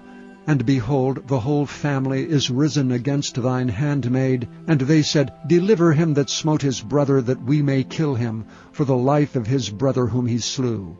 And we will destroy the heir also, and so they shall quench my coal which is left, and shall not leave to my husband neither name nor remainder upon the earth. And the king said unto the woman, Go to thine house, and I will give charge concerning thee. And the woman of Tekoa said unto the king, My lord, O king, the iniquity be on me, and on my father's house, and the king and his throne be guiltless. And the king said, Whosoever saith aught unto thee, bring him to me, and he shall not touch thee any more. Then said she, I pray thee, let the king remember the Lord thy God, that thou wouldst not suffer the revengers of blood to destroy any more, lest they destroy my son. And he said, As the Lord liveth, there shall not one hair of thy son fall to the earth. And the woman said, Let thine handmaid, I pray thee, speak one word unto my lord the king. And he said, Say on. And the woman said, Wherefore then hast thou thought such a thing against the people of God? For the king doth speak this thing as one which is faulty, in that the king doth not fetch home again his banished. For we must needs die, and are as water spilt in the ground, which cannot be gathered up again. Neither doth God respect any person, yet doth he devise means that his banished be not expelled from him. Now therefore that I am come to speak of this thing unto my lord the king, it is because the people have made me afraid. And thy handmaid said, I will now speak unto the king. It may be that the king will perform the request of his handmaid. For the king will hear to deliver his handmaid out of the hand of the man that would destroy me and my son together out of the inheritance of God. Then thine handmaid said, The word of the Lord the king shall now be comfortable. For as an angel of God, so is my lord the king to discern good and bad. Therefore the Lord thy God will be with thee. Then the king answered and said unto the woman, Hide not from me, I pray thee, the thing that I shall ask thee. And the woman said, Let my lord the king now speak. And the king said, Is not the hand of Joab with thee in all this? And the woman answered and said, As thy soul liveth, my lord the king, none can turn to the right hand or to the left from aught that my lord the king hath spoken. For thy servant Joab he bade me, and he put all these words in the mouth of thine handmaid. To fetch about this form of speech hath thy servant Joab done this thing. And my lord is wise, according to the wisdom of an angel of God, to know all things that are in the earth. And the king said unto Joab, Behold, now I have done this thing. Go therefore, bring the young man Absalom again. And Joab fell to the ground on his face, and bowed himself, and thanked the king. And Joab said, Today thy servant knoweth that I have found grace in thy sight, my lord, O king, in that the king hath fulfilled the request of his servant. So Joab arose and went to Geshur, and brought Absalom to Jerusalem. And the king said, Let him turn to his own house, and let him not see my face. So Absalom returned to his own house, and saw not the king's face. But in all Israel there was none to be so much praised as Absalom for his beauty. From the sole of his foot even to the crown of his head there was no blemish in him. And when he palled his head, for it was at every year's end that he palled it, because the hair was heavy on him, therefore he palled it, he weighed the hair of his head at 200 shekels after the king's weight. And unto Absalom there were born 3 sons and 1 daughter, whose name was Tamar. She was a woman of a fair countenance. So Absalom dwelt 2 full years in Jerusalem, and saw not the king's face. Therefore Absalom sent for Joab, to have sent him to the king, but he would not come to him. And when he sent him the 2nd time, he would not come. Therefore he said unto his servants, See, Joab's field is near mine, and he hath barley there. Go and set it on fire. And Absalom's servants set the field on fire. Then Joab arose and came to Absalom unto his house, and said unto him, Wherefore have thy servants set my field on fire? And Absalom answered Joab, Behold, I sent unto thee, saying, Come hither, that I may send thee to the king, to say, Wherefore am I come from Geshur? It had been good for me to have been there still. Now therefore let me see the king's face, and if there be any iniquity in me, let him kill me. So Joab came to the king and told him. And when he had called for Absalom, he came to the king, and bowed himself on his face to the ground before the king. And the king kissed Absalom. Chapter 15. And it came to pass after this, that Absalom prepared him chariots and horses, and 50 men to run before him. And Absalom rose up early, and stood beside the way of the gate. And it was so, that when any man that had a controversy came to the king for judgment, then Absalom called unto him, and said, Of what city art thou? And he said, Thy servant is of one of the tribes of Israel. And Absalom said unto him, See, thy matters are good and right, but there is no man deputed of the king to hear thee. Absalom said moreover, O that I were made judge in the land! Then every man which hath any suit or cause might come unto me, and I would do him justice. And it was so, that when any man came nigh to him to do him obeisance, he put forth his hand, and took him, and kissed him. And on this manner did Absalom to all Israel that came to the king for judgment. So Absalom stole the hearts of the men of Israel. And it came to pass after 40 years, that Absalom said unto the king, I pray thee, let me go and pay my vow which I have vowed unto the Lord in Hebron. For thy servant vowed a vow while I abode at Geshur in Syria, saying, If the Lord shall bring me again indeed to Jerusalem, then I will serve the Lord. And the king said unto him, Go in peace. So he arose and went to Hebron. But Absalom sent spies throughout all the tribes of Israel, saying, As soon as ye hear the sound of the trumpet, then ye shall say, Absalom reigneth in Hebron. And with Absalom went 200 men out of Jerusalem that were called, and they went in their simplicity, and they knew not anything. And Absalom sent for Ahithophel, the Gilonite, David's counselor from his city, even from Gilo, while he offered sacrifices. And the conspiracy was strong, for the people increased continually with Absalom.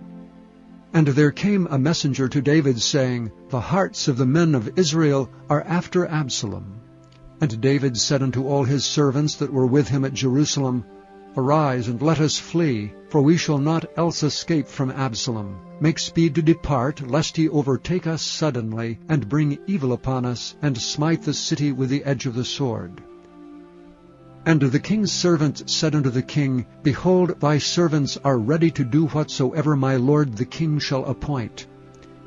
And the king went forth, and all his household after him, and the king left 10 women which were concubines to keep the house. And the king went forth, and all the people after him, and tarried in a place that was far off. And all his servants passed on beside him, and all the Cherethites, and all the Pelethites, and all the Gittites, 600 men which came after him from Gath, passed on before the king. Then said the king to Ittai the Gittite, Wherefore goest thou also with us? Return to thy place, and abide with the king, for thou art a stranger and also an exile. Whereas thou camest but yesterday, should I this day make thee go up and down with us? Seeing I go whither I may, return thou, and take back thy brethren. Mercy and truth be with thee. But Ittai answered the king and said, As the Lord liveth, and as my lord the king liveth, surely in what place my lord the king shall be, whether in death or life, even there also will thy servant be. And David said to Ittai, Go and pass over. And Ittai the Gittite passed over, and all his men, and all the little ones that were with him.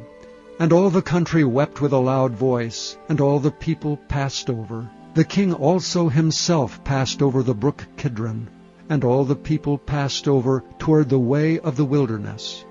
And lo, Zadok also and all the Levites were with him, bearing the ark of the covenant of God. And they set down the ark of God. And Abiathar went up until all the people had done passing out of the city. And the king said unto Zadok, Carry back the ark of God into the city. If I shall find favor in the eyes of the Lord, he will bring me again and show me both it and his habitation. But if he thus say, I have no delight in thee, behold, here am I, let him do to me as seemeth good unto him. The king said also unto Zadok the priest, Art not thou a seer? Return into the city in peace, and your 2 sons with you, Ahimaaz thy son, and Jonathan the son of Abiathar. See, I will tarry in the plain of the wilderness until there come word from you to certify me. Zadok therefore and Abiathar carried the ark of God again to Jerusalem, and they tarried there. And David went up by the ascent of Mount Olivet, and wept as he went up, and had his head covered, and he went barefoot. And all the people that was with him covered every man his head, and they went up weeping as they went up. And one told David, saying, Ahithophel is among the conspirators with Absalom. And David said, O Lord, I pray thee, turn the counsel of Ahithophel into foolishness. And it came to pass that when David was come to the top of the mount, where he worshipped God, behold, Hushai the Archite came to meet him, with his coat rent, and earth upon his head, unto whom David said, If thou passest on with me, then thou shalt be a burden unto me. But if thou return to the city, and say unto Absalom, I will be thy servant, O king, as I have been thy father's servant hitherto, so will I now also be thy servant, then mayest thou for me defeat the counsel of Ahithophel. And hast thou not there with thee Zadok and Abiathar the priests? Therefore it shall be, that what thing soever thou shalt hear out of the king's house, thou shalt tell it to Zadok and Abiathar the priests. Behold, they have there with them their 2 sons, Ahimaaz Zadok's son, and Jonathan Abiathar's son. And by them ye shall send unto me everything that ye can hear. So Hushai, David's friend, came into the city, and Absalom came into Jerusalem. Chapter 16. And when David was a little past the top of the hill, the servant of Mephibosheth met him with a couple of asses saddled, and upon them 200 loaves of bread, and 100 bunches of raisins, and 100 of summer fruits, and a bottle of wine. Then said the king unto Ziba, What meanest thou by these? And Ziba said, The asses be for the king's household to ride on, and the bread and summer fruit for the young men to eat, and the wine, that such as be faint in the wilderness may drink. And the king said, And where is thy master's son? And Ziba said unto the king, Behold, he abideth at Jerusalem. For he said, Today shall the house of Israel restore me the kingdom of my father. Then said the king to Ziba, Behold, thine are all that pertaineth unto Mephibosheth. And Ziba said, I humbly beseech thee, that I may find grace in thy sight, my lord, O king. And when King David came to Bahurim, behold, thence came out a man of the family of the house of Saul, whose name was Shimei the son of Gera. he came forth and cursed still as he came. And he cast stones at David, and at all the servants of King David, and all the people, and all the mighty men were on his right hand and on his left. And thus said Shimei when he cursed, come out, thou bloody man, and thou man of Belial. The Lord hath returned upon thee all the blood of the house of Saul, in whose stead thou hast reigned. And the Lord hath delivered the kingdom into the hand of Absalom thy son, and behold, thou art taken in thy mischief, because thou art a bloody man. Then said Abishai the son of Zeruiah unto the king, why should this dead dog curse my lord the king? Let me go over, I pray thee, and take off his head. And the king said, what have I to do with you, ye sons of Zeruiah? So let him curse, because the Lord hath said unto him, curse David. Who shall then say, wherefore hast thou done so? And David said to Abishai and to all his servants, behold, my son which came forth of my bowels seeketh my life. How much more may this Benjamite do it? Let him alone, and let him curse, for the Lord hath bidden him. It may be that the Lord will look on mine affliction, and that the Lord will requite me good for his cursing this day. And as David and his men went by the way, Shimei went along on the hillside over against him, and cursed as he went, and threw stones at him, and cast dust. And the king and all the people that were with him came weary, and refreshed themselves there. And Absalom and all the people, the men of Israel, came to Jerusalem, and Ahithophel with him. And it came to pass, when Hushai the Archite, David's friend, was come unto Absalom, that Hushai said unto Absalom, God save the king! God save the king! And Absalom said to Hushai, is this thy kindness to thy friend? Why wentest thou not with thy friend? And Hushai said unto Absalom, nay, but whom the Lord and his people and all the men of Israel choose, his will I be, and with him will I abide. And again, whom should I serve? Should I not serve in the presence of his son? As I have served in thy father's presence, so will I be in thy presence. Then said Absalom to Ahithophel, give counsel among you what we shall do.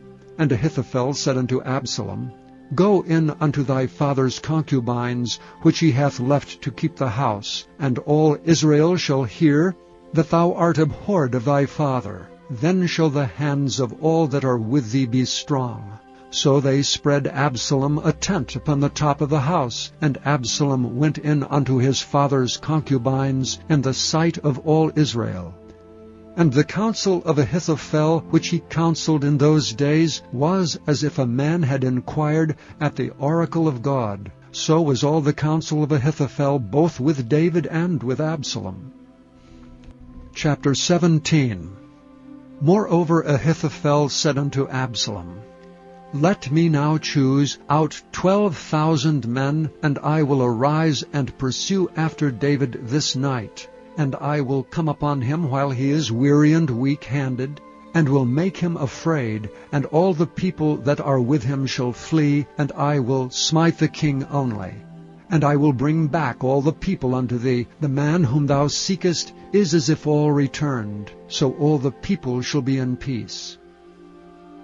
And the saying pleased Absalom well, and all the elders of Israel. Then said Absalom, call now Hushai the Archite also, and let us hear likewise what he saith. And when Hushai was come to Absalom, Absalom spake unto him, saying, Ahithophel hath spoken after this manner. Shall we do after his saying? If not, speak thou. And Hushai said unto Absalom, The counsel that Ahithophel hath given thee is not good at this time. For, said Hushai, thou knowest thy father and his men, that they be mighty men, and they be chafed in their minds, as a bear robbed of her whelps in the field. And thy father is a man of war, and will not lodge with the people. Behold, he is hid now in some pit, or in some other place. And it will come to pass, when some of them be overthrown at the first, that whosoever heareth it will say, There is a slaughter among the people that follow Absalom.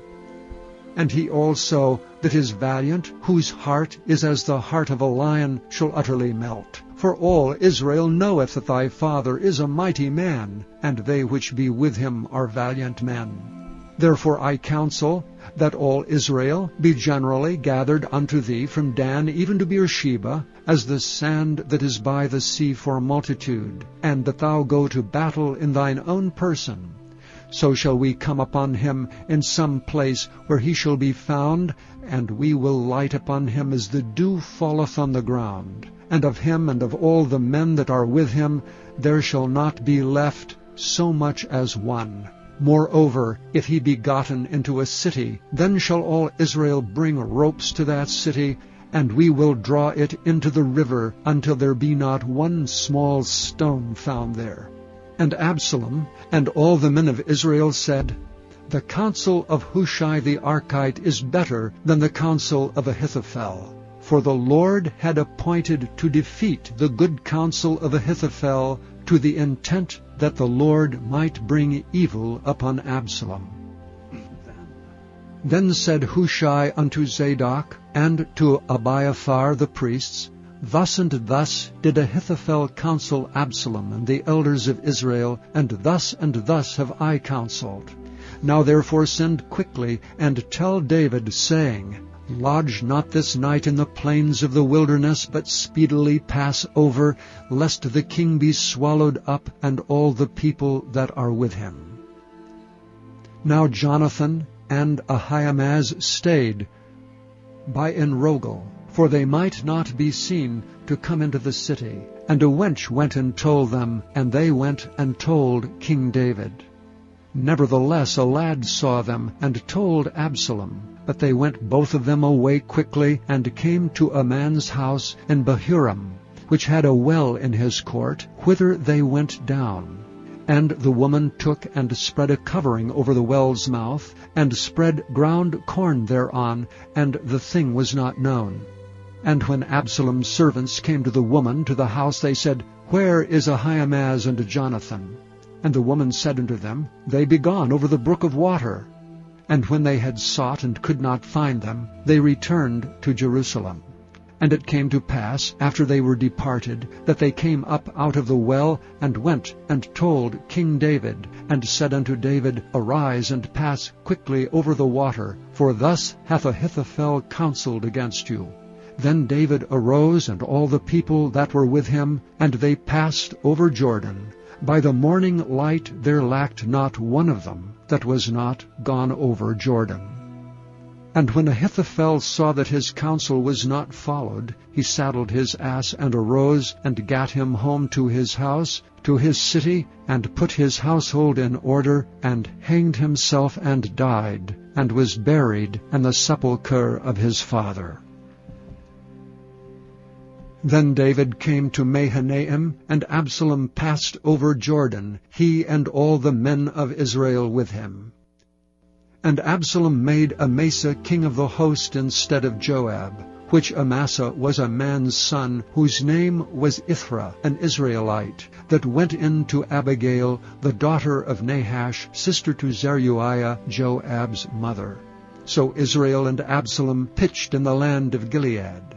And it came to pass, when David was come to Mahanaim, that Shobai, the son of Nahash of Rabbah, of the children of Amnon, and Machir the son of Ammiel, of Lodebar, and Barzillai the Gileadite of Rogelim, brought beds and basins and earthen vessels, and wheat and barley and flour, and parched corn, and beans and lentils, and parched pulse, and honey, and butter, and sheep, and cheese of kine for David and for the people that were with him to eat. For they said, The people is hungry and weary and thirsty in the wilderness. Chapter 18. And David numbered the people that were with him, and set captains of thousands and captains of hundreds over them. And David sent forth a third part of the people under the hand of Joab, and a third part under the hand of Abishai the son of Zeruiah, Joab's brother, and a third part under the hand of Ittai the Gittite. And the king said unto the people, I will surely go forth with you myself also. But the people answered, Thou shalt not go forth. For if we flee away, they will not care for us, neither if half of us die will they care for us. But now thou art worth 10,000 of us. Therefore now it is better that thou succor us out of the city. And the king said unto them, What seemeth you best I will do. And the king stood by the gate side, and all the people came out by hundreds and by thousands. And the king commanded Joab and Abishai and Ittai, saying, Deal gently for my sake with the young man, even with Absalom. And all the people heard when the king gave all the captains charge concerning Absalom.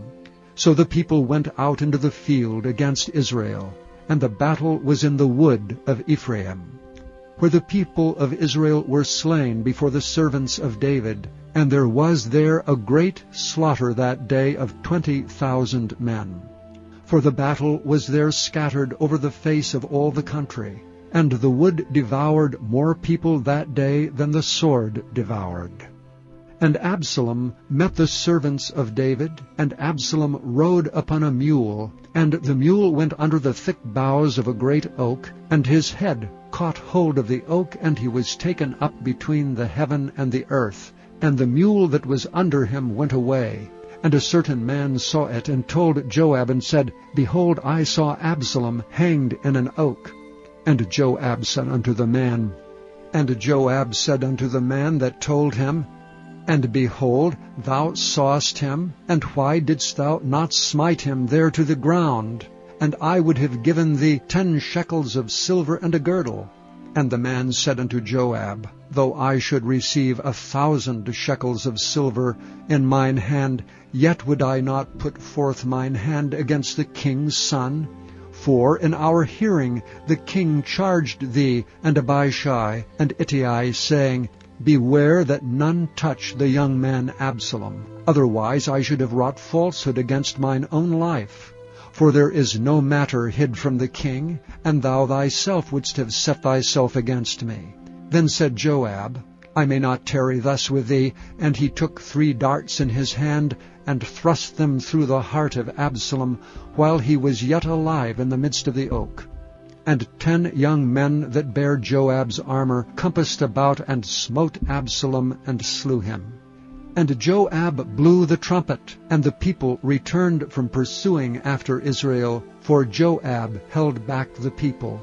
And they took Absalom, and cast him into a great pit in the wood, and laid a very great heap of stones upon him. And all Israel fled every one to his tent. Now Absalom in his lifetime had taken and reared up for himself a pillar, which is in the king's dale, for he said, I have no son to keep my name in remembrance. And he called the pillar after his own name, and it is called unto this day Absalom's place. Then said Ahimaaz the son of Zadok, Let me now run, and bear the king tidings, how that the Lord hath avenged him of his enemies. And Joab said unto him, Thou shalt not bear tidings this day, but thou shalt bear tidings another day. But this day thou shalt bear no tidings, because the king's son is dead. Then said Joab to Cushai, Go tell the king what thou hast seen. And Cushai bowed himself unto Joab and ran.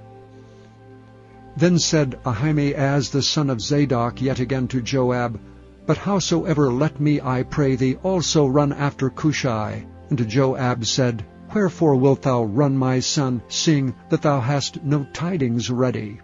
But howsoever, said he, let me run. And he said unto him, Run. Then Ahimaaz ran by the way of the plain, and overran Cushai. And David sat between the 2 gates, and the watchman went up to the roof over the gate unto the wall, and looked up his eyes, and looked, and behold, a man running alone. And the watchman cried and told the king, and the king said, If he be alone, there is tidings in his mouth. And he came apace and drew near, and the watchman saw another man running. And the watchman called unto the porter and said, Behold, another man running alone. And the king said, He also bringeth tidings. And the watchman said, Methinketh the running of the foremost is like the running of Ahimaaz the son of Zadok. And the king said, He is a good man, and cometh with good tidings. And Ahimaaz called and said unto the king, All is well. And he fell down to the earth upon his face before the king, and said, Blessed be the Lord thy God, which hath delivered up the men that lifted up their hand against my lord the king. And the king said, Is the young man Absalom safe? And Ahimaaz answered, When Joab sent the king's servant and me thy servant, I saw a great tumult, but I knew not what it was. And the king said unto him, Turn aside and stand here. And he turned aside and stood still, and behold, Cushai came. And Cushai said, Tidings, my lord the king, for the Lord hath avenged thee this day of all them that rose up against thee.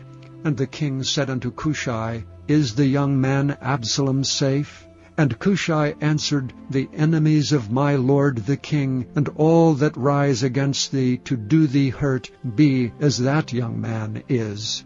And the king was much moved, and went up to the chamber over the gate, and wept. And as he went, thus he said, O my son Absalom, my son Absalom, would God I had died for thee, O Absalom, my son, my son. Chapter 19. And it was told Joab, Behold, the king weepeth and mourneth for Absalom. And the victory that day was turned into mourning unto all the people. For the people heard say that day how the king was grieved for his son. And the people gat them by stealth that day into the city, as people being ashamed steal away when they flee in battle. But the king covered his face, and the king cried with a loud voice, O my son Absalom, O Absalom, my son, my son. And Joab came into the house to the king, and said, Thou hast shamed this day the faces of all thy servants, which this day have saved thy life, and the lives of thy sons and of thy daughters, and the lives of thy wives, and the lives of thy concubines, in that thou lovest thine enemies, and hatest thy friends. For thou hast declared this day that thou regardest neither princes nor servants. For this day I perceive that if Absalom had lived, and all we had died this day, then it had pleased thee well. Now therefore arise, go forth, and speak comfortably unto thy servants. For I swear by the Lord, if thou go not forth, there will not tarry one with thee this night.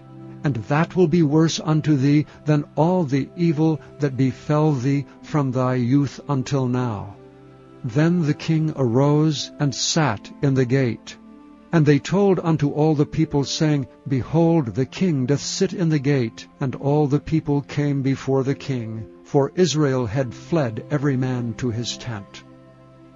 And all the people were at strife throughout all the tribes of Israel, saying, The king saved us out of the hand of our enemies, and he delivered us out of the hand of the Philistines, and now he is fled out of the land for Absalom.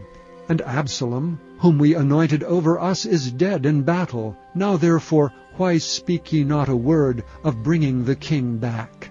And King David sent to Zadok and to Abiathar the priest, saying, Speak unto the elders of Judah, saying, Why are ye the last to bring the king back to his house, seeing the speech of all Israel is come to the king, even to his house?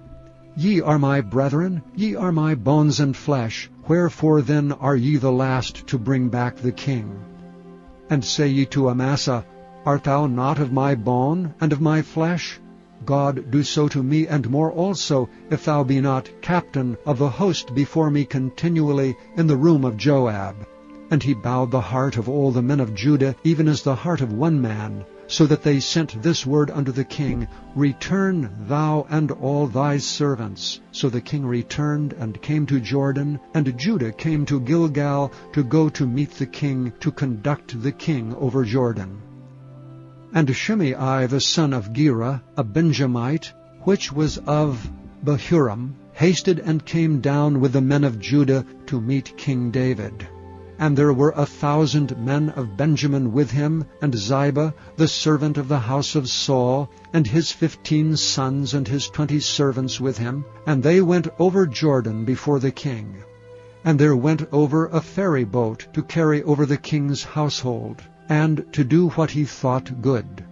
And Shimei the son of Gera fell down before the king as he was come over Jordan, and said unto the king, Let not my lord impute iniquity unto me, neither do thou remember that which thy servant did perversely the day that my lord the king went out of Jerusalem, that the king should take it to his heart. For thy servant doth know that I have sinned. Therefore, behold, I am come the first this day of the house of Joseph to go down to meet my lord the king. But Abishai the son of Zeruiah answered and said, Shall not Shimei be put to death for this, because he cursed the Lord's anointed? And David said, What have I to do with you, ye sons of Zeruiah, that ye should this day be adversaries unto me? Shall there any man be put to death this day in Israel? For do not I know that I am this day king over Israel? Therefore the king said unto Shimei, Thou shalt not die. And the king sware unto him. And Mephibosheth, the son of Saul, came down to meet the king, and had neither dressed his feet, nor trimmed his beard, nor washed his clothes, from the day the king departed until the day he came again in peace. And it came to pass, when he was come to Jerusalem to meet the king, that the king said unto him, Wherefore wentest not thou with me, Mephibosheth? And he answered, My lord, O king, my servant deceived me. For my servant said, I will saddle me an ass, that I may ride thereon, and go to the king, because thy servant is lame. And he hath slandered thy servant unto my lord the king. But my lord the king is as an angel of God. Do therefore what is good in thine eyes. For all of my father's house were but dead men. For all of my father's house were but dead men before my lord the king. Yet didst thou set thy servant among them that did eat at thine own table.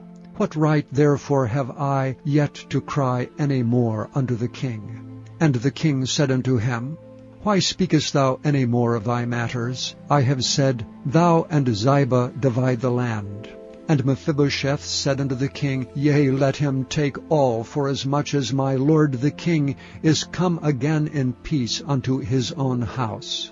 And Barzillai the Gileadite came down from Rogelim, and went over Jordan with the king to conduct him over Jordan.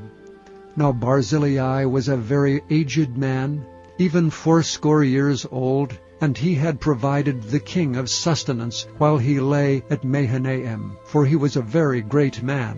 And the king said unto Barzillai, Come over with me, and I will feed thee with me in Jerusalem.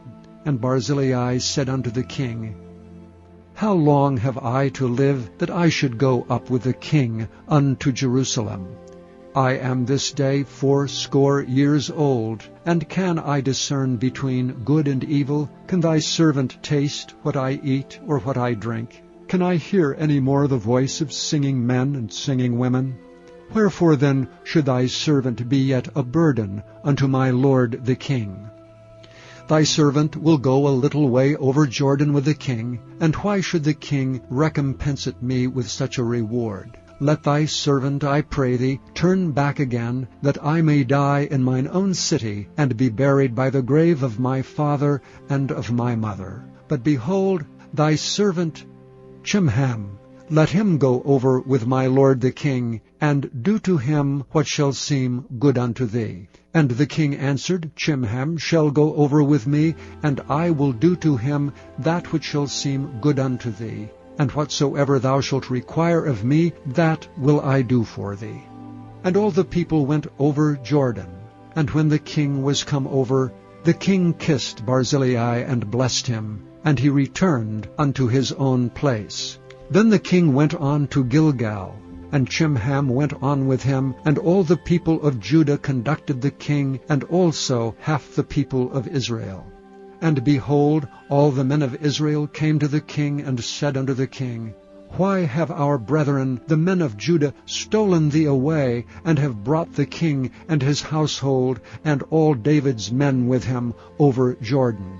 And all the men of Judah answered the men of Israel, Because the king is near of kin to us. Wherefore then be ye angry for this matter? Have we eaten at all of the king's cost? Or hath he given us any gift?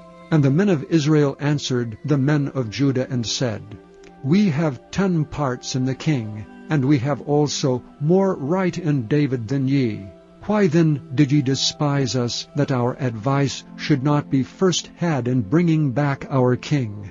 And the words of the men of Judah were fiercer than the words of the men of Israel. Chapter 20. And there happened to be there a man of Belial, whose name was Sheba, the son of Bichri, a Benjamite, and he blew a trumpet and said, We have no part in David, neither have we inheritance in the son of Jesse. Every man to his tents, O Israel. So every man of Israel went up from after David, and followed Sheba the son of Bichri, but the men of Judah clave unto their king from Jordan even to Jerusalem. And David came to his house at Jerusalem, and the king took the 10 women his concubines, whom he had left to keep the house, and he put them in ward, and fed them, but went not in unto them. So they were shut up unto the day of their death, living in widowhood. Then said the king to Amasa, Assemble me the men of Judah within 3 days, and be thou here present. So Amasa went to assemble the men of Judah, but he tarried longer than the set time which he had appointed him. And David said to Abishai, Now shall Sheba the son of Bichri do us more harm than did Absalom.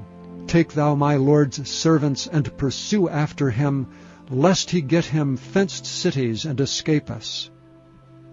And there went out after him Joab's men, and the Cherethites, and the Pelethites, and all the mighty men. And they went out of Jerusalem to pursue after Sheba the son of Bichri. When they were at the great stone which is in Gibeon, Amasa went before them, and Joab's garment that he had put on was girded unto him, and upon it a girdle with a sword fastened upon his loins in the sheath thereof. And as he went forth, it fell out. And Joab said to Amasa, Art thou in health, my brother? And Joab took Amasa by the beard, and with the right hand to kiss him. But Amasa took no heed to the sword that was in Joab's hand, so he smote him therewith in the 5th rib, and shed out his bowels to the ground, and struck him not again, and he died. So Joab and Abishai his brother pursued after Sheba the son of Bichri.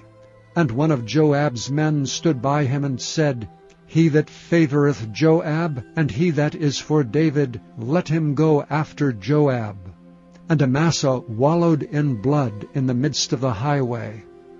And when the man saw all the people stood still, he removed Amasa out of the highway into the field, and cast a cloth upon him, when he saw that every one that came by him stood still. When he was removed out of the highway, all the people went on after Joab, to pursue after Sheba the son of Bichri. And he went through all the tribes of Israel unto Abel, and to Beth-maachah, and all the Berites, and they were gathered together, and went also after him. And they came and besieged him in Abel of Beth-maachah, and they cast up a bank against the city, and it stood in the trench. And all the people that were with Joab battered the wall to throw it down. Then cried a wise woman out of the city, Hear, hear, say I pray you unto Joab, Come near hither, that I may speak with thee. And when he was come near unto her, the woman said, Art thou Joab? And he answered, I am he. Then she said unto him, Hear the words of thine handmaid. And he answered, I do hear. Then she spake, saying, They were wont to speak in old times, saying, They shall surely ask counsel at Abel, and so they ended the matter. I am one of them that are peaceable and faithful in Israel. Thou seekest to destroy a city and a mother in Israel. Why wilt thou swallow up the inheritance of the Lord? And Joab answered and said, far be it from me, that I should swallow up or destroy. The matter is not so, but a man of Mount Ephraim, Sheba the son of Bichri by name, hath lifted up his hand against the king, even against David. Deliver him only, and I will depart from the city. And the woman said unto Joab, behold, his head shall be thrown to thee over the wall. And the woman went unto all the people in her wisdom, and they cut off the head of Sheba the son of Bichri, and cast it out to Joab. And he blew a trumpet, and they retired from the city, every man to his tent. And Joab returned to Jerusalem unto the king. Now Joab was over all the host of Israel, and Benaiah the son of Jehoiada was over the Kerethites and over the Pelethites, and Adoram was over the tribute, and Jehoshaphat the son of Ahihud was recorder, and Sheva was scribe, and Zadok and Abiathar were the priests, and Ira also the Jairite was a chief ruler about David. Chapter 21. Then there was a famine in the days of David 3 years, year after year. And David inquired of the Lord, and the Lord answered, it is for Saul, and for his bloody house, because he slew the Gibeonites. And the king called the Gibeonites, and said unto them, now the Gibeonites were not of the children of Israel, but of the remnant of the Amorites, and the children of Israel had sworn unto them. And Saul sought to slay them in his zeal to the children of Israel and Judah. Wherefore David said unto the Gibeonites, what shall I do for you? And wherewith shall I make the atonement, that ye may bless the inheritance of the Lord? And the Gibeonites said unto him, we will have no silver nor gold of Saul, nor of his house, neither for us shalt thou kill any man in Israel. And he said, what ye shall say, that will I do for you. And they answered the king, the man that consumed us, and that devised against us that we should be destroyed from remaining in any of the coasts of Israel, let 7 men of his sons be delivered unto us, and we will hang them up unto the Lord in Gibeah of Saul, whom the Lord did choose. And the king said, I will give them. But the king spared Mephibosheth the son of Jonathan the son of Saul, because of the Lord's oath that was between them, between David and Jonathan the son of Saul, the daughter of Aiah, whom she bare unto Saul, Armoni and Mephibosheth, and the 5 sons of Michal, the daughter of Saul, whom she brought up for Adriel the son of Barzillai, the Maholathite. And he delivered them unto the hands of the Gibeonites, and they hanged them in the hill before the Lord. And they fell all 7 together, and were put to death in the days of harvest, in the first days in the beginning of barley harvest. And Rizpah, the daughter of Aiah, took sackcloth, and spread it for her upon the rock, from the beginning of harvest until water dropped upon them out of heaven, and suffered neither the birds of the air to rest on them by day, nor the beasts of the field by night. What Rizpah the daughter of Aiah the concubine of Saul had done. And David went and took the bones of Saul, and the bones of Jonathan his son from the men of Jabesh Gilead, which had stolen them from the street of Bethshan, where the Philistines had hanged them, when the Philistines had slain Saul in Gibeah. And he brought up from thence the bones of Saul, and the bones of Jonathan his son, and they gathered the bones of them that were hanged. And the bones of Saul and Jonathan his son buried they in the country of Benjamin in Zelah, and the sepulchre of Kish his father, and they performed all that the king commanded. And after that God was entreated for the land. Moreover, the Philistines had yet war again with Israel, and David went out, and his servants with him, and fought against the Philistines, and David waxed faint. And Ishbi-Benob, which was of the sons of the giant, the weight of whose spear weighed 300 shekels of brass in weight, he being girded with a new sword, thought to have slain David. But Abishai the son of Zeruiah succored him, and smote the Philistine, and killed him. Then the men of David sware unto him, saying, Thou shalt go no more out with us to battle, that thou quench not the light of Israel. And it came to pass after this, that there was again a battle with the Philistines at Gob. Then Sibbecai slew Zaph, which was of the sons of the giant. And there was again a battle in Gob with the Philistines, where Elhanan the son of Jaareh-oregim, a Bethlehemite, slew the brother of Goliath the Gittite, the staff of whose spear was like a weaver's beam. And there was yet a battle in Gath, where was a man of great stature, that had on every hand 6 fingers, and on every foot 6 toes, 24 in number, and he also was born to the giant. And when he defied Israel, Jonathan the son of Shimea, the brother of David, slew him. These 4 were born to the giant in Gath, and fell by the hand of David, and by the hand of his servants. Chapter 22. And David spake unto the Lord the words of this song in the day that the Lord had delivered him out of the hand of all his enemies, and out of the hand of Saul. And he said, The Lord is my rock, and my fortress, and my deliverer. The God of my rock, in him will I trust. He is my shield, and the horn of my salvation, my high tower, and my refuge. My Saviour, thou savest me from violence. I will call on the Lord, who is worthy to be praised. So shall I be saved from mine enemies. When the waves of death compassed me, the floods of ungodly men made me afraid. The sorrows of hell compassed me about, the snares of death prevented me.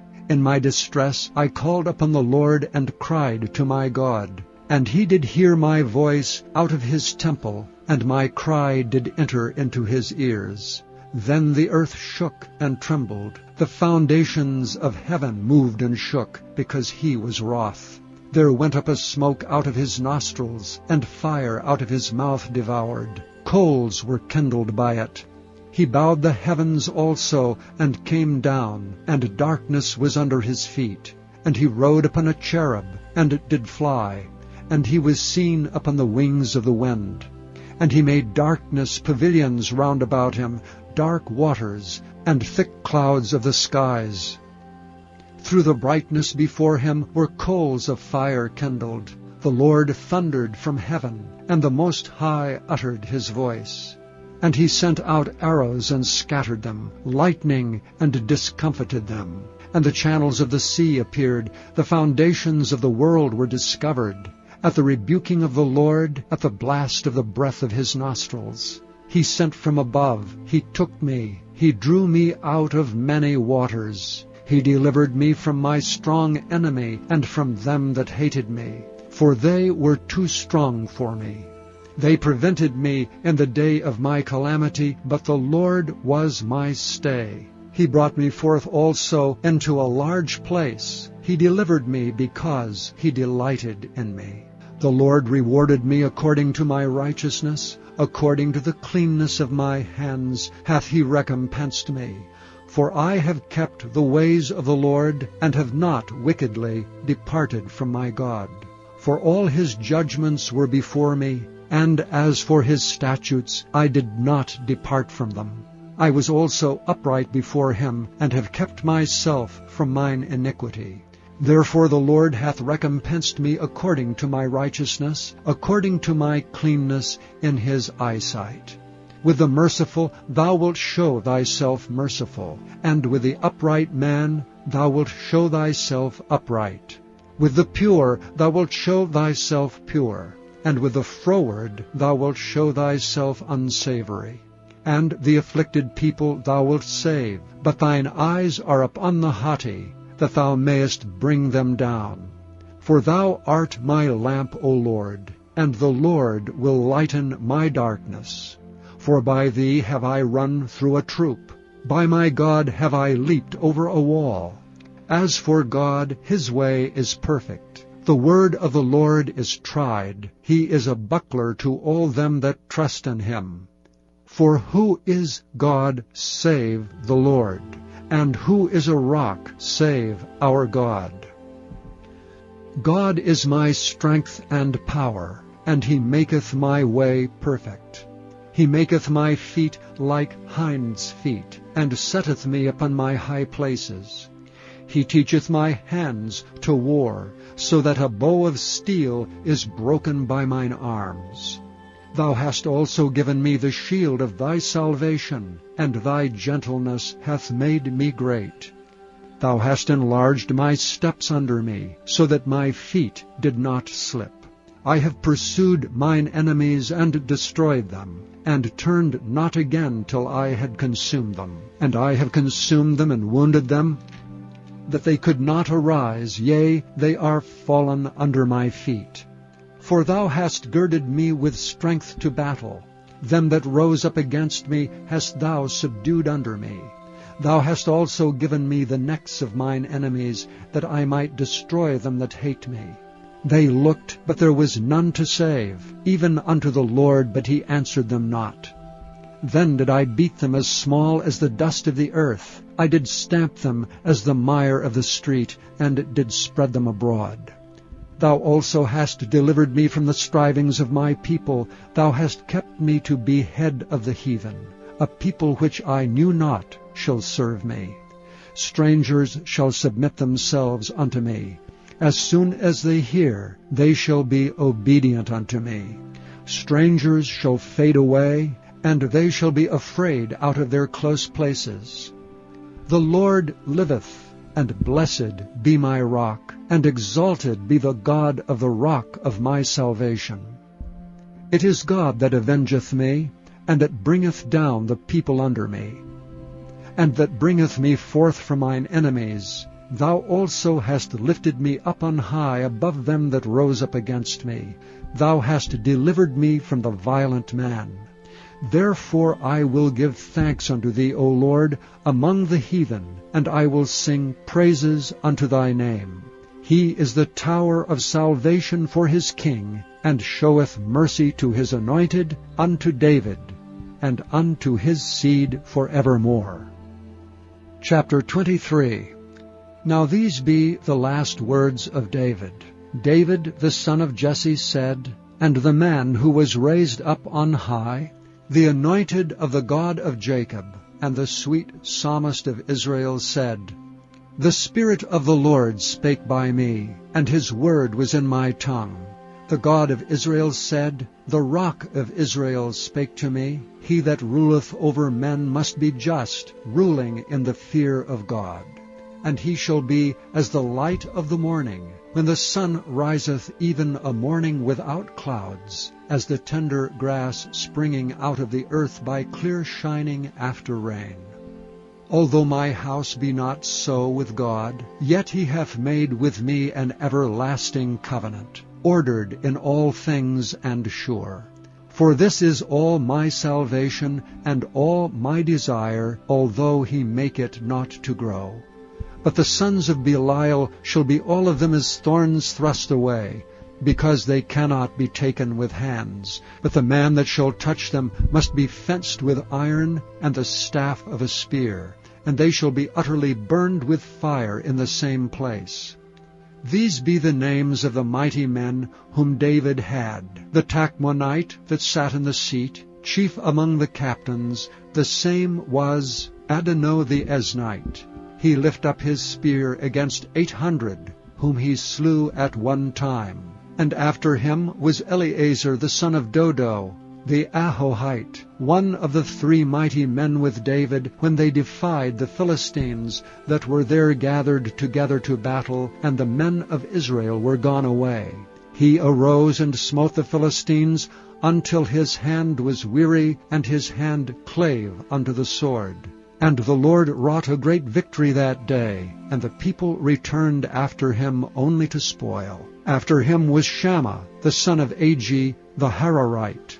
And the Philistines were gathered together into a troop, where was a piece of ground full of lentils, and the people fled from the Philistines. But he stood in the midst of the ground, and defended it, and slew the Philistines, and the Lord wrought a great victory. And 3 of the 30 chief went down and came to David in the harvest time unto the cave of Adullam, and the troop of the Philistines pitched in the valley of Rephaim.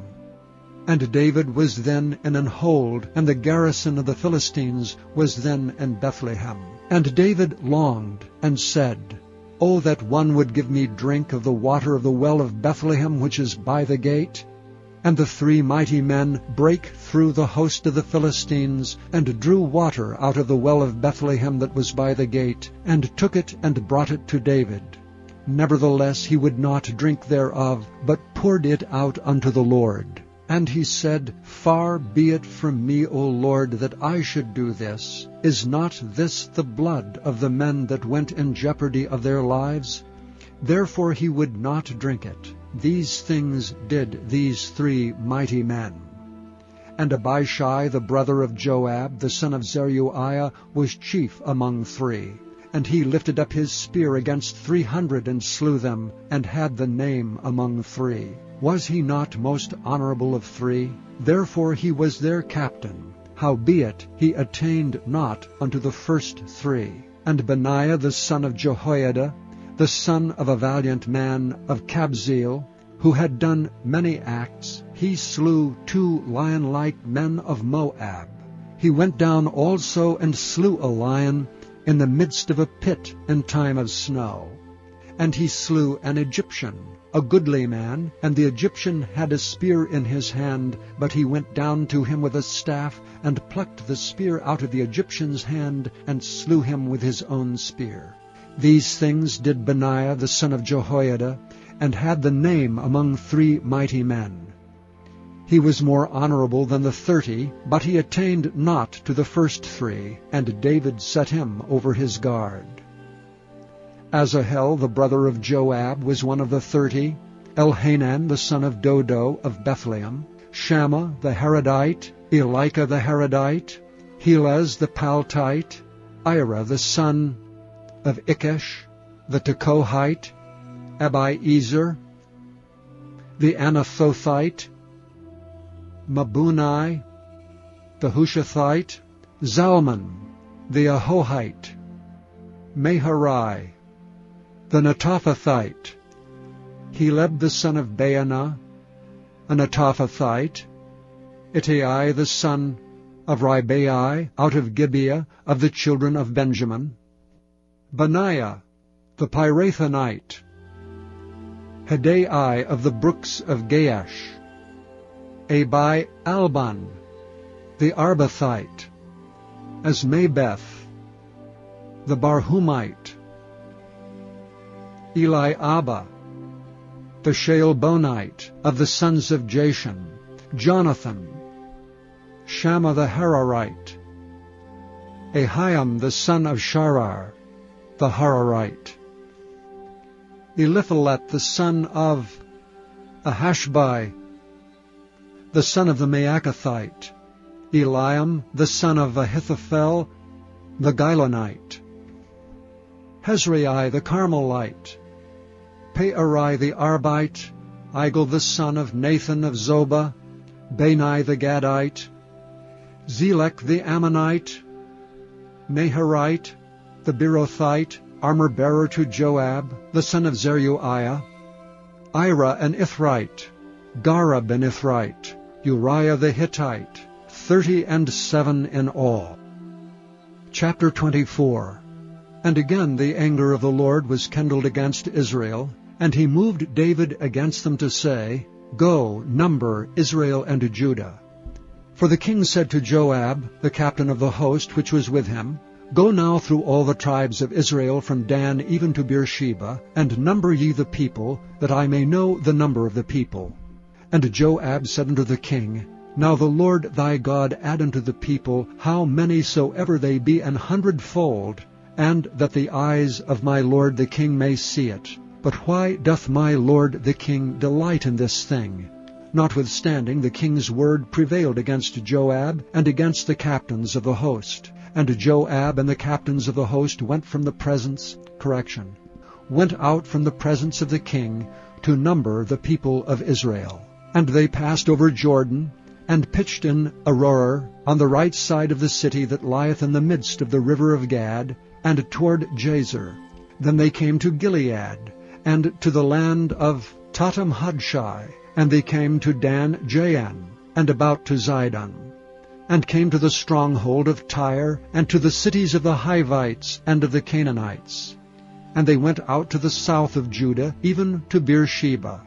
So when they had gone through all the land, they came to Jerusalem at the end of 9 months and 20 days. And Joab gave up the sum of the number of the people unto the king, and there were in Israel 800,000 valiant men that drew the sword, and the men of Judah were 500,000 men.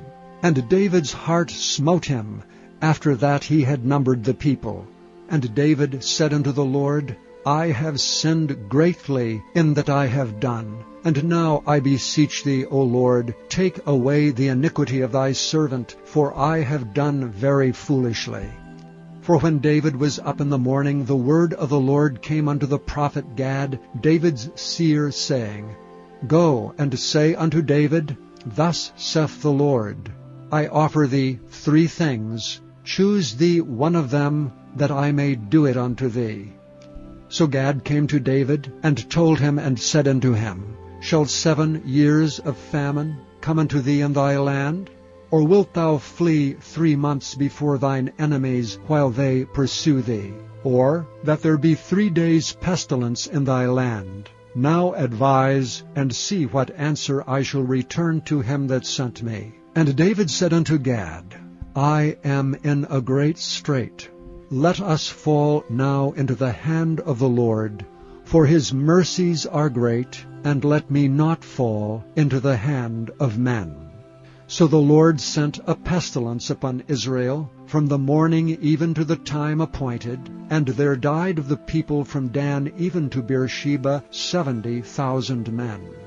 And when the angel stretched out his hand upon Jerusalem to destroy it, the Lord repented him of the evil, and said to the angel that destroyed the people, It is enough. Stay now thine hand. And the angel of the Lord was by the threshing place of Araunah the Jebusite. And David spake unto the Lord when he saw the angel that smote the people, and said, Lo, I have sinned, and I have done wickedly.